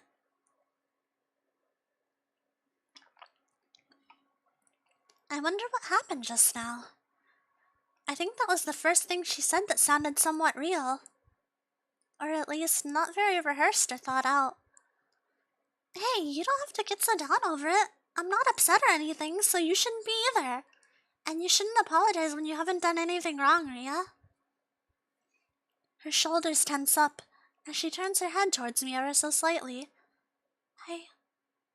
Okay. Her head moves a bit more, allowing me to see her sheepish smile. One that seems forced still, albeit a bit less so. If it were less stiff, it might be a bit more believable and cute too. Hey, before I can say another word though, a loud sound unlike anything I've ever heard before interrupts me. When I turn my head towards the direction it came from, I see what looks like a car pulled up at the playground's entrance, its wheels parked on top of the sidewalk. It's blocking the entrance. No one would be able to enter with it there. Ah, our ride is here. The car's our ride? Wow. But, what was that sound? What sound? That really loud one just now. Ria gives me yet another forced smile before saying, It was the car's horn. The driver did that to alert us that he was here. Wow, I had no idea they could make sounds like that. It's so exciting. Everything here is. Well then, shall we go? Her false smile never falters. But, shall we go? Why is she talking so fancily? I feel like I had to reply fancily as well. Sure, after you. Following her to the car, I see upon getting closer that it looks different than both the ones I've been seeing go past this playground so far, and the few broken and unusable ones in my world. It's so long! This is called a limousine, or just a limo for short. In theory, they're long like this so that they may fit many important people inside of them all at once. In practice, however, they generally only carry a few people, or even just a single person. At this point, they're just a vague symbol of status, but I thought you would like seeing it. She says that, the false smile never leaving her face. Her doing that is starting to remind me of something, yet I can't put my finger on what. Well, you were right. It's ridiculous, but it's so interesting. But why is it only a status symbol now? Why not use them to carry a bunch of people all over the place? She opens the door for me before speaking once more. Well, for one, they're expensive to obtain for most people, and not many are produced at all. For two, that's what public transportation vehicles are for. Here, please get inside. Okay, but wait, public transportation vehicles? Smile never leaves her face, yet I can see a faint bit of annoyance in her face with how her eyes are now. I feel a tad bit bad, but I really have no idea what she's talking about. I know it's going to be a pain for her to explain things for me, but I want to know all about this world and her. I want to understand both. I'll explain in a moment, so please scoot over. I don't want to walk all the way around. Oh, okay. Doing as she says, I scoot over in the seat and watch her sit where I had been seated just a moment ago. She closes the door after entering, then sighs before pressing her finger against a button that I hadn't seen before, on the wall next to the seat. We're ready to go. She says this louder than I expected, then releases the button and sighs once more. Before you ask, or even have the chance to wonder, I was communicating to the driver via the transceiver here, which is Do you know what a radio is? I nod at her. Good. Well, it's sort of like a radio. You can press the button, say something, and the other person will hear it. If the window there was down, it wouldn't be necessary, but it obviously is, and I'd like it to stay that way. I see. So you even have things like instant communication here? That's amazing! Your eyes are practically sparkling again. Going back to what you were asking before, though, public transportation is what it sounds like, basically. There are buses, trains, subways, and this city has its own ferry system as well, due to being in a set of islands. Buses and trains, subways, and this is an island? I couldn't even tell. I mean, what? I clearly saw all those cars and all those buildings. How could this be an island? Is she trying to joke around, maybe? Her smile returns once more as she turns to face me. A bus is something like this, but far bigger. Some of them require special passes to board, and nearly all of them require a fare to board. Like a limo, but bigger. And you need a pass or a fare to board? Am I misunderstanding something? As for trains, imagine a large steel box that's hollow inside. And on that inside, there's a ton of seats. And that box is connected to about 30 or 40 other boxes. Most used to be powered by coal or other such things, but they're mainly electric now. I don't know how to tell her this, but I know what a train is. I've seen broken ones before. Oh, right. Electricity. I put my hands up in front of me, and she stops. I know what electricity is, you don't have to explain that. And I kinda also know what trains are, too. I feel bad for saying it after you already said all that, but I've seen some broken and rusty ones before. There's a set of broken train cars on some tracks a small distance away from my hometown. Her false smile fades away into a look of surprise. Wait, really? I was assuming that your world was, well, far less advanced. No, wait. You even told me that you knew what phones were, and that you'd seen the super old models. Of course you would know what a train is. And electricity, too. I'm sorry. Furrowing my brows, I cross both of my arms together as she starts to look down at her feet. Hey, stop that. I told you before, right? You should only apologize if you've actually done something wrong. And you didn't do anything wrong, alright? You were just trying to help me, and I appreciate that. So thank you. Hi. You're welcome. She looks away from her feet and back at my face for a moment, before looking down at the seat and keeping her gaze focused there. Oh. But what about subways and ferries? I don't know what those are. Oh. Subways are like trains, but sleeker and faster. They're also underground. As for ferries, do you know what a boat is? I nod, but get no response. I quickly realize that this is because she's still staring down at the seat instead of looking at me. Ah.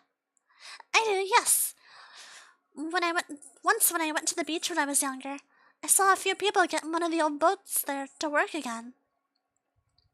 It was so incredible to watch it glide across the sea and get further away. As I reminisce, Ria finally looks back up at me, her lips turned in a seemingly forced smile once again. Far smaller than the one from just a bit ago, though. That sounds like it must have been great. No, it definitely was if it made that much of an impression on you. You really enjoy all of the little things, don't you? I bet if I took you onto one of the ferries here, you'd be overjoyed. And yet, I feel nothing when using them, since I've been around boats my whole life. Cars, too. She seems to be getting down just because she can't share my excitement. There's no need to feel bad about that, though. Everyone has different experiences throughout their lives, and no one can share every emotion. That'd be weird.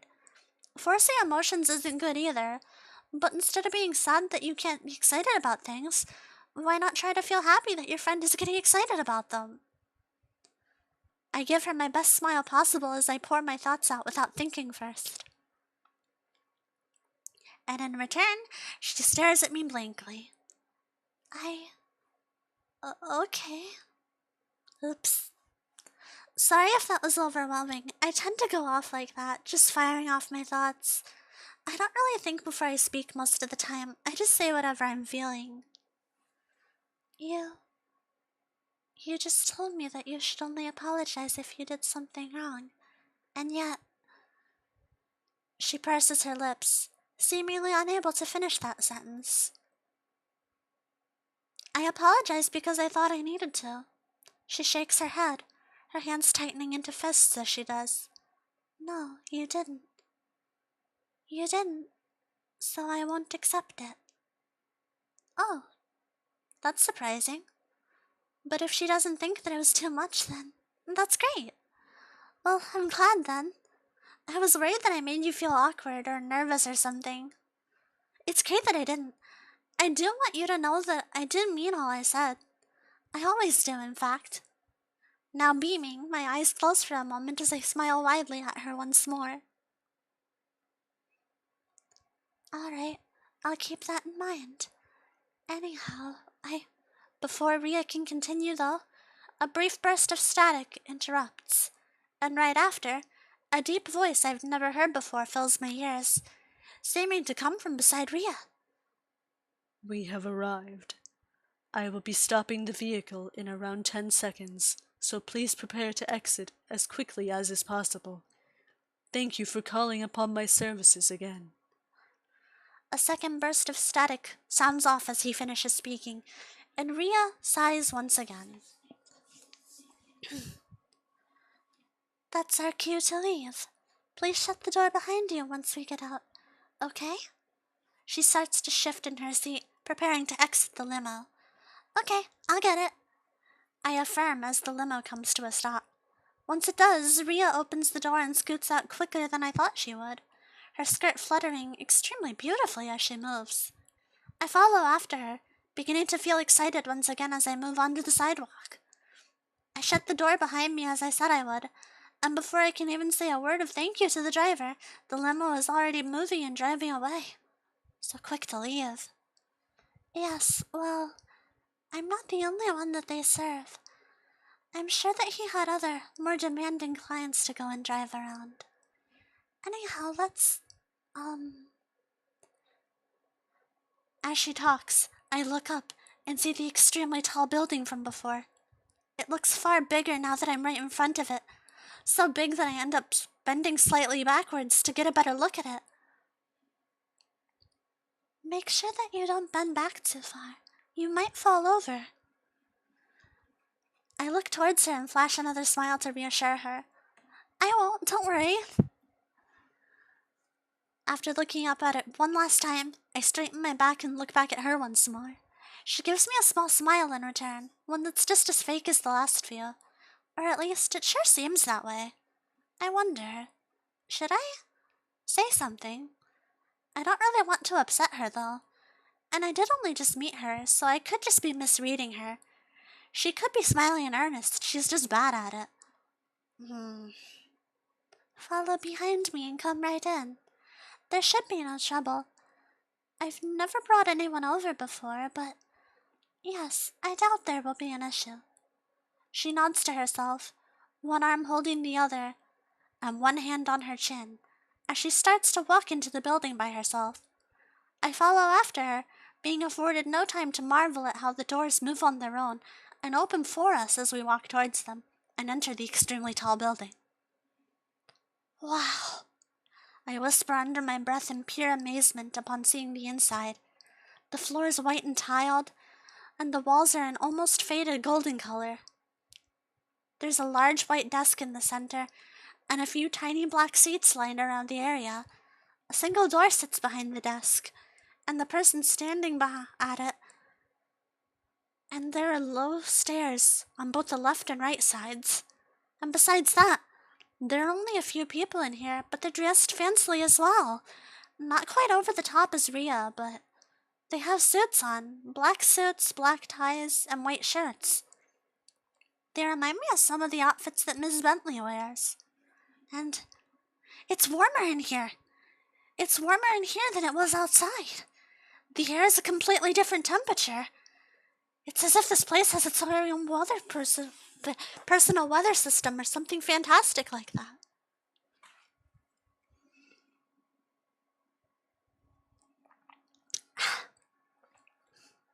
As I stand there and marvel at everything, Ria walks in front of me and towards the front desk. She stops there and begins to speak to the lady behind it, who then types something on her. Is that a computer? Maybe? It looks so different than the one I saw in that book. Everything here is so incredible compared to what I know about. It's nice in a way. So many different possibilities exist, so many things I had no idea about. The lady finishes typing, says something else to Ria, then gives her a small smile. Ria nods in return before turning around and walking back over to me. She gives me a small smile, perhaps real and perhaps not. All right, there won't be any issues. Please follow closely behind me. There aren't many people in here, and it's so open that I don't think you would get lost, but still. Okay, I'll follow right behind you. I follow behind her as she walks up the small set of stairs to the right, going into a somewhat smaller hallway. Only somewhat, as this is still enormous compared to the halls I've seen before today. Two large, steel-looking doors rest on the right wall, and across from them sit two tiny black benches adorned with black cushions. A single potted plant sits between them, and, oh, there's a button between those two steel doors, with arrows on it. Oh, she pushed the one at the top, and it lit up. It's bright yellow now. I'll explain that later, all right? Anyhow, when the door opens, step inside. All right. Feeling far too excited for my own good, I watch and wait as the steel doors slowly open on their own, revealing a tiny box-shaped room.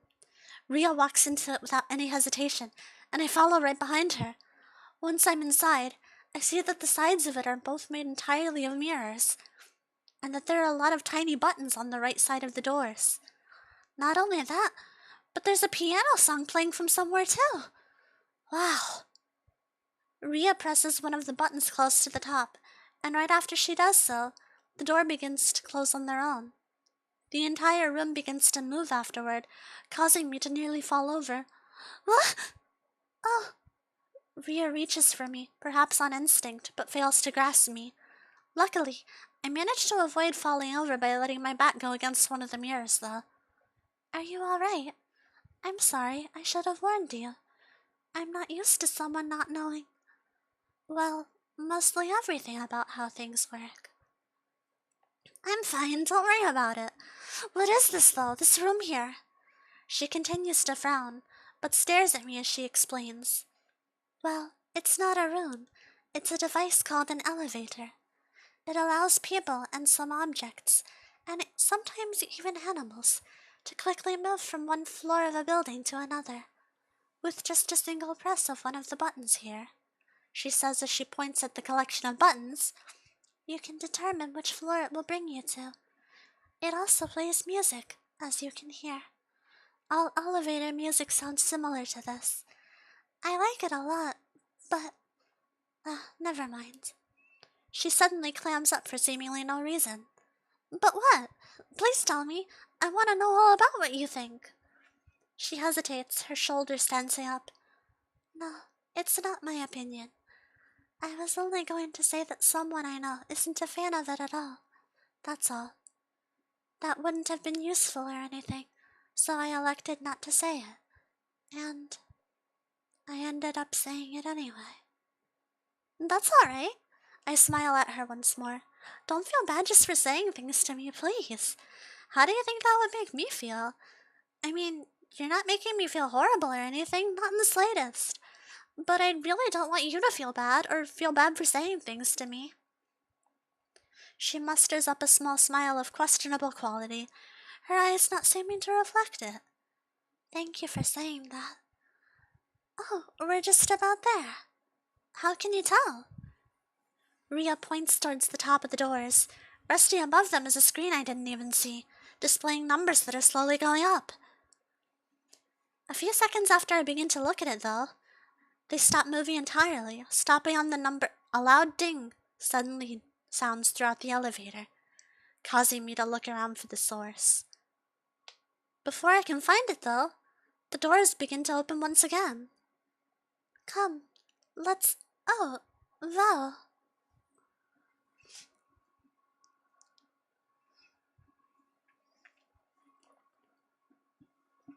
Ria stops directly after exiting the elevator, nearly causing me to become trapped inside of it.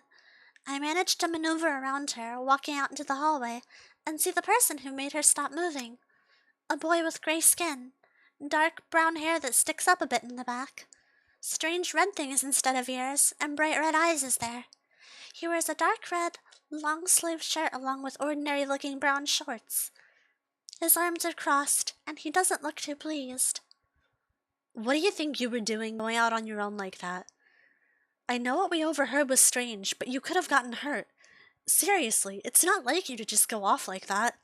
You usually try to avoid that sort of thing as much as possible. Ria bites her lip, staring down at her shoes once again. I just wanted to see for myself. See what? See what could have potentially been. Starting to feel upset, I cut him off without thinking. Hey, don't yell at her. I'm not a bad person at all, and neither is she. In fact, she's super kind and amazing. I haven't known her for very long, but my gut feelings are always right. Kemma. Ria stares wide-eyed at me, and the gray boy does the same. I wasn't trying to yell at her, I was just worried. Sorry, Kemma, was it? But what's up with you?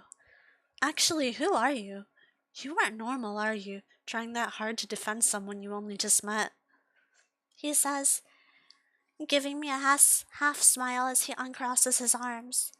No, I'm perfectly normal. Anyone in their right mind would be able to instantly see how nice she is, among other things. She might have her flaws, but so does everyone else. I stare at him with unwavering determination, and he seems stunned by my response. After a moment, though, he bounces right back, beginning to smile smugly as he turns his head towards Ria.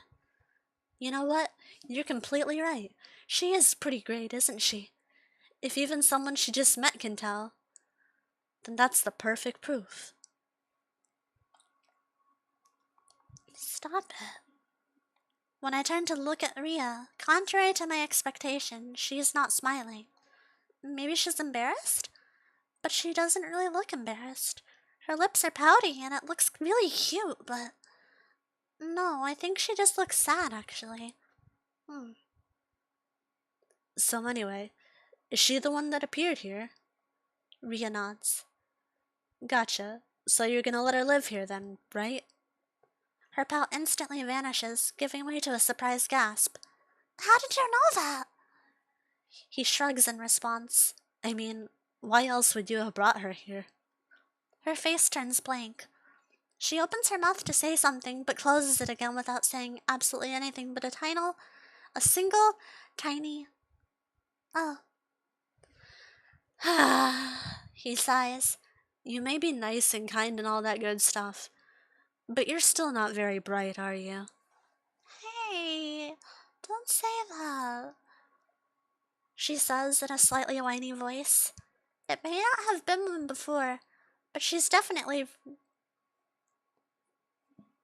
really pouting before. And I feel bad for saying so right after having something like that said to her, but her pouting face really is cute. Still though, not very bright? She knows far more about this world than I do, so if she's not bright, then I must be extremely dim. I mean, it's entirely your own fault.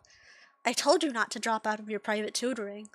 And even though on paper you didn't, that woman doesn't even come to this building anymore. No, you didn't need it. You don't need higher education, you said.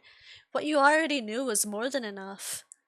Her hands move up and start to cover her face as he talks, her fingers resting on the bangs covering up her forehead, groaning very quietly as he finishes. She says in an exasperated voice, Val, can we please not do this right now?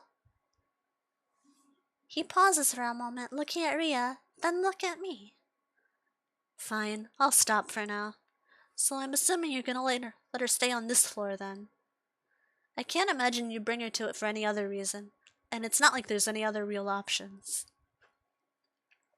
Ria speaks without removing her hands from her face.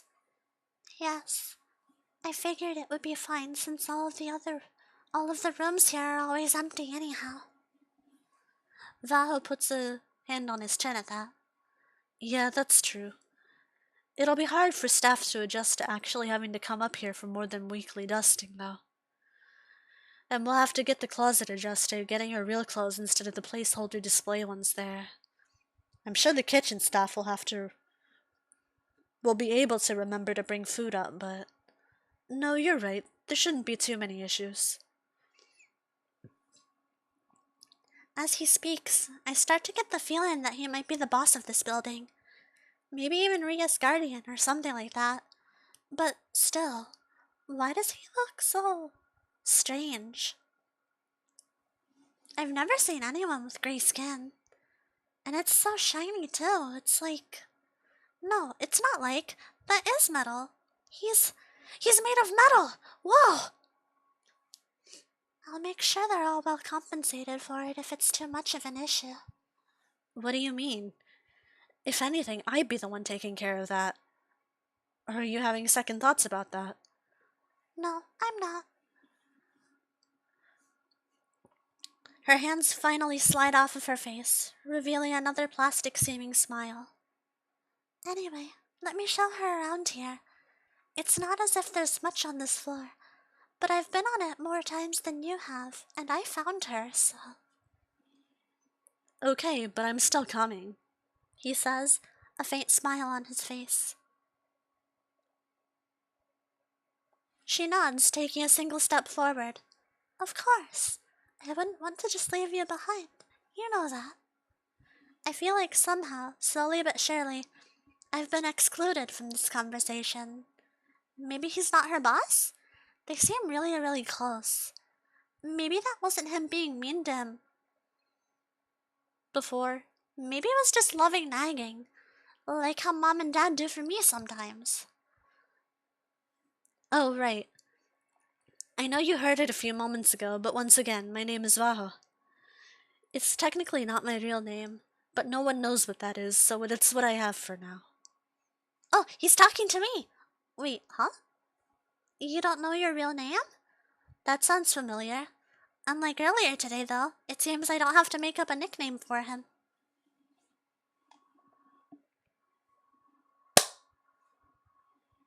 The sea air smells the same as always. The subtle shaking of the yacht as it floats on the water is the same too. Just like last time and the time before that. Unlike those times, though, it's not just me and Grandpa here. There's so many people here. It's scary. Hey, Ria, what's wrong? As if noticing my discomfort, Grandpa calls out to me as he walks over. I come out from where I had been hiding behind the corner, allowing myself to stand in front of him. I'm a little nervous. There's so many people here.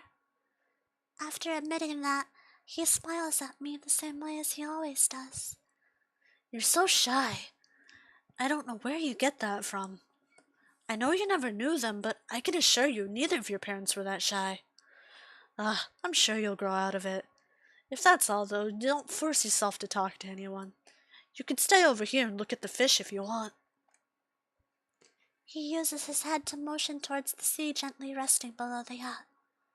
There are fishies down there. Tons of them.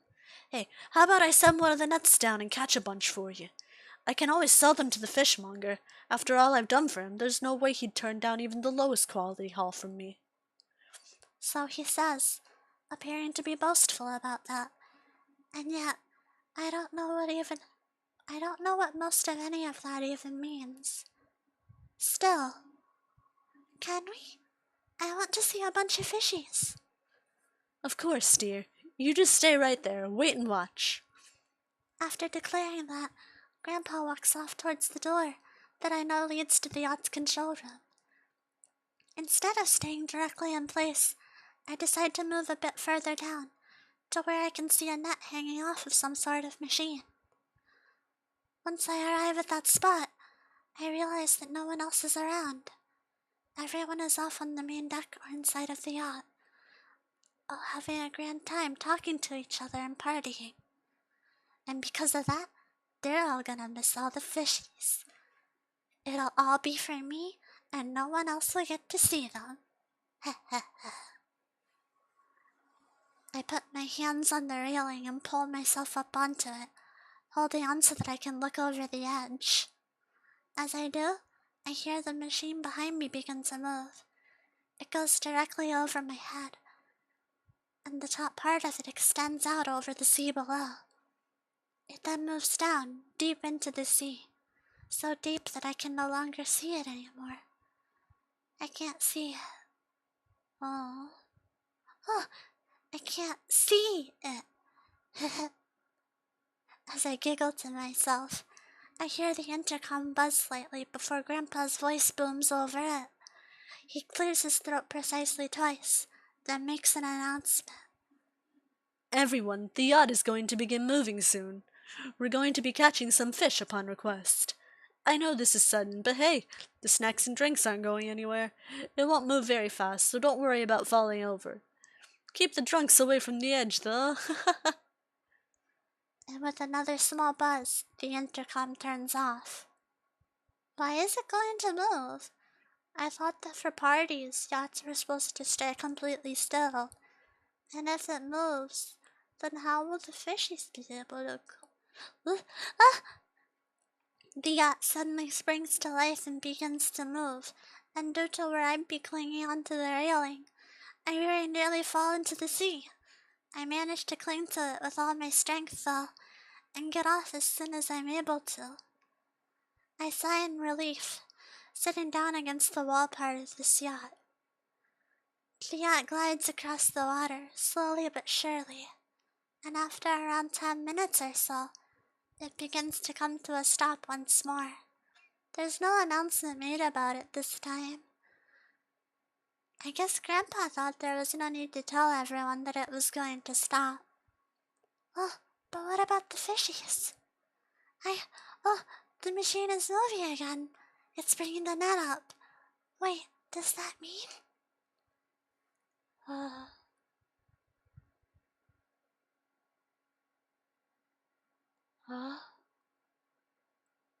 That...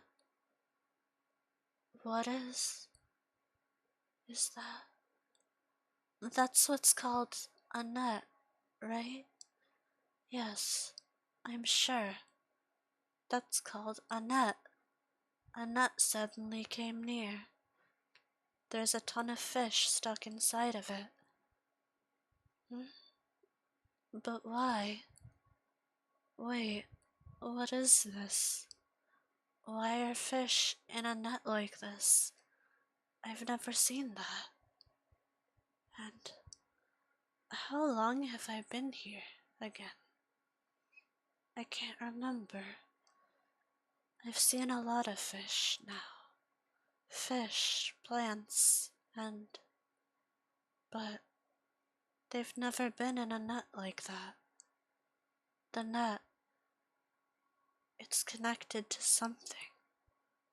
If it's connected, that means there's something above.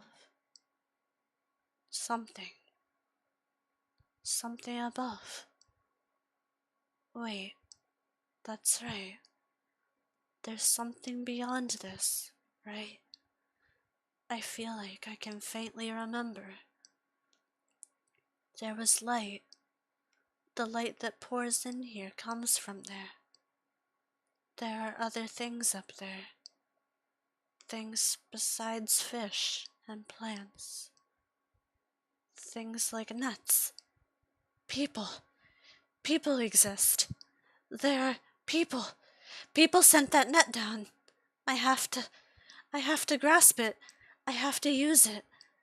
I move over to it as quickly as I can, and right as I get to it, it begins to stir. Wait! I move to grab it, but my hand phases right through it. I do so again and again, with no success. No, no, please! It begins to rise to the surface, slowly moving upwards. I extend my fingertips, trying one last time to grasp it, putting every single bit of my being into it. I try as hard as I can to grab it, focusing all of my willpower. I wish for nothing but to grab it. If I can't grab it, then at least let me... Wait, I'm going up. The net is going up. And I'm going up. I have it! But what? I don't have it. It's not in my grip. My hand is inside of the net, but not. It's not going through it, but my hand is part of the net? Or it became part of it? No, I can still faintly feel it. Ah, the fish are... Oh, it's getting brighter. So bright. Is that what the sunshine looks like? No, it's still not here. The surface is... It's getting so close. I'm going to see it. When the net finally begins to come up. Oh. I forgot. I feel disappointed. I wanted to see live fishies. And these are still alive for now, but they're all just flopping and wiggling around helplessly in that net, trapped with no escape. And... What? What is that? I tilt my head as I see something gray and transparent hanging off the bottom of the still rising net. As it slowly gets lifted out of the water, I realize that it's someone's arm. Is it a corpse? Wait, there's a whole person attached. There's a guy just hanging off from the bottom of the net. But what's wrong with him? I've never seen anyone like that before. He's all gray and see-through. And my body involuntarily shivers a bit as I stand up. That's a ghost? That's definitely a ghost. Scary. I stare up at him, hanging there as helplessly as the fish, and he stares back at me. After a few seconds of this silent staring, I slowly begin to stop shaking. He doesn't seem like those scary ghosts in all those stories. He's not flying over and trying to kill me, or possess me, or do anything. He's just hanging there. Are you okay? His eyes widen, or at least I think they do. Almost all of him is the exact same color, and he's so far away. His mouth is open a bit, so I think he's surprised. You can see me. You're a person? Yes, I'm a person. Hello. Hello. A greeting. Yes, hello. He keeps that open-mouthed expression, and as he does, I slowly look him over. He seems to be wearing a long-sleeved shirt and some shorts, and he has no feet. His legs just fade away near the ankles. No, don't be scared. He seems off, too, not in a bad way. It's like he's confused. Do you need help? Help? He looks left and right, realizing that we're in the middle of the open sea. Wow. It looked like this from the top. It's so bright here, too. He's definitely confused. Can you float over here? Ghosts float, right? They do? What? Ghost? I don't know. I can't do that. I don't know how.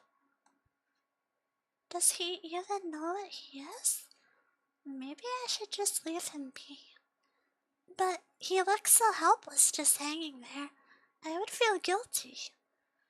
I've tried my best to avoid every ghost I've seen before, and Grandpa even told me it was just my imagination, but I know I'm not imagining this.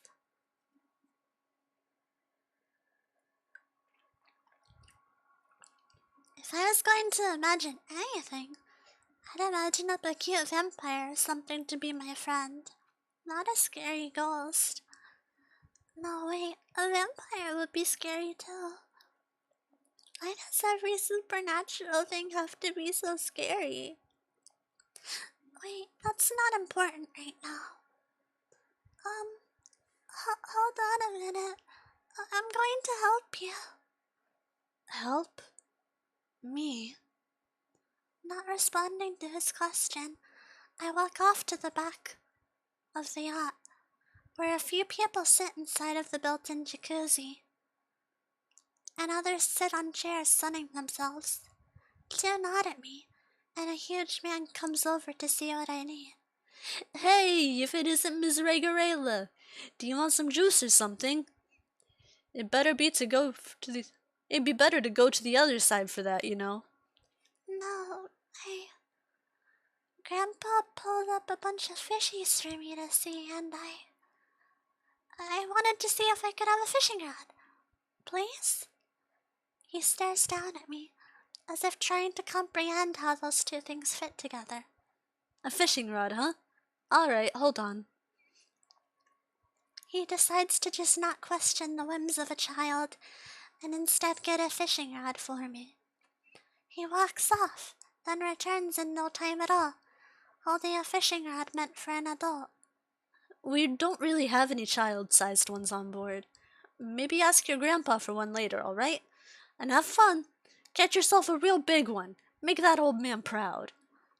Okay, I'll try. Holding the giant fishing rod as best as my tiny arms can, I run back over to the net full of fish. There's still no one else nearby. No one except for the ghost boy still hanging from the bottom of it. You're back. You came back, He says, as if shocked.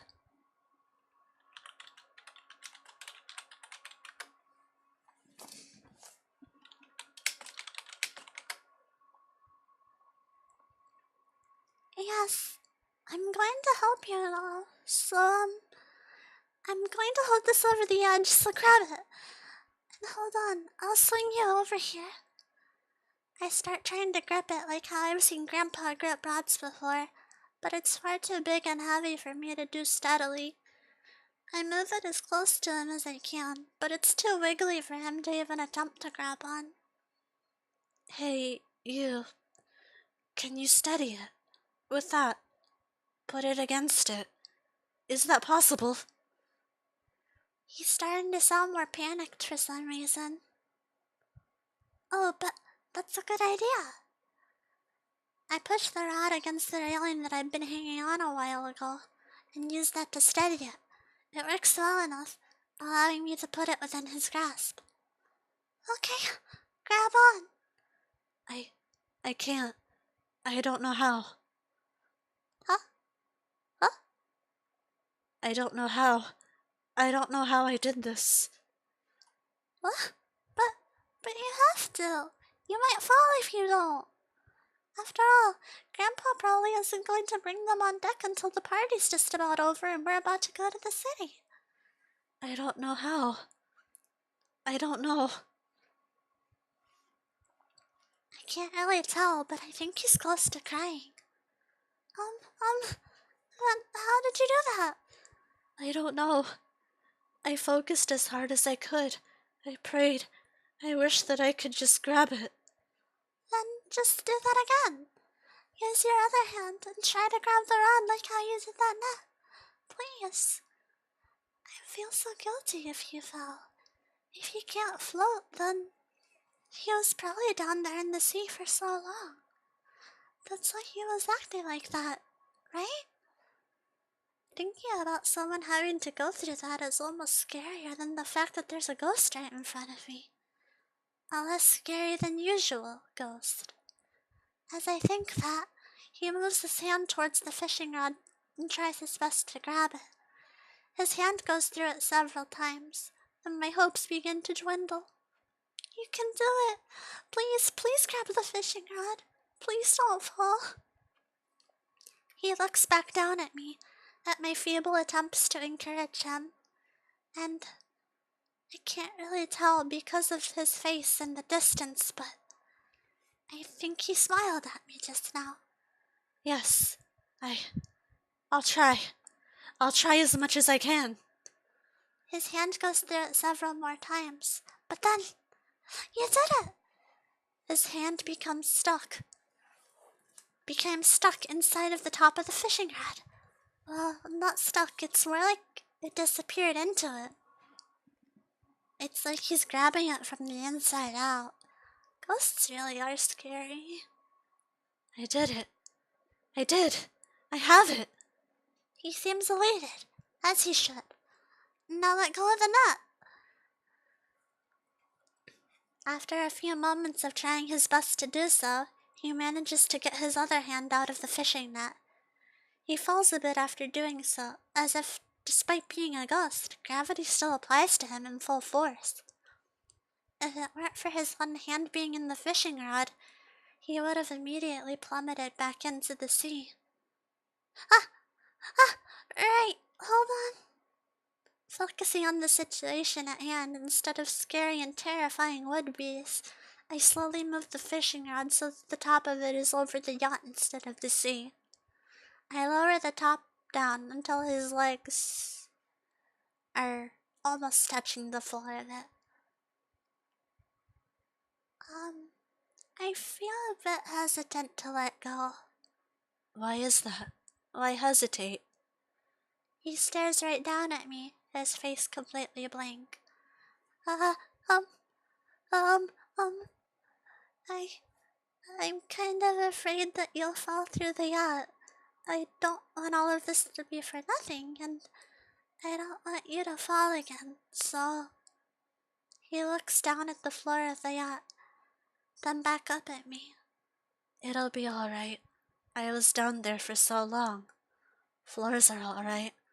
The ocean floor is the floor, and I couldn't go through it.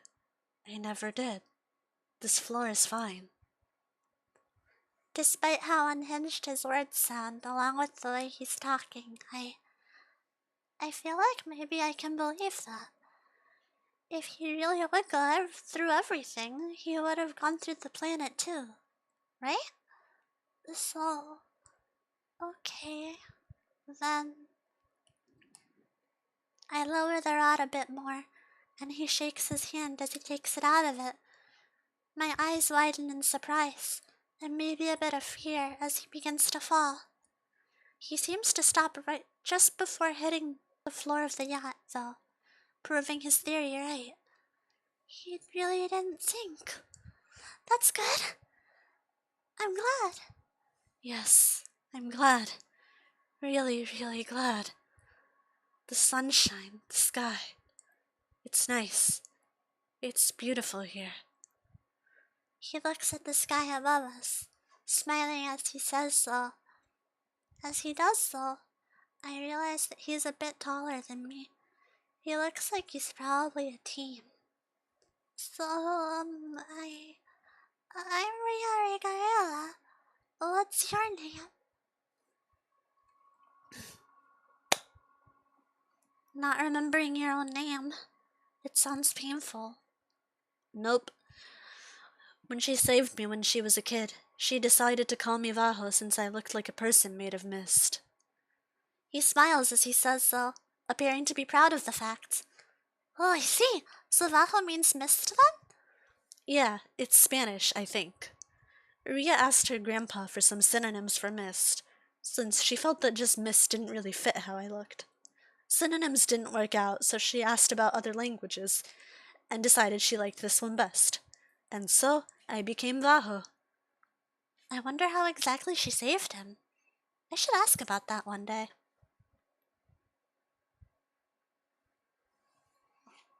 Well, I think she did a great job in picking that. Vaho sounds really nice. Can I ask a question, though? What is it? I feel like I kinda understood, but what's Spanish? The two of them look at me with a completely blank expression, giving me nothing but a dead silence as my answer. Moments pass, and they don't say a word. I guess I'd asked something hard to answer, or maybe just stupid. I feel like this might become a trend, unfortunately. Alright, was that a good enough explanation? Did you get it? Yes! Thank you, Professor Vaho! Don't call me that. Or actually, feel free to. A title like that sounds kinda nice. As we walked down the hall into the room I was going to be staying in, Vaho gave me a quick and concise explanation of the various languages that people speak all over the world. Some of them sounded familiar, and a few I even recognized as the ones that Ms. Bentley said were lost to time now. Like French. Apparently in this world, people still speak it.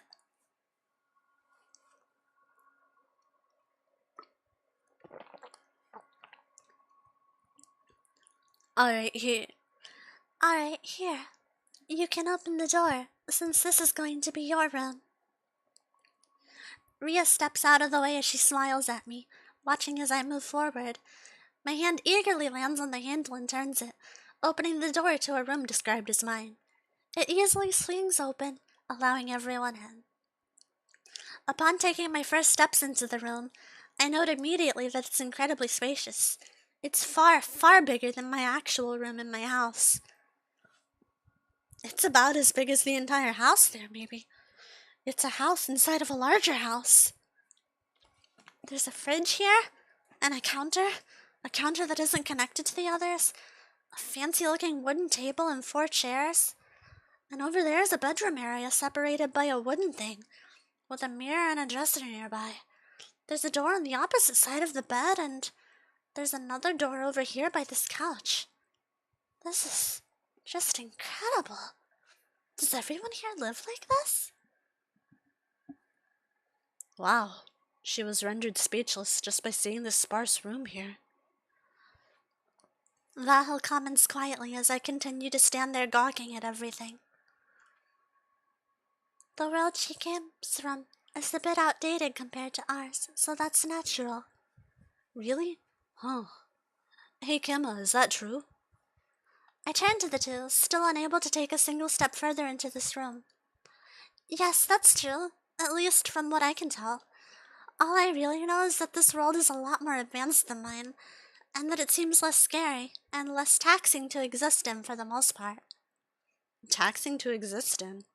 What kind of place do you live in? He crosses his arms once again, though this time not in annoyance nor worry. It seems more like a pure sort of curiosity. Actually, how did you get here to begin with? Ria moves past me as Vaho talks and moves over to one of the chairs at the table, pulling it out and then sitting down upon it. Yes, I'd like to know that as well. I've been curious about that ever since you said you were from another world. Should I sit too? Oh, Vaho's sitting next to her. I guess I should then. Alright, I say as I move to one of the chairs and pull it out, letting myself sit opposite of those two. What do you want to know about first? Mainly, how it differs from this one, and exactly how much. Wow, I guess she really wanted to know. Okay, let's see. First and foremost, we don't have any working cars or anything like them. I've seen a few before, but they're all rusted and broken beyond repair. What else? Oh, right. Are there monsters here too? Ria blinks at me, unsure of how to respond. Monsters?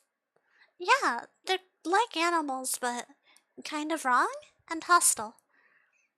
If I had to think of a few off the top of my head, one would be rableeds. They're like giant rabbits, but with slightly different faces.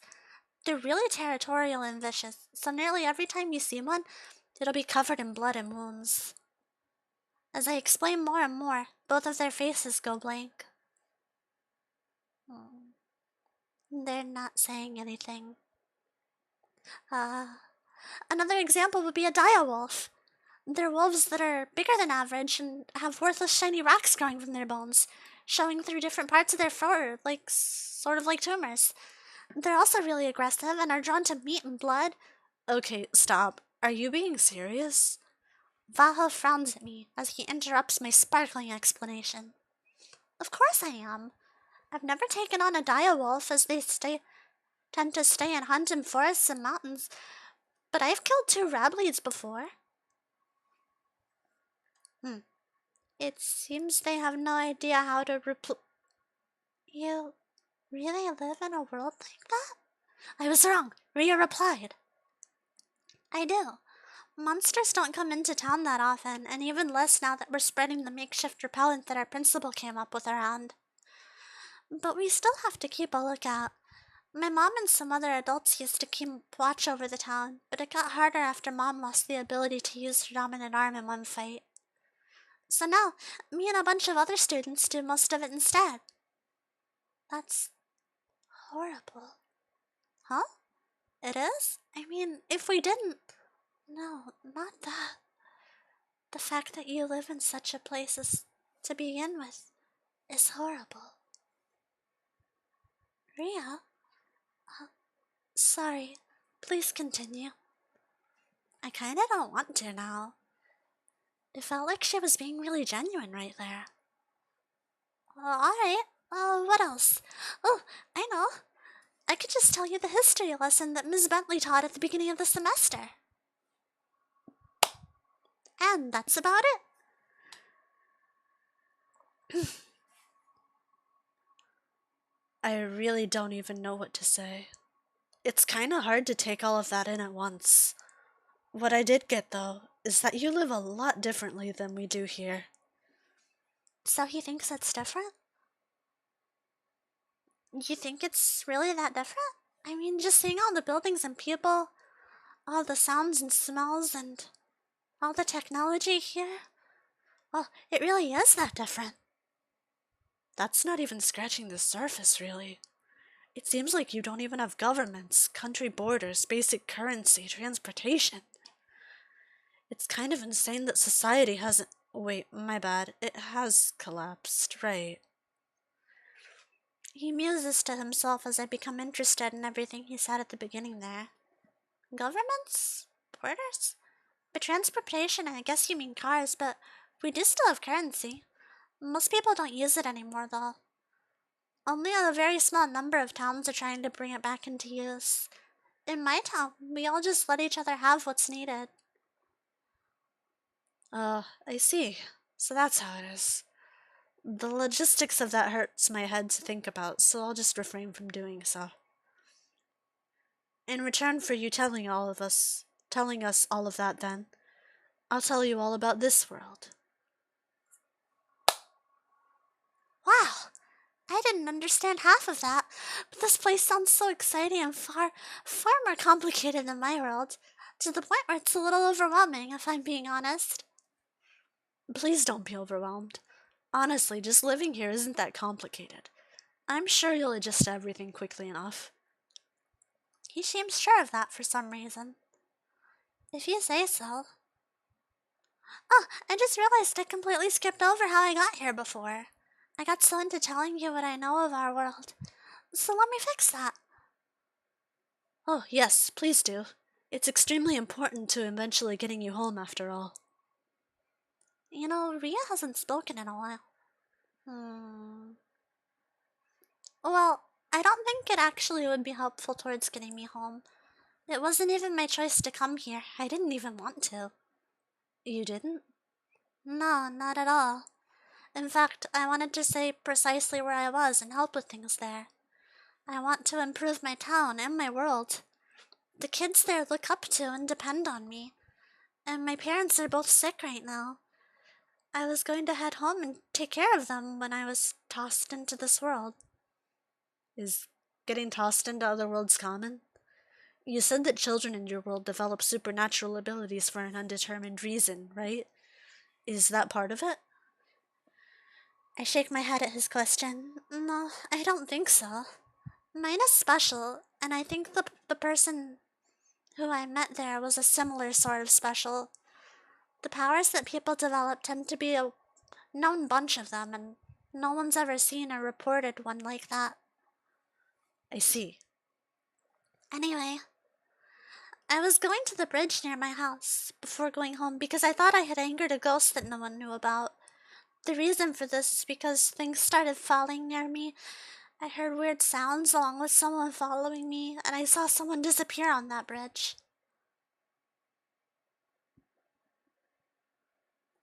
So your world has ghosts too?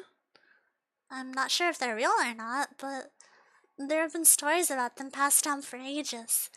In books and in person, people tell legends of ghosts in haunted places. It's like that here too, then? That's neat. Oh, yes. There are plenty of stories passed around everywhere in this world about ghosts, but I can assure you that they're real. They're real? What? Yeah, I'm a ghost, you know.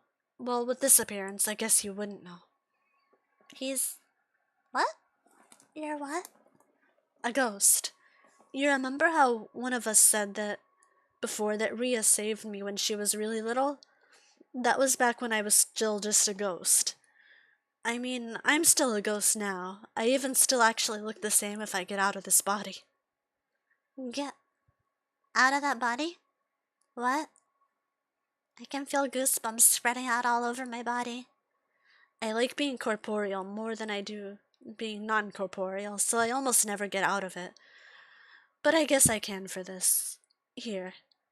If you can't see when I do, just say so and make things easier, alright?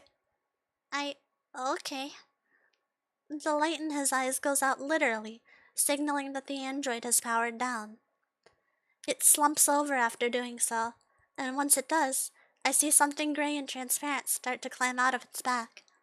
An entirely gray and transparent boy slowly exits the android body, then faces me.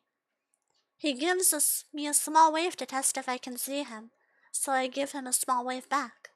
Oh, good, you can see me. That's rare. Only people that are supernaturals themselves or associate closely with supernatural beings can see ghosts and other things like me. Oh, really? You mentioned you had special powers, right? I guess that's probably why.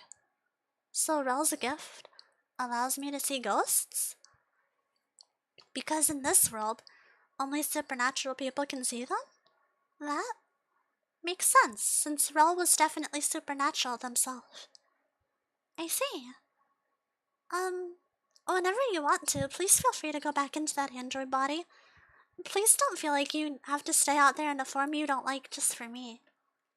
Alright, thanks. With that, he quickly goes into the android body.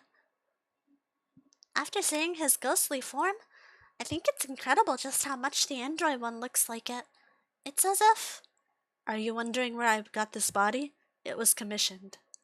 Rhea designed the outer image of it years ago, back when androids were only first being developed. That's why I'm stuck with this older model look. The newer ones all have actual flesh-toned skin. It's fine though. I'll get a new one eventually. You don't like that one anymore? Rhea finally spoke again!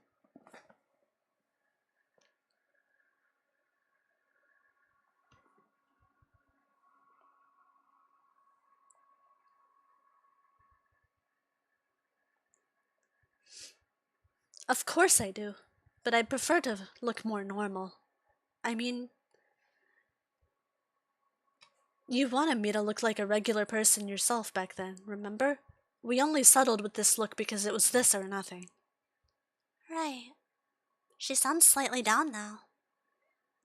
Oh, wait. If only supernatural people can see you, then how did Rhea see you when she was a kid? Is she secretly a fairy or something? Is that why she's so pretty? No, that's all natural. Hey, don't say stuff like that, please. She looks dejected now, staring at her feet once more. I wonder why she tries to swat away every compliment that comes her way.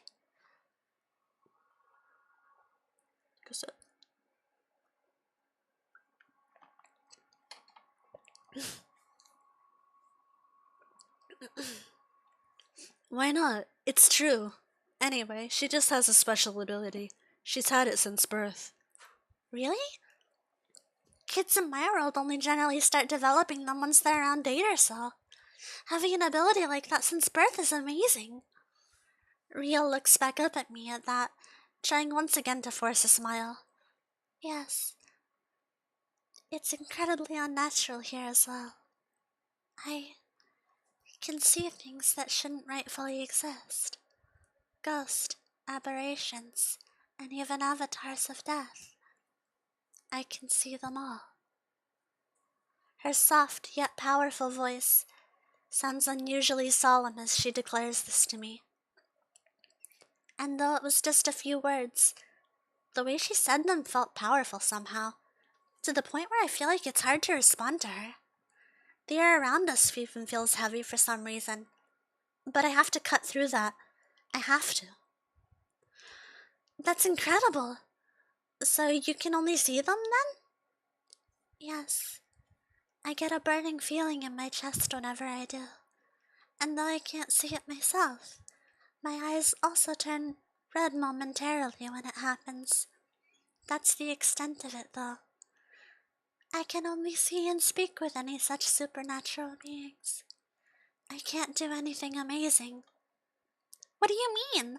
That's amazing in and of itself. You're able to see such incredible things and you don't think that's amazing? Well, I do. You live around people with super strength and other such things, though, correct? I do, but still, no one I've ever met can do what you can. That should make her feel good, right? Ah, it had the opposite effect. She is frowning. That's enough about me for now. Thinking about it, we kind of interrupted you telling us about how you got here, so I apologize on behalf of both of us for that. Please continue where you had stopped, which was when you had gotten to the bridge near your home. She stops frowning, yet doesn't smile, looking right into my eyes as she speaks. Alright, let's see. I got to the bridge where I saw a person who I thought was the ghost. And when I started speaking to them, I slowly but surely realized that they weren't a ghost at all. They talked circles around me and said a lot of things that made no sense to me at all. During our conversation, they told me that they didn't have a name. They told me to give them a nickname of some sort and that any would work, so I took the no and nay from no name and put it together, deciding to call them None. They hated it. They said more things that made no sense, and then at the end of the conversation, they told me that something bad was going to happen in my town. A disaster like we've never seen before. They told me that they were going to send me to another world, so I wouldn't have to see any of it. And when I said that I would want to face it anyway and help however I could, they told me it wasn't actually a choice, stupid, and somehow pushed me over without using their hands. I fell down, but instead of hitting the bridge, I fell through a hole in the world that absolutely wasn't there before and started falling through a gray void. After falling in there for what seemed like an eternity, I eventually was let out and landed in the park in your world. And from there, I think you know what happened. Vaho nods several times as I speak, while Ria seems content to blankly listen. So basically, to sum everything up, a person you're calling None somehow tunnels you into this world with no explanation after messing with your head a bit. Is that right? He took everything I said and made it so short and concise. Amazing. That's right. Got it. Well, you were right then. That really doesn't help us figure out how to get you back home at all. In fact, it only makes the problem worse. If it's up to someone that sounds like bad news, then you might not have a good chance of ever getting home. Well, They did say at one point that I was supposed to get here eventually through a different method, so I'm sure a way exists. It exists, and I'll find it no matter how long it takes. Ria gives me a small, sad smile. If I were in your shoes, I would never want to go back to a world like that. You're really strong, Kimma. Determined, strong, and... She trails off. I think you're plenty strong too, and you're very kind, and I'm cut off once again. Please stop. You don't have to say those things, really. Huh? I know that. I don't have to say anything if I don't want to, but I do. I know I only just met you, but I can tell that you're... Seriously, please stop. I don't understand. Why does she look so sad when I say such nice things about her? But, anyhow, since you're going to be living in this world for an unknown amount of time, it would do you at least a bit of good to know about the city and the area you're in. Valho told you all about the world itself, so perhaps now he can tell you about the city itself. Huh? You're shoving that onto me all of a sudden? He seems surprised. You're far better at talking and explaining things than I am. She said that so matter-of-factly, but I think she's good at talking too. Fine. I mean, I guess so. Fine then.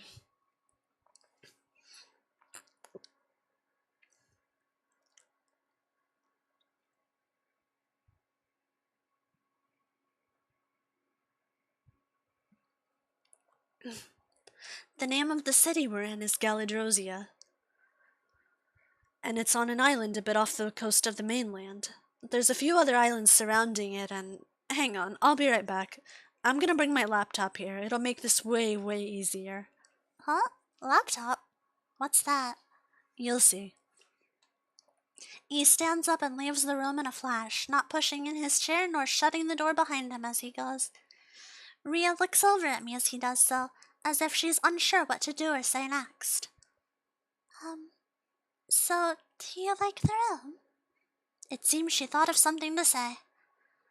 It's sort of similar to the one I had at home in that it's mostly empty. It's way more spacious than my room, though, to the point where it feels crazy. This single room here is the size of a house where I'm from. Ria smiles softly at that. Yes, I thought so. To be honest, it's the same here, too. Normal houses here are also about this size. They're probably very similar to yours, really. This building is... not normal. It's not normal? I tilt my head on instinct, like how the younger children do. No, it's not. It's only because I was born into a rich family that I live here. It's only because of Grandpa that this building exists here, and that this island and the city thrive as much as they do. But being rich isn't normal, and in my opinion, it's not really anything that should be able to happen. Huh. I don't really get it, but I think it's all amazing. It's really not. With that, I have no idea how to respond. I don't want to say anything that would unintentionally make her even sadder, so I don't know what to say at all. We sit in silence because of that, until a knocking sound enters our ears. Hey, I'm back. Oh, Val's back. That was rather fast. Is no one else using the elevator right now? That's rare. Seems like it. Anyway, here. Gemma, meet the laptop. I have no idea how I would even begin explaining this to you. Basically, think of it like a bigger phone that can do a lot more than a phone ever could. Our phones specifically, though, the ones with the screens. He walks over to the table and puts what's apparently called a laptop onto it, splitting it in half after doing so, then typing something onto the keyboard built into the lower half. That looks so advanced. I stare at the laptop, mesmerized by the movements I see on the screen. It's unlike anything I've ever seen before, yet it's so natural to those two. The words and a tiny arrow moving around, pictures popping up, everything going so fast, and now there's a whole map. This is the city we're on and the island that it's on. Vaho points at the map on the laptop screen, his finger never directly touching the screen itself. It directs my focus to an island shaped almost like a star, surrounded by a few other islands, both large and small. This island shares the name as the city itself, but people call it the Broken Star since that's what it looks like. This, he says as he moves his finger to the almost the very center of the island, is where we are right now, almost at the very heart of the island itself. This is basically the business center where we are right now. There's a ton of apartments and office firms around, alongside other stores and businesses. I wonder why there's a playground near here then. No, that's a dumb thing to wonder. It's because so many people live around here. They'll need a place for the kids to be able to go and play, of course. It's just a shame that it's so small. Over here to the right of Galadrosia is Luna Drop Island. Oh, and people normally don't say the full name of this place. They usually shorten it to just Drosia. Anyway, Luna Drop is a less of a business and residence place and more of a tourist haven. Do you know what tourism is? I shake my head, smiling as I do. Tourism is basically when you have a lot of unique things in a place that draws people to it. For example, people hear about all of the facilities, restaurants, hotels, stores, and other buildings in Luna Drop alongside the pristine beach there, and they'll want to come and stay. It's a pretty popular tourist destination, so there's a ton of hotels there. Hotels? A hotel is a place that you can pay to stay in a way. No, that's wrong. It's like a ton of houses all in one. Like this place in a way, but that's all it is. They have staff that clean the rooms for you, and some of them offer breakfast, but that's about as far as it goes. They're just places for people to stay when they're traveling away from home. Does that make any sense? It does. I kind of want to see one, but being in this room, I feel like I already am. Yeah, they're kind of like this, but the rooms are generally smaller. Not as small as you're used to, but still smaller than this. Anyway, back to Drosia. Over here on the left side is Old Drosia. Where we are is considered New Drosia. But those aren't really official names or anything. Old Drosia is just where it looks smaller and less like a city, more like an average town. It starts evolving into a proper city closer to the center, and the right side of the island is almost entirely like that. Almost all of it, huh? So not all of it, then? No, over here, covering nearly the entire right tip over here, is a park. The bottom right tip has nothing much of note, mostly businesses. The bottom left is the same, but the top left one is close to some important legislative buildings alongside some historical ones. The hospital is also close to there. Oh, that reminds me. Do you know what boats are? Yes, I do. Oh, are you going to mention the fairies now? Oh, so you do know. He seems surprised, or maybe even impressed. Gibby.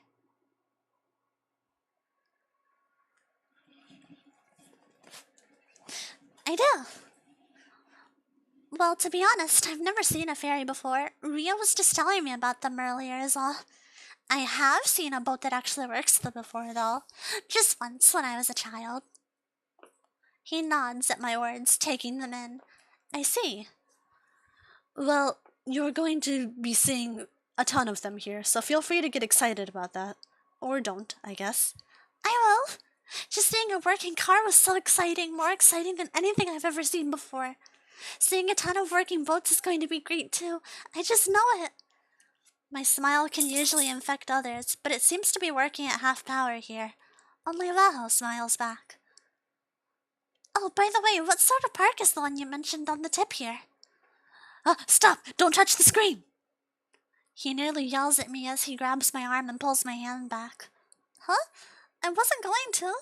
I saw you avoiding doing so I wasn't going to, I promise. I was just pointing at it, honestly.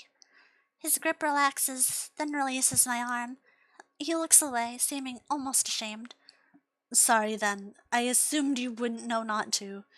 I didn't think you were actually paying that much attention, so calling me surprised on that too. Looking back, he points at the same tip I had just attempted to. Anyway, this park here is called Memorial Park, as you can see if you know how to read. I do. Oh, good. Well, anyway, Memorial Park. I don't remember exactly what it's memorializing, and I don't think many others would either. It's got a lot of trees, flowers, some bushes, a few camping areas, a cafe or two, along with some other small shops, some viewing platforms, a few different piers at the shoreline. The piers have restaurants, fishing areas, and even a jet ski rental if I remember right. Jet ski? All of that sounds like a ton of fun. Can we go there sometime? I've always wanted to try fishing, and I want to see how beautiful it looks there. Dunno, not really up to me. He looks over at Ria as he shifts in his seat, crossing his arms once again. Huh? She hesitates, as if she wasn't paying attention to what was being said.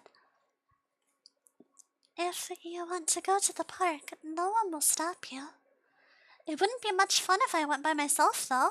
Let's go together, okay? But She looks away for a moment as she goes silent, and I smile and wait for her to reply.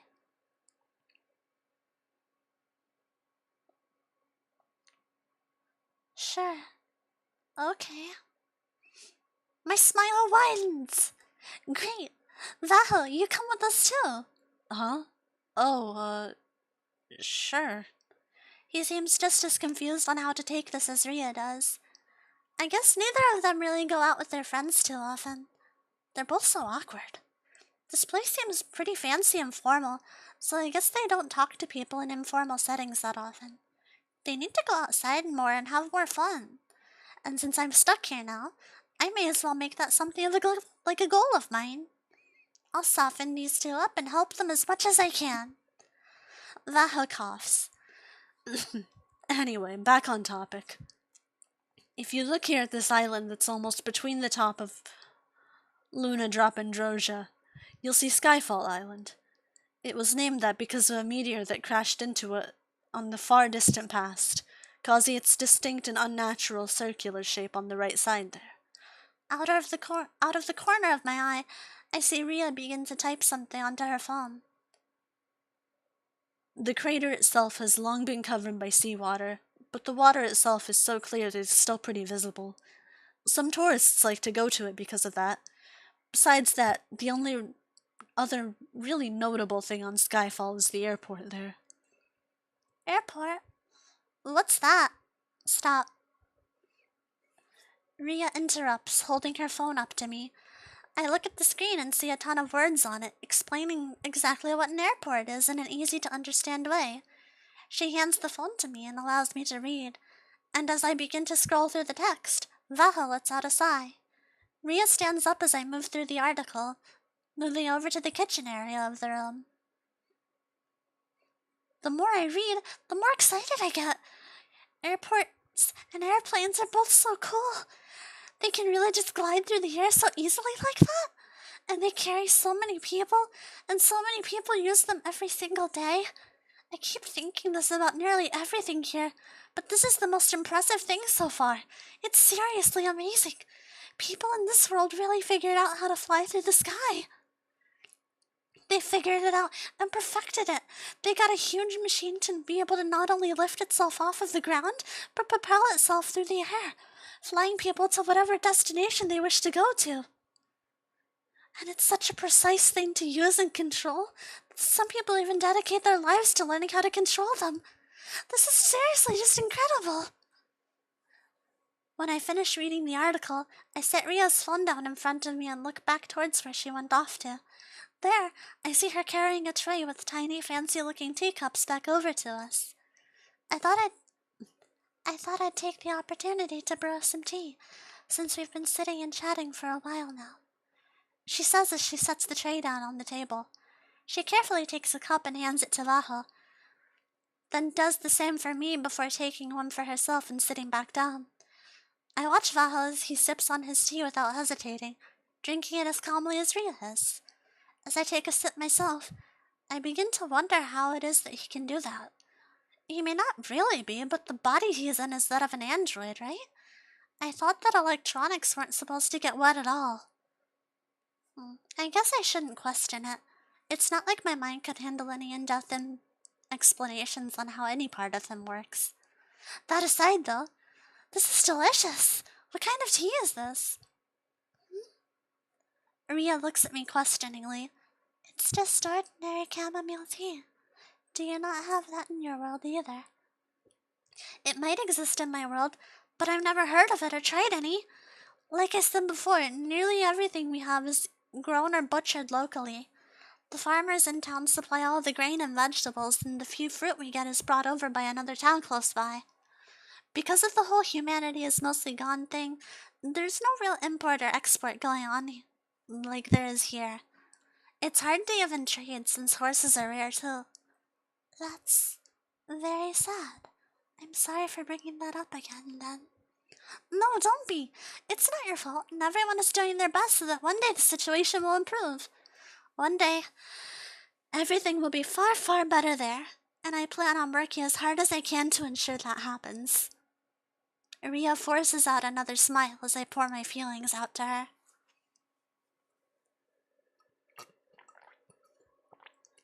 I'm out of water. Vaho smiles softly at me as well, then replies in Ria's place. Good. Do your best, and don't leave any room for regrets. Yeah, I will. And don't worry, I definitely won't have any regrets. Not in my world, and not in this one either. I beam at him, and he closes his eyes calmly. That's great to hear. He opens his eyes, then turns back to the laptop. Now then, let's get on with and finish this lesson. This tiny triangle-shaped island above Skyfall is called Power Island. The only thing on it is a huge power station. Moving down, the island here between Skyfall and Drosia is called Wayward Island. There's not much here, but there's a huge roundabout that you have to take to be able to get to Skyfall, and it's always a huge pain to drive through. Ria wouldn't know anything about that because she doesn't have a license, but trust me, it is. He pauses, taking a sip of tea before continuing. To the southeast of Wayward Island is Park Island, and it's just a huge natural park. Not many people go there, though, since Memorial Park is maintained far more well. Park isn't well maintained because no one maintains it, though. It's all completely natural. Anyway, the two islands southeast of Drosia are Faith and Hope Island. Hope is the tinier one, and it's going to have a prison built onto it eventually. No one really knows what's going to happen with Faith yet, though. Anyway, this is getting way too long, so I'll just point out all of the big islands, and you can look at everything else on your own. He stops to take yet another sip. This huge island up here next to the mainland peninsula is called Lensburg. Well, the city itself is called Lensburg. I forget what the island itself is actually called. The mountain range you can see here is desolate and boring and isn't that fun to climb. Lensburg is also connected via a monorail to this private island that Ria's family owns, Glitter Island. It's called that because when Ria and her grandpa went there when she was a child, she was amazed by how the sand there was shining and looked glittery. She's now incredibly embarrassed by that being its official name. He says that part incredibly casually, but when I had turned to look at Ria, both her face and the tips of her ears are a shade of pink. I can't understand why she is embarrassed and ashamed of a cute name like that, but she looks so cute like that. Come to think of it, a lot of things she does are cute. It's all been when the front she's putting up slips, so it's all incredibly small. She tries to ignore them and pretend that they aren't there, but they are. Ria seems like someone who constantly tries to suppress any bit of personality that she could show or pop out. And I want to help her with that. I want her personality to bloom and blossom like a cherry tree in the springtime. Because it's not good to live like that. Hiding everything about yourself and acting like that has to be miserable. Even if she herself doesn't realize that it's miserable. As I finish thinking about that and realize I forgot to reply at all, I notice that Vaho is just smirking at Ria, who still looks embarrassed. As if time had momentarily stopped somehow. Or perhaps unconsciously, they were just enjoying the moment. Does he enjoy embarrassing her? Or. No, I think I get it now. I had the wrong impression at first. He's nothing like a boss. These two are like siblings. I wonder what my life would be like if I had a sibling. It probably wouldn't be too much different from how it already is. I wonder what that would be like, though. If I could choose, I'd want to have a little sister more than anything else. That wouldn't be possible, though, since Mom can't really do that anymore. I guess adoption could always be considered, though. Well, anyway, as for the last two, this one off to the side here is called Crimson Island. There's a research lab of some sort on one side, along with a huge oil refinery and an offshore oil rig on the other side. I'm not sure how both can coexist like that, but they do. I guess it just works somehow. Moving back up here, this technically isn't an island, but the peninsula. Before he can finish the end of his explanation, a phone begins to ring. Vaho and I turn to Ria, who sighs and looks down at her phone. She frowns before answering it, holding it right up to her ear for some reason. Hello, what is it? The three of us stay silent as she listens to whoever may be on the other end. As time ticks on, she begins to look more and more displeased with what she's hearing. And then, finally, she speaks again. Very well. She puts the phone back down onto the table and stands up, her frown never leaving. Vaho, a small issue has occurred. He wants to know why I'm suddenly letting someone stay here unannounced like this. Can you come with me? It was incredibly faint, but there was definitely contempt in her voice when she said the word he there. I wonder who he is. Of course. Sorry, Kemma, but we'll have to continue this a bit later. If you want to, feel free to continue looking around on the laptop, though. And if you get bored of looking at the map, feel free to go to whatever website you want. I don't really mind. The two of them stand up, with only Ria pushing her chair in before walking over to the door. They look back at me, give me a small wave, then begin to leave. I'll see you later then, I call after them. Just before the door shuts, I hear a small voice return my call. Yes, see you. And now I am alone. Oh, they didn't finish their tea. What should I do with it? I've never had to think about how to store already brewed tea before. I guess I can refrigerate it? That should work, right? They said that the microwave there can heat things up again in an instant, so it should be fine. Yeah.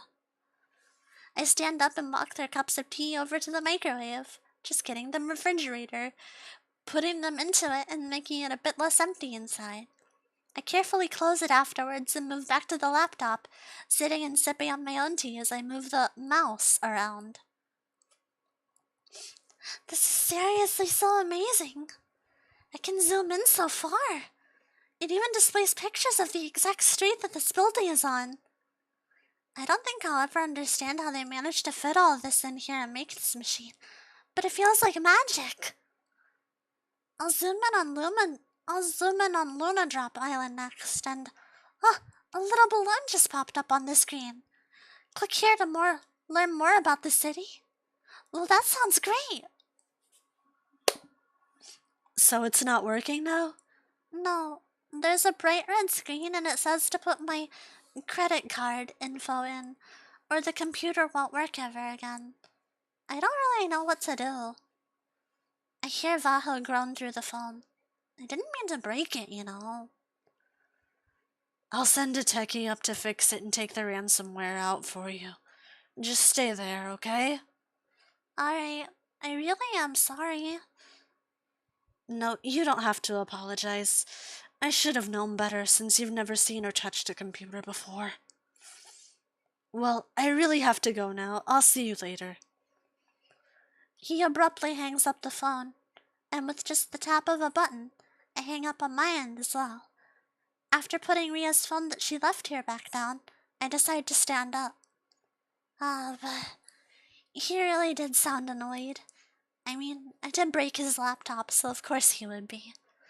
I didn't even know that they were able to break from the inside like that, let alone have someone else move the mouse when they aren't even in the same room. I guess every piece of technology has its flaws. I'm kinda bored now. I know I was told to stay here and wait, but I want to look around this building and its floors. That would be bad though, wouldn't it? Since I don't know what any floors are or where anything is. I don't even know what floor I'm on right now, so I wouldn't be able to get back. Ugh, this is frustrating. I feel trapped. Suddenly, a flash of light catches my eye from a window nearby. I turn to the right to look at it, but see nothing there. Huh. Maybe it was a reflection from a car down below? Oh, or it could have been from one of those airplanes I learned about. But I don't see anything. Oh well. Wait, that gives me an idea. Walking over to that exact window, I undo the locks on the top of it and easily lift it up, letting the evening breeze into the room. It's far chillier than I expected, but the fresh air smells nice. It's different than how it smelled on the ground, and upon opening my mouth to breathe it in, I learned that it even tastes slightly different. Incredible. I'd wager that on a cloudy day, the clouds would probably hit the building here. I wonder how they would smell and taste. I've never even thought about it before. Leaning out the window, I look down at this entire city sprawling out before me. All of the cars that seemed so large now seem as small as ants. The people are even smaller, akin to an ant's legs. Ria said before that I'm free to go out whenever I want, right? She said that no one would stop me if I wanted to go to the park, which is implying that, at least. Therefore, I'm free to leave this building if I want to, whenever I want to. I might not have to go out the window like this, but I feel like going out the front door right now would be a bad idea, especially with how... But before I can finish entertaining that thought, a knock at the door derails my train of thought. I lean back inside, straightening my posture out before walking over to the door. When I open it up, I immediately see an older man with gray, combed back hair. He's wearing a suit like most of the people I saw downstairs, but he has a bow tie on instead of a regular tie. He looks so fancy for a repair person. Miss Satos, I presume? I am Bernard Shepherd, and I shall fix whatever wrongs you have wrought. So please, allow me to see the device in question. Okay, Mr. Shepherd. I left it on the table over here. I lead him over to it and pick it up, presenting it to him as if it were a gift. He gingerly removes it from my hands and begins to fiddle around with it. He turns it off, presses a bunch of buttons, and turns it back on again. I watch in amazement as he fixes it in a little over 10 minutes, even getting rid of the strange image that the pointer had turned into. It was hard to comprehend any of what he did, but he got that screen off and fixed everything. And he did it so smoothly and easily, as if it were nothing. That was amazing, Mr. Shepherd. Honestly, that was incredible. I'm still sorry that it happened in the first place, but I'm thrilled that I got to watch you do that. I'm glad I was only entertaining the thought before and that I didn't leave. I am glad that my actions have appeased your curiosity, as well as mended the broken appliance and remedied the situation at hand. I shall be taking my leave now, unless there is anything else that you might need. He looks right into my eyes as he says so, as if searching for an answer to a question I don't know of, and I'm not aware of. No, I don't need anything else, but I really do think that was impressive. You're amazingly talented with this sort of thing, and I hope that you never think lightly of that. I smile as I let him know how I feel. I will take your words to heart, Miss Satos. I am glad to hear you speak such high praises of my handiwork. When you almost inevitably require help after damaging another piece of equipment in the future, please do not hesitate to call upon my services. Now then, good day to you. He bows to me after saying that and surely intends to walk away, but I make sure to reply before he has the chance to do so. Of course! There's no one else who I'd rather fix my things. Even if this was actually Vaho's, after seeing you work like that and watching all that, there's absolutely no one else I'd ever want to help with that. He smiles warmly back at me, infected by my positivity, then leaves without another word. The door shuts behind him and leaves me alone once more, with nothing but the breeze and inanimate objects as company. I look at the laptop, considering doing things on it again, but decide against that. I think I'll just leave it alone for now, until I can learn more about the internet and how to use the computer like that. I don't want to touch it. The breeze blows my hair into my face, and I turn back to face the window once more. No, I should really wait for Ria and Vaho to come back. So while I wait, instead of just being bored here, I'll look all around this room. This room that's going to be mine for an unknown amount of time. I'm going to be staying in it, and I'm considering it mine for now, so why do I have so much trouble just calling it my room? That's weird. Shoving that thought out of my mind with as much force as possible, I look towards the kitchen and see the white countertops, looking as if they're made of marble or something. There's a fancy stove beside them, along with the refrigerator. The countertops are white, but the actual cabinets and everything are as black as the fridge and stove are. The bed over there is all white too. And the wooden floor is black, whereas the carpet and walls are all white. It's all black and white. This should have been obvious before, but I didn't even really notice until now. Oh wow, and there's a chandelier here above the table. I didn't even take that in either. This room gets more and more incredible with every new thing I notice about it. I feel like a character from a storybook who goes from commoner to princess in the span of a single day. I mean, really? That chandelier looks like it has actual gold on it. And the bed has a canopy over top of it. The sheets are so fancy looking too. And they look like they've never been used. Come to think of it, they probably haven't. Thinking that, I decide to break them in by flopping right onto the bed. I sink into the mattress easily, with it seeming to be made of some sort of foam or something instead of the normal sort that I have at my house. It's so soft. It's like I'm laying on a cloud. Ah, no, wait! I jolt upright, springing off the bed in a flash. I can't sleep. I have to stay awake, and I have to look around more. But no, I can't sleep. Not before Ria and Vaho come back. With that, I decide to go through the door furthest away from mine and see what's inside of it. Upon opening it, I find the largest bathroom I've ever seen in my life. Wow, it's so huge, and everything in it is too. I mean, that tub is just enormous. Is it even a tub, actually? It looks like it could fit 10 whole people inside of it, maybe more. The shower there looks so fancy too, and the sink with that huge mirror and... Is this what a hairdryer looks like? Only the super important and influential people in my town have any, and I've never seen one. I've heard about them though. I have my own hairdryer now. I want to use it, but instead I shake my head and turn away. There's no use right now. You can't dry hair that's already dry after all.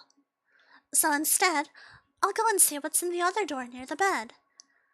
I walk over there, only realizing that I never took my shoes off upon entering the room. A large pang of guilt flows through my body as I bend down to take my loafers off, setting them down near the door before moving over to the door. Its design is different from the bathroom door and the exit to the room, so I assume it's not an actual room, but a closet. A huge walk-in closet. Holy shit.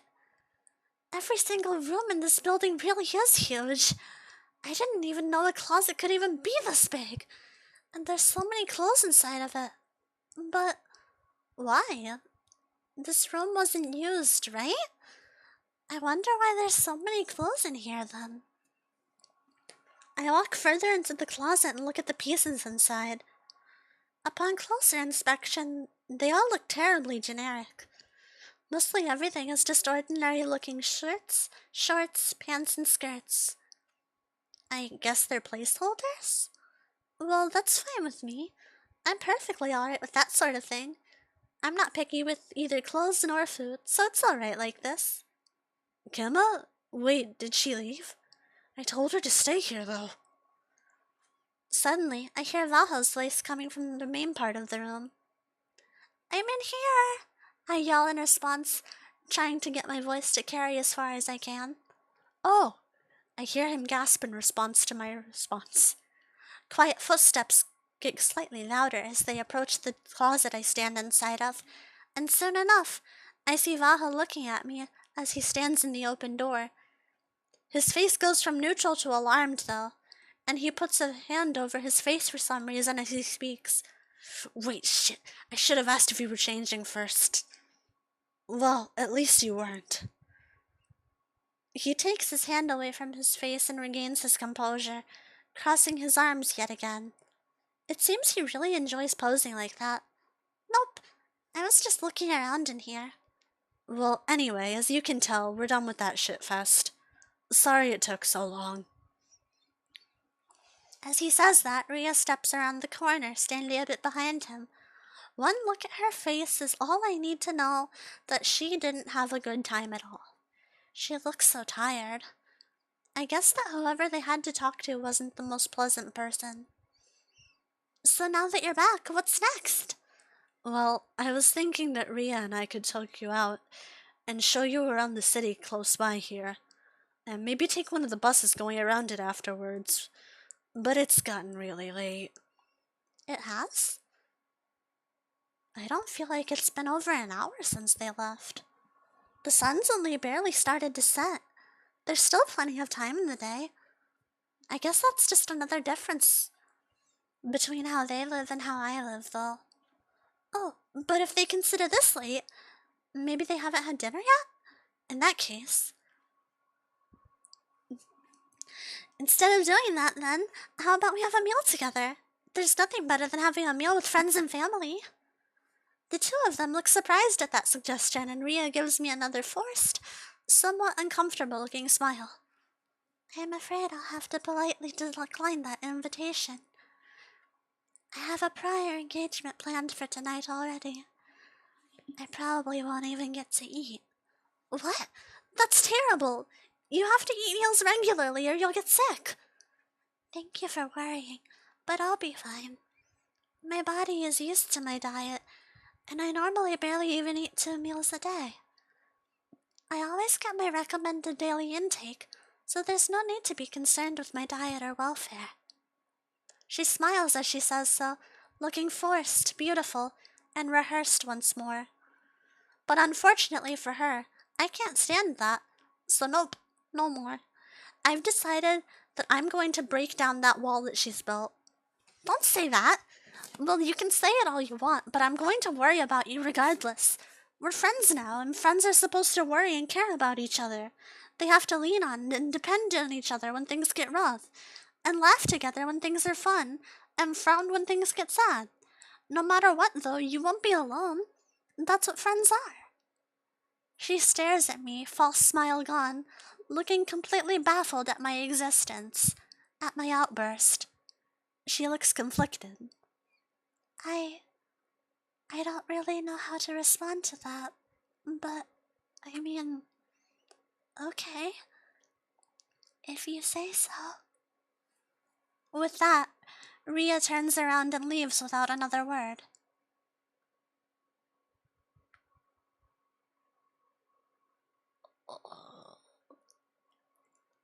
Yeah, I think I'm gonna go ahead and get going too. See you later, Gemma. Valho follows right behind her, leaving me alone in my closet. Well, I failed this time. I couldn't break it down in one shot, that wall of hers.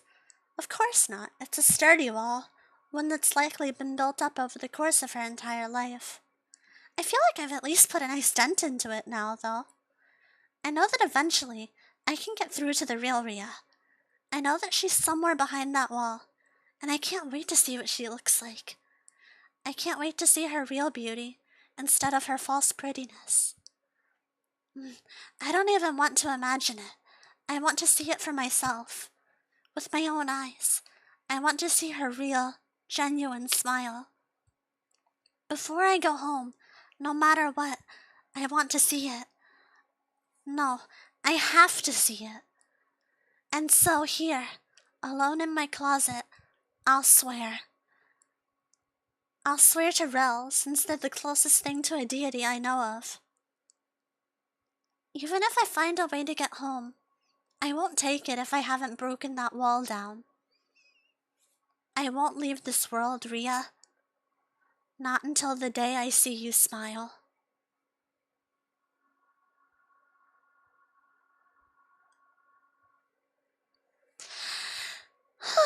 And that was chapters 4 and 5. Yay. Oh my god, it took so long. I forgot how long these are. I need to look at how long the chapters are before I decide how much I do and what night. I think one would have done me. My throat's so sore. I wish I had more water. Oh my gosh. But yes, to answer some of the questions that came up before, I don't even know if you're still here. Probably not, but I will answer it anyway. Maybe you'll see the VOD.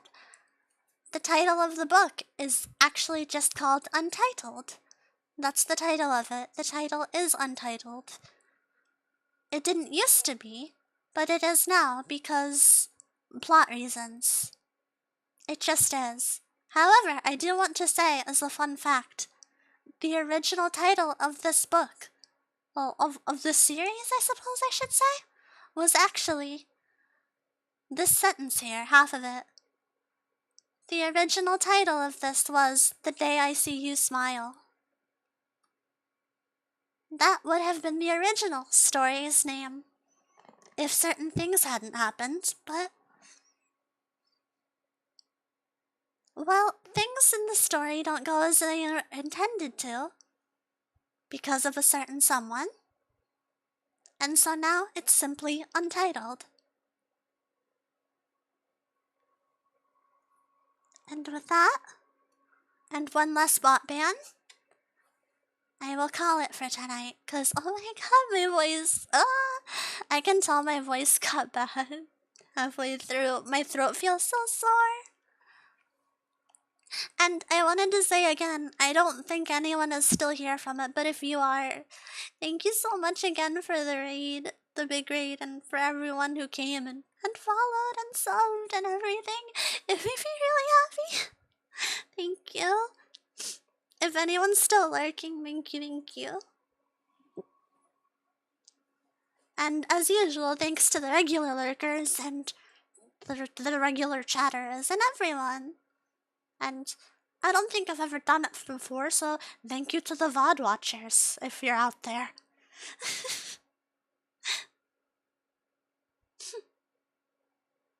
Don't forget to drink. Oh yeah, I should. I'm gonna get another cup of water after I end the stream. I also have to remember to take my meds because someone didn't do meds check today.